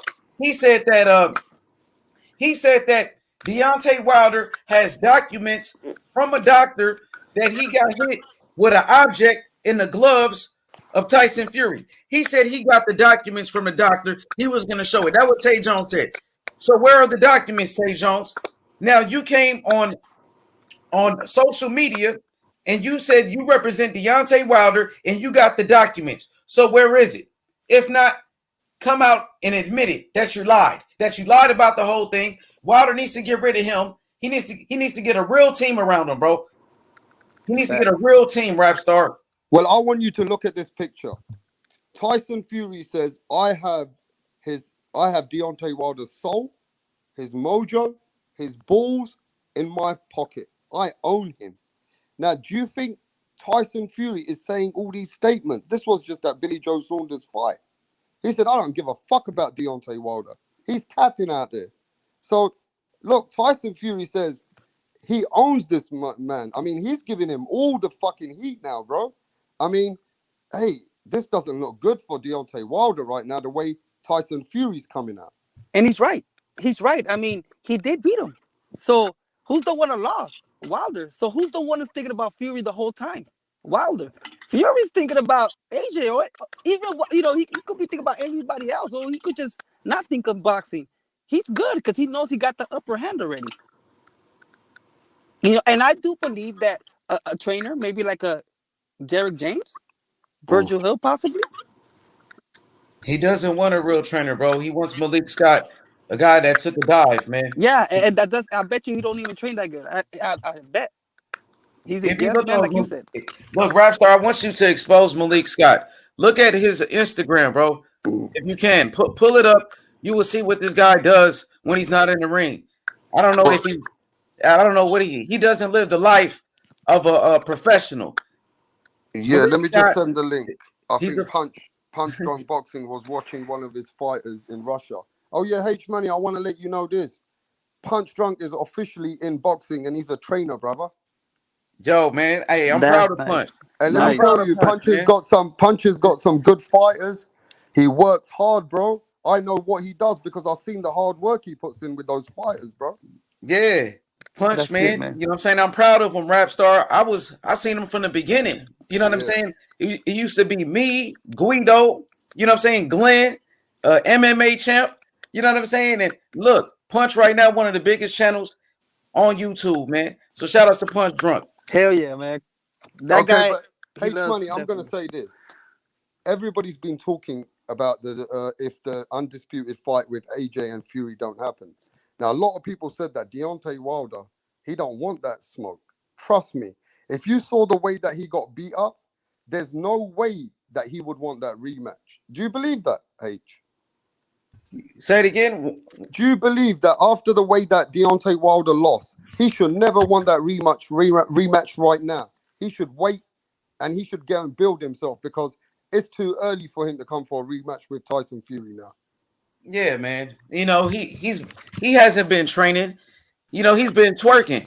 He hasn't been training. He's been busy twerking. You know what I mean? So the guy right now, I don't know what to believe until he gets a real trainer, Rap Star. He's not ready for no trilogy with Tyson Fury. That's why he let the contract expire, Rap Star.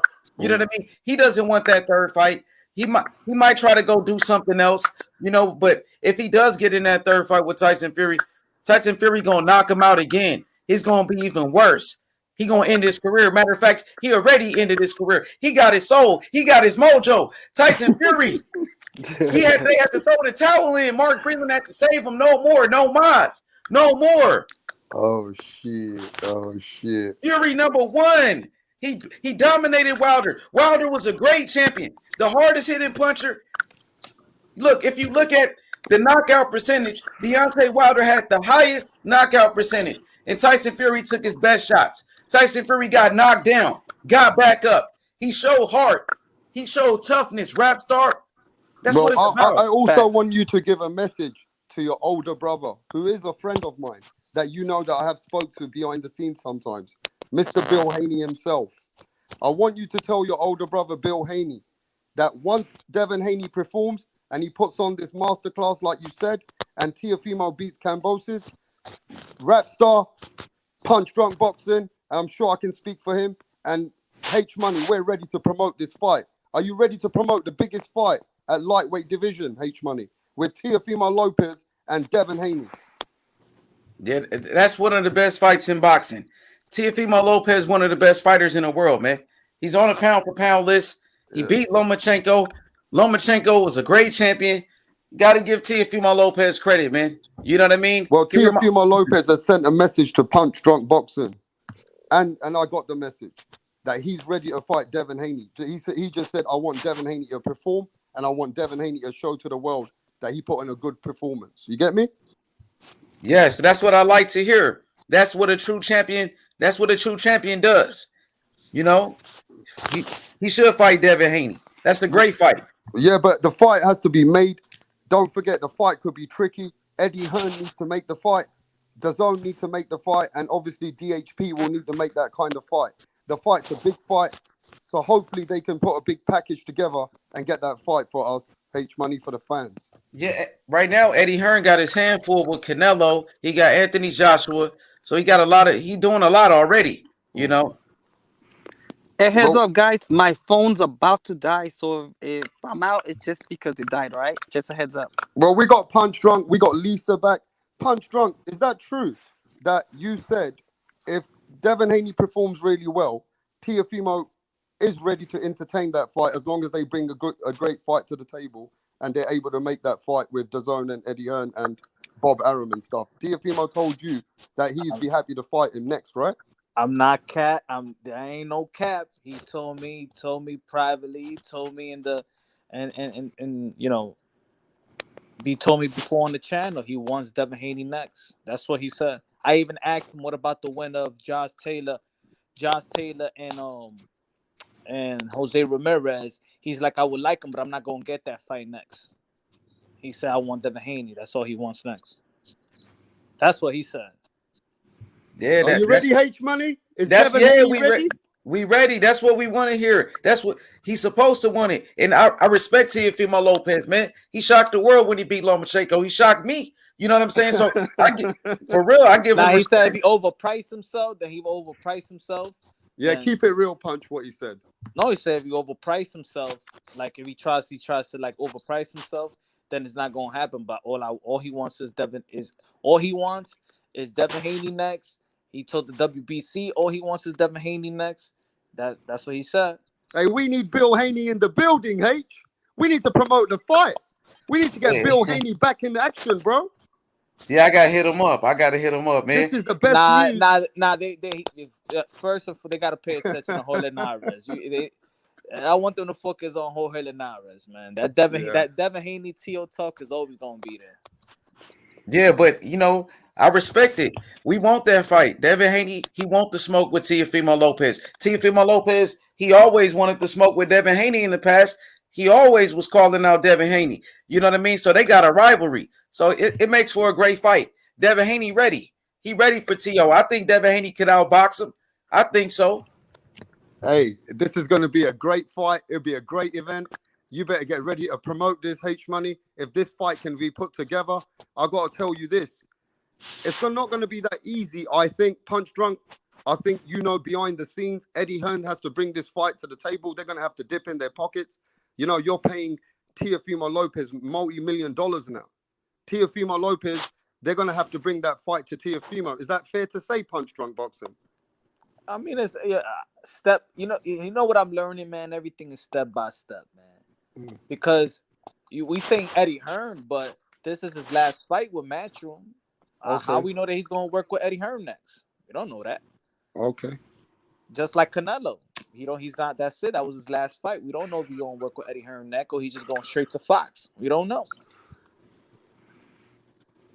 But do you think this fight can be made, Punch? You understand boxing behind the scenes. This fight with Devin Haney and Teofimo Lopez, would it be difficult or would it be easy to make? Sounds like he could be easy, but Teofimo Lopez and Bob Arum was not even on the same page. That's the fucking problem that I was going to tell H Money. So that's what I'm saying. Everybody got to get that. Bob Arum, Teofimo Lopez not on the same page. This is gonna be his last. This is gonna be the last fight with Devin Haney. That's gonna be his last fight with the partnership he got with Matchroom and the Zone. So we don't know. To be honest, we want the fight to be next, but it looks like the business, if anything gets in the way, is going to be the business aspect. So, but I do think if he has a great performance, a statement performance, that the Zone going to be like, you know what? Nah, we need Devin Haney right back. But I tell you, if it's going to be a snooze fest, I doubt he's going to work with the Zone next. I doubt it. Yeah, but do you think, let me just say this, Punch, the Zone is not going to let go. Eddie Hearn's not going to let go of a Teofimo fight versus Devin Haney. Now, everybody knows that Eddie Hearn's interested in Teofimo when he came to overbid in Bob Arum. So I think the Zone would probably be interested in making a huge mega event with Devin Haney and Teofimo Lopez. That's just my opinion. We'll see, but that's what I'm saying. I could be wrong. Performance is going to count. Remember, performances, you got to add with subscribers, is going to count. Well, Punch, I could say this, though. Like, say if Devin Haney doesn't knock out Linares, right? It still will be a great fight between Devin Haney and Teofimo Lopez. I would still want to see that fight. You know what I'm saying? No, I want to see that fight, too. He wants to fight. Devin Haney wants to fight.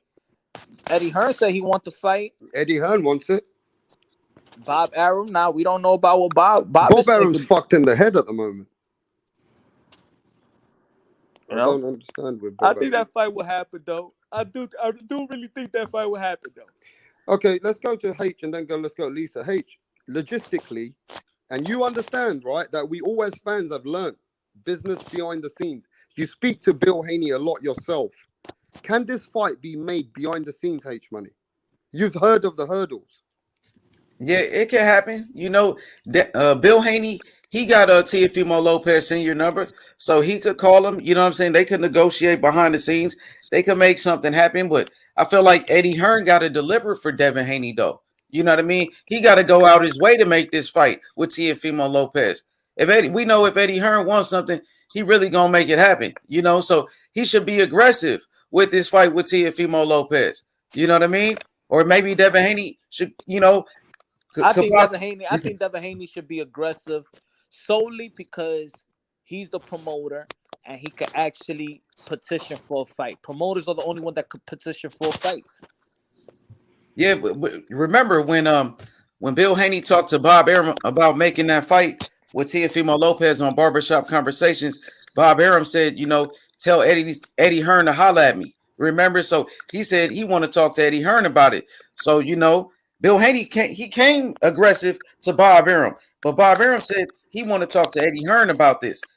But let's be frank. Eddie Hearn hasn't been aggressive for Teofimo Lopez and Devin Haney, though. Yeah, he needs to. That's what I'm saying. That's what he needs to do. Yeah. Eddie Hearn needs to put the pressure on Teofimo Lopez, like he did Wilder, like he did with like he doing with Tyson Fury. But the thing is, what Punch Drunk is saying is that Eddie Hearn needs to put the pressure on Eddie Hearn. Yeah, Eddie Hearn doesn't make it vocal. Like that. Eddie Hearn never makes it vocal. One thing I don't like about Eddie Hearn, he's got a lot of power in boxing. If he can make it vocal that that's the fight that Devin Haney and we want it, I'm sure the Teofimos will start stepping their gears up and start talking vocally. We need to start seeing this vocal. You heard it here first. And you need to get back to Bill Haney. We need to get after, and like Punch said, just let's leave it for a week. Let's wait till the 29th of May. After Devin Haney performs, let's talk about it, H Money. Yeah, I mean, I haven't talked to Bill like that. I talked to him like a week ago, but I know he been fasting the Ramadan. That's his first time doing that, so that's what he been focused on. You know what Teofimo Sr. told me, H? I'm just going to say it, and I'm sure if he comes on it, he has to back it up. He said to me that Bill Haney can't make the fights. He's just capping. Now, he told me that once. He said, you tell Bill Haney to bring that fight to the table. Now, I don't want to really put it out there like that, H, but I want you to put it out there now to him. Hey, he not capping, man. You seen what Gary Russell, Bill Haney, you seen what he did. They sent them a term sheet and all of that. Yeah, but the term sheet was fake, they said, bro. Nah, they were capping, bro. Because this is what happened. Bro, this is when that one, bro. This is what happened. Gary Russell turned it down, bro. Told everybody that Devin Haney had the Gamboa fight already signed and sealed. Bro, they lied about that, bro. While they were talking to Gary Russell. Rap star, they lied about that. His brother, Batman, he got exposed, bro. I'm telling you. You know what I'm saying? They were paying the LDBC to lie. Punch exposed it. He was paying for non-super chats. You know what I mean? So they were lying about the whole thing. But, Devin Haney sent them the offer. What he asked for to fight Terrence Crawford, he agreed. He turned it down. Now, like Punch was saying, now we got to, try to get a term sheet. Eddie Hearn need to make something happen. Now, Bill Haney needs to put the pressure on Eddie Hearn. I agree with Punch. Now, I understand this he sent the term sheet. The only problem with the term sheet, it didn't have match room. It didn't have match room and the zone on it. But he sent it back. Remember, he sent them two of them. He didn't. In the second one, he did. Gary Russell would have showed it. Bro, he showed it. Yeah, no, what it was, both of them are accountable. They sent the term sheet because he wanted to bring it back to the zone. You know what I'm saying? Because first the zone said no. They didn't want that Russell fight. But then Bill did his job as the manager promoter. He was building that fight through the the YTBC. Then it got to the point where they was okay with the fight, right? But the thing in the term sheet, it didn't say matchroom in the zone. So then for Gary Russell Jr. was like, all right, you got to go fix this up. So by the time they're ready to fix everything up, remember, Gary Russell Jr.'s father got sick. He left it alone.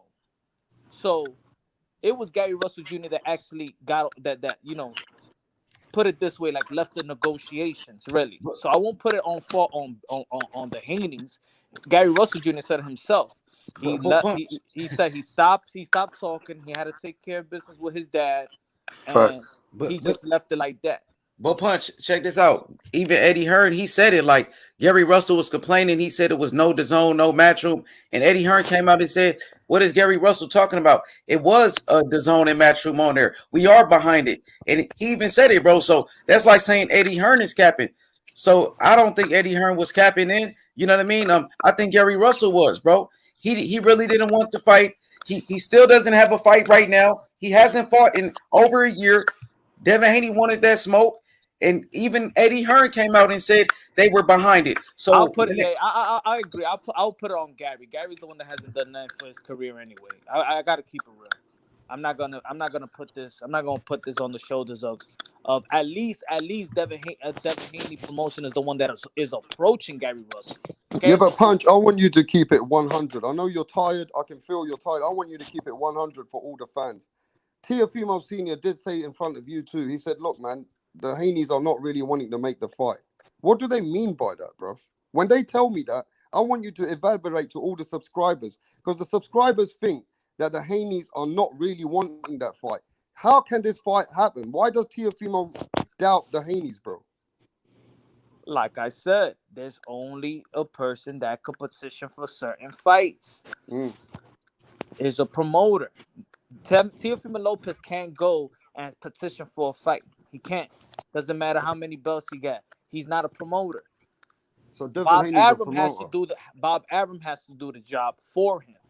When it comes to Devin Haney could go up to anybody and sign a petition because he's a licensed promoter. So when people be like, "Have you petitioned for this? Have you petitioned for this?" And he has petitioned for the 3 fights that he had.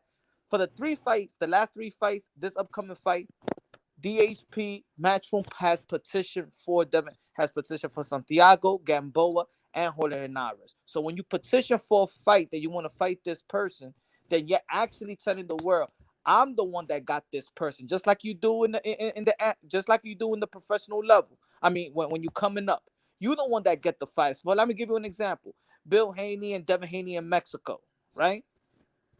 His first fight, second fight, whatever. You know who's paying the other fighter? Bill. Bill is paying the other fighter to fight his son, and then he pays his son. You understand how it goes? So what you're saying to what we understand is Devin Haney is his own boss. Devin Haney is his own boss, and Teofimo has bosses. He has a co-promoter though, Eddie Hearn, brother. Yeah, so that's what I mean. So it's either DHP petition for fights, just like Mauricio Sulaiman told them, you petition for these fights, you requested for these fights. The last one, Jorge Linares, we all know because it was all in our face. He said it in the TBV when he was talking to Samson, and he said it to us. Eddie Hearn petition for the Jorge Linares fight. So they petitioning for the fight. They petitioning for who they want. But the problem is they may come out here and say, "This person don't want to fight me. They're ducking. That's the problem I have. These guys ain't ducking. You just ain't petitioning for those fights." So when Mauricio Sulaiman said on Barbershop Conversation, I said, "You could have petitioned for that fight voluntarily." He's a Lomachenko. And he said everybody could be challenged. He was available. He was just not available for a mandatory, but he was available. So the only way this fight really happens logistically is that even as fans, we want it. Even as channels and media, we want it now. Teofimo's want it, which I've openly told to H Money that Teofimo's openly said to us behind the scenes, which you've already clarified. The only way this fight happens is if the Haneys and Eddie Hearn petition now, or get petitioned straight after the Jorge Linares fight, and say to everybody in the world that they've put the petition in, and now it's on Teofimo Lopez. Is that what it is? Exactly. This is why. Hey, did you hear that, H Money? We need to make sure that Teofimo Lopez gets the pressure after this, bro. But this is why I remember in Barbershop Conversation when he was trying to ask Mauricio Sulaiman that we were supposed to fight Teofimo Lopez, and Mauricio Sulaiman said, "Yeah, Teofimo Lopez been wanting to fight y'all. He wants to fight y'all. He's always asked for it." You understand what I'm saying? Yeah, but then Teo said Devin got 3 to 5 years to wait, and But that's all back and forth play. Yeah, that's what I'm saying. It's a lot of that. Yeah, it's a lot of that with all the fighters. That's why we can't take every lip. We know there's a lot of flip-flop. There's been flip-flop with Teo. There's flip-flops with all the fighters. There's flip-flop. There's flip-flop with promoters. How many times Eddie Hearn told us that he's gonna tell us in a couple of days that we're gonna see the everything is signed.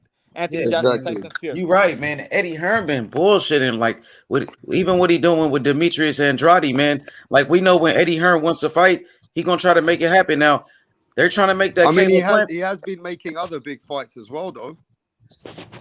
Yeah, but if he wants to fight, he gonna make it happen. Like you see what he's doing with Canelo. They want Caleb Plant. Now, after Devin Haney's fight with Linares, I want to see Eddie Hearn say, we want Teofimo Lopez. I want to see Matchroom Boxing petition for that fight. You know, right. And you know what? You saw what Caleb said. Punch Drunk made a good point. You can never call no one a duck if you don't file for the right paperwork and put it out there in front of our face. But you know, it's the back and forth again. That's the back and forth. But again, the Haneys need to do their job this time and really put Teofimo at a position that they're offering this much millions, because he came on Punch's show that he's saying that he's ready to give him 4 million about 6 months ago. So I'm sure DAZN and Eddie Hearn and the Haneys, they can come with the money. They can get the deal together. The only people you got to convince, I don't even think it's Bob Arum anymore. Nah. This what it was. It was about the 4 million. He said he could I go to the zone and get $4 million, right? Yeah. And he said, yeah. Remember? But when this guy was on IG, Eddie Hearn, somebody in the chat asked him about the 4 million that you're gonna get Teofimo Lopez, and he goes, huh? I ain't never heard nothing about that. That's when I told Bill, I said, have you gone to the Eddie Hearn in the zone and asked for that 4 million? And he said, yeah. I said, no, you didn't, because Eddie Hearn he said he ain't know nothing about no 4 million. That's the problem, man. Like, yo, just keep it real with us, man. We're the one that, what time is it right now, man? It's 4 o'clock in the morning. We out here, son. We working. We want to work with y'all, but we're promoting the fucking fight, bro. Exactly. Don't lie to us. We the one that's putting in work. We got H Money out there working with Haney. He want to say he needs to say what it needs to say, but it needs to be real. Whatever we say, it needs to be real. Don't try to fake us, man. Don't cap to us. You know? Because H Money, let's be honest. If it's the real thing and we can be behind the fight, we're with you, H Money. You got Punch and you got Rap Star. We're with the fight. Yeah. But we don't want the cap. We don't want no more cap in H Money. We don't want no more cap. Yeah, you know, they both, like you said, the back and forth again. You know, so yeah, man, you know, hopefully they can make the fight happen. But look, if they don't fight next, now they're going to have to move up to 140 and they're going to have to, you know, build that fight up again. So if that fight don't happen next, that fight might not happen to 3 to 5 years probably, bro. I'm telling you. But this is why I said a while ago in that video, when I said use that power and go to 140. I'm gonna tell you who's a step ahead right now, and people not giving him, you know, the flag because people don't understand what he's doing. No, but Punch, I don't want to hear that H Money, my brother. H Money, my little bro. I don't want to hear that talk. We won the fight next. Teofimo Lopez has given us the message, H. You finally got what you wanted. We don't want to hear. We don't want to hear. No, wait. We don't want to hear the Haneys is ducking this smoke. Man, ain't nobody ducking the smoke. Bill Haney been wanting that smoke. Devin Haney. Yeah, we got to get the fight. All the fans are fucking Teofimo Lopez. Devin Haney, he the only fighter calling out Teofimo Lopez. You don't hear Tank Davis calling him out. Ryan Garcia, he the only one, bro. And he want the smoke with Teo. Ain't no ducking now. Ain't no but we want the fight. Look, all the fans have been cooking for 4 hours. They're saying in the chat, don't wait. Like Punch said, don't say the ducking. Haney ain't ducking. Haney ain't ducking though, bro. Yeah, but what I'm saying is Punch is explaining the logistics of business. This business deal, you got to get to Bill Haney on this. Bill Haney's got to come and he's got to show us how he can put this fight together, bro. Yeah, for sure. So, you know, if Teo want the fight, it's going to happen for sure. Bob Arum said he want the fight. He even said, let Haney fight somebody like Linares. He said that on Barbershop Conversations. So Bob Arum, he wants to fight. Devin Haney wants to fight. You said Teofimo Lopez wants to fight. Teofimo Lopez thinks that Devin Haney's going to duck the smoke. Nah, man, you playing Rap Star. I swear to you, H. I'm giving this message to Bill Haney. The Teos just told me. All we saying, but what we saying, but other people got to take the responsibility and accountability. Bob Arum has to make it happen, just like we want Eddie Hearn to make it happen. But I'm just saying, this is the last year with Eddie Hearn. They got to get their contracts back.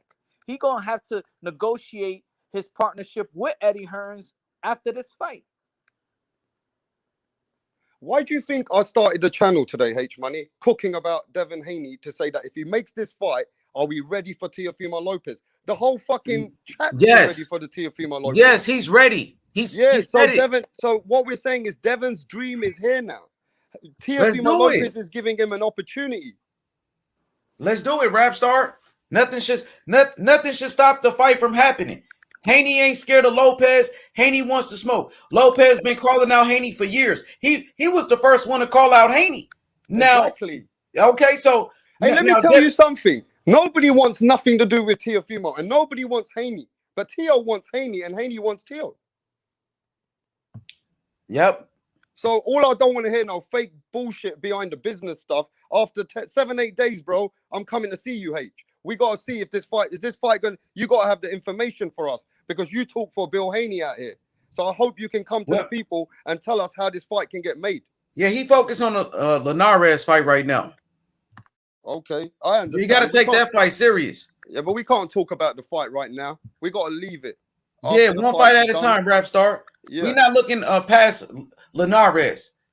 Yeah, yeah. But look, man, you got to get ready and excited, bro. We need to build the biggest lightweight fight in the division. Yeah, let's get Lisa Bells. Let's see what Queen Lisa got to say. Hey, Lisa, how do you feel, man? Like, Teofimo Lopez has finally gave a message to Punch while we've been cooking. I even know the message. He wants to fight Devin Haney after, as long as Devin Haney performs. Okay, well then, that's great to hear. Are you excited about that kind of fight? Yeah, sure. I want to see the young guys mix it up.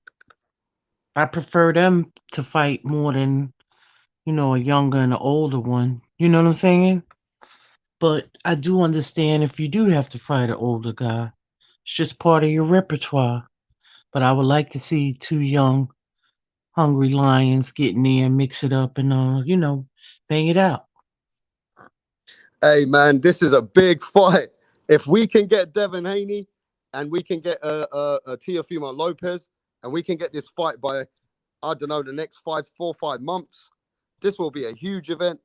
It'll be a massive event. They can probably put it on Triller, H-Money. Triller will be more than happy to spend that kind of money, no? Yes, man. Triller, they doing some great things for boxing. So I appreciate all the networks. If it's on ESPN or pay-per-view, DAZN, I'm happy with it. As long as we get the biggest fights. PBC. Yep, PBC as well. Hey, but look, man, I'm going to say this. ESPN, DAZN, Eddie Hearn, Bob Arum. There's going to be a lot of people to answer to. This fight might be as easy to make as it can be made. We as fans want the fight.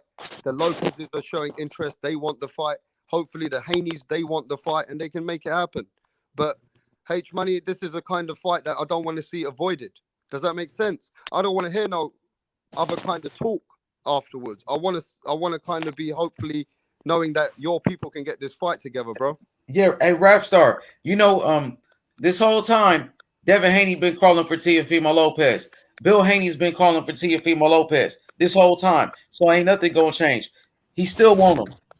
He want that fight. I told him we got to get Teofimo Lopez because he's the one that called you out. He's the one that's want to smoke with you. Now we want that smoke. We don't duck any smoke. So hopefully Teo keep that same energy and he keep his word. Hey, the chat says this is a war. But Rapstar, I hope Teo don't switch up and start saying I'm gonna fight this guy and that guy. No, he did say this too. He did say this. Fight another mandatory, bro. I hope he don't do that. This is what he said. He said if they don't bring the fight to the table, then he'd have to look at going at 140 or look to do something else. So look, we got positive messages out here. I know Bill Haney gonna be focused on this fight. After this fight, we can talk. And H-Money, we can talk about this behind the scenes. I already got a message for you. This is what you wanted. This is everything that you've been wanting to hear. So here we are, bro. We got the fight. Rapstar, I hope Teo don't change his mind and start saying he wants to fight his mandatory again, bro. That's all. I'm just saying, though, if the Haneys don't bring the fight to the table, like Punch said, then the Lopez's will still move on, innit? Okay. You know what I'm saying? Rapstar. So listen, at least we got to put pressure on the fight. That's what we want, right? Yeah, Rapstar, man, I want to thank you for, always, teaching me certain things about boxing, about, especially about Tyson Fury. You know what I mean? You really came with some great facts. And Tyson Fury is the #1 heavyweight for a reason. He beat Deontay Wilder, who was undefeated, 11 title defenses. Wilder was knocking out everybody. And Tyson Fury dominated Wilder, finished him. I thought Fury beat him in the first fight.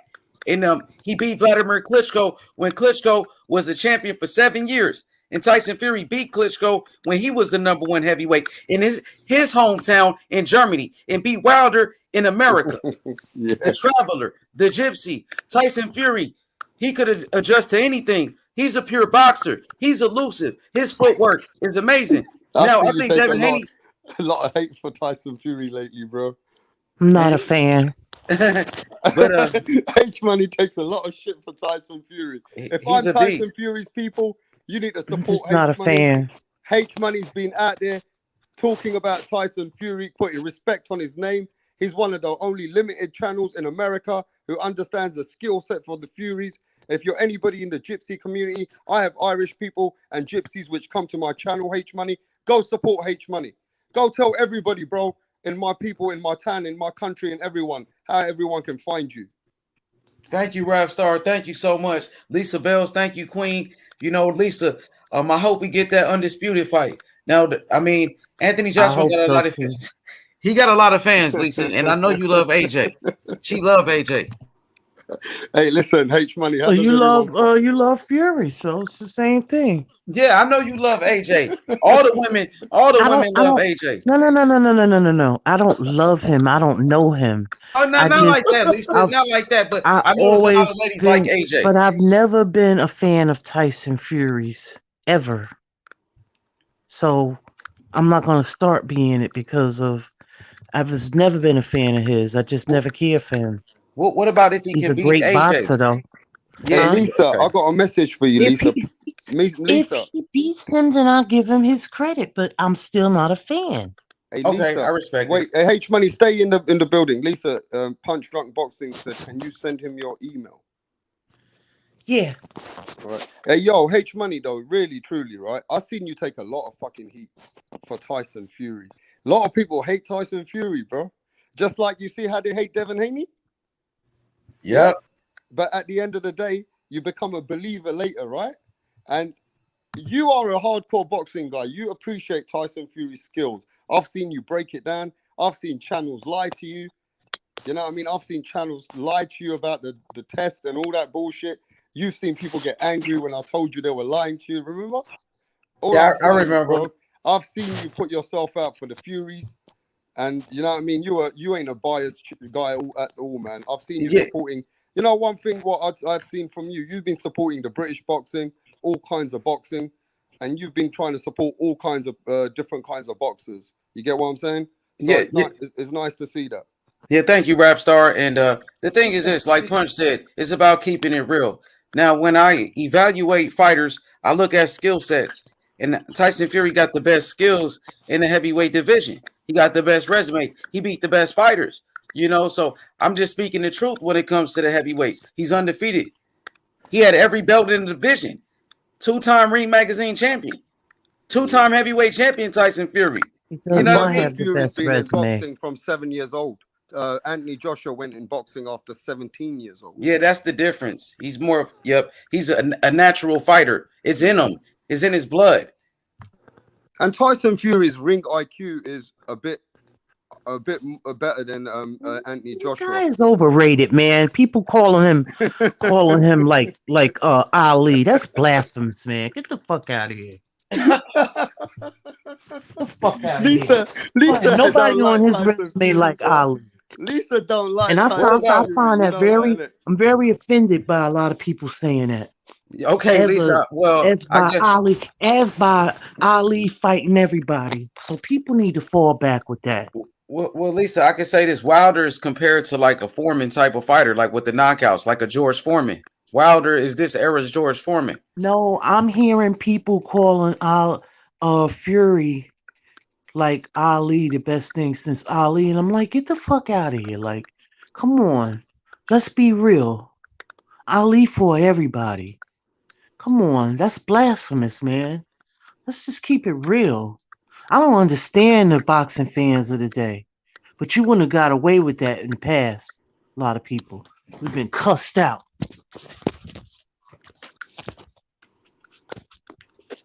Yeah, I think people get very offended with a legendary Doesn't man have like Muhammad nobody on Ali. his resume of the people like Ali. Yeah. Where would you rank Klitschko? Like some people got Klitschko as a top 10 heavyweight of all time. I think Klitschko got a lot of title defenses. I mean, he doesn't have like I mean, he got some good people on his resume, don't get me wrong. But I mean, I respect the fact that he held it down for that long. And I do respect the fact that Fury beat him.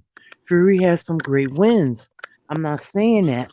But when people start saying he's the next best thing since Ali, come on. He hasn't fought the caliber of people that Ali has. That's all. We can't overrate these people now. Come on. He's a great fighter, though. I mean, I I do never see some said it similarities. I wasn't. can't lie. Like, he is fast. He's elusive like Ali. I'm just being honest. He's not as fast. Of course, Ali has way faster hands.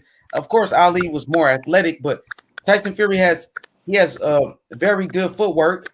He's very elusive. He is very quick. Now, he's 6'9", and he's about 275. So they are like different size, but their styles are pretty similar, though. I'm being honest. I mean, Fury, his performance against Deontay Wilder, like it kind of did remind me of Ali versus George Foreman. I can't deny it. Like it was similar to Ali. How? Ali used the rope-a-dope. Yeah, but he shocked the world, though. I mean, Ali did shock the world. People thought Ali was going to get killed by George Foreman. And then, Ali just shocked the world and it was kind of similar. That's all I'm saying, Lisa. It was a historical victory, and he does have an Ali type of style with the feints, he's he fights with his hands down. He showboats like Ali a little bit. It is some similarities, though, Lisa. I can't deny the facts. No, I'm not saying that I don't see some, but but the point is that people are comparing them as far as they're saying he's the best since then. I've heard that, and I'm like, that's like a slap in the face to boxing. And you know where it started from, Lisa? I'm just being I'm going to tell honest. you where it started from, H Money. It started from Emmanuel Stewart years ago when he was alive. There's a video out there. He said that this guy Tyson Fury is a freak of nature. It's out there, H Money. I'll send it to you guys. I watched it, and he said watched that, it, right? Yeah, I watched it. And Emmanuel Stewart said, Emmanuel Stewart, when he had him as a student, he said this guy Tyson Fury, he moves and grooves like the fighters of the past, like Ali and that. He's the one who did all that, right? He put him up there. He said this guy is going to be one of the best. I see something in him, but nobody believed him at that time. And he's the greatest trainer of all time, Emmanuel Stewart. The greatest trainer. He's the first one to talk about Tyson Fury like that. Rapstar, I'll be right back. I'll be on mute right now. I'll be right back, though. Give me a second. No, I'm just saying. And there has been great people like Lennox Lewis and that. They do say that Tyson Fury is the best of this time. But I just think people are downgrading Anthony Joshua. Because what people don't recognize about Anthony Joshua is that Anthony Joshua has proven to everybody that he belongs not up there. He's got every chance to beat Tyson Fury just through his grip and his power and his combination punching. And let's not forget, he also showed everybody, right, in the second Ruiz fight, Lisa, that he can box as well. And people are downplaying Anthony Joshua. Well, I always knew he could box. Huh? I always knew he could box. He just was banging it out for a long time. But I've seen him box before. But it's just I get it. I understand. Fury's the more natural boxer. Yeah, he's been doing it for a long time, so the rhythm, is better. I get that part. And I'm not saying Anthony Joshua's none of those people from the past. I would never say that. I'm saying I have to respect the legends for where they're at because of what they did and the talent level that was there. There's no comparison. He can only fight the best that's in his, era or whatever. But not just that, the in-between too. You know what I'm saying?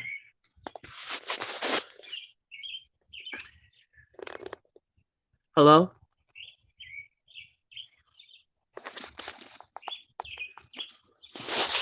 Hello?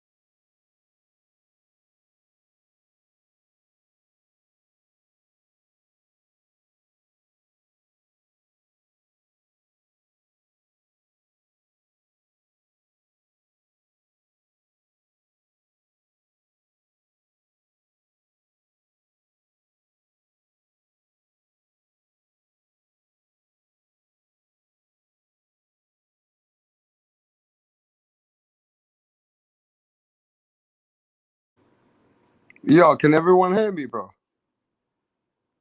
Can you guys hear me? Yeah, now I couldn't hear nothing for a while.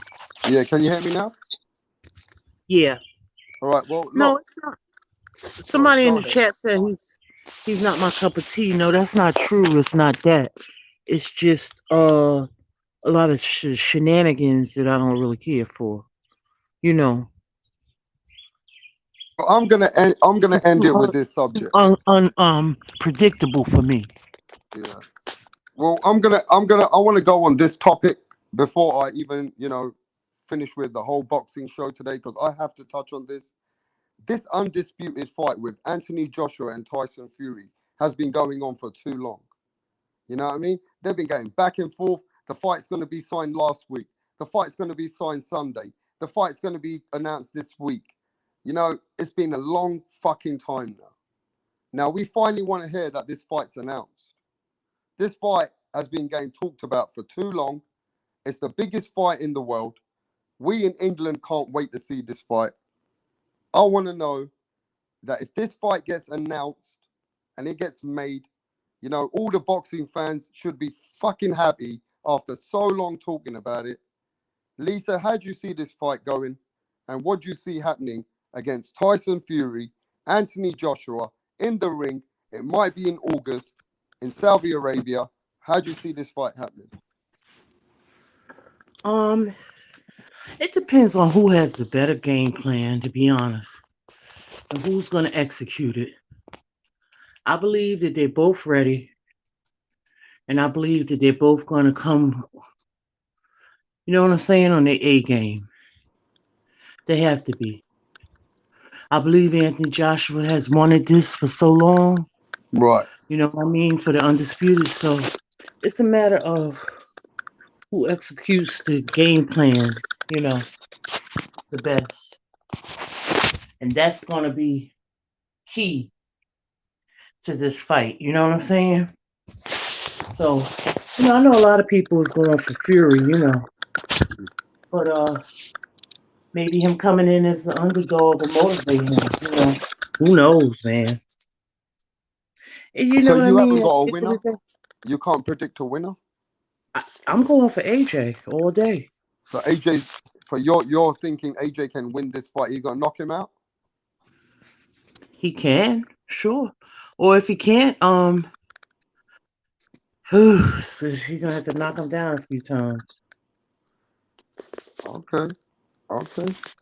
So you think AJ is gonna overcome the adversity and maybe put it on Tyson Fury and knock him down a few times and maybe win this fight?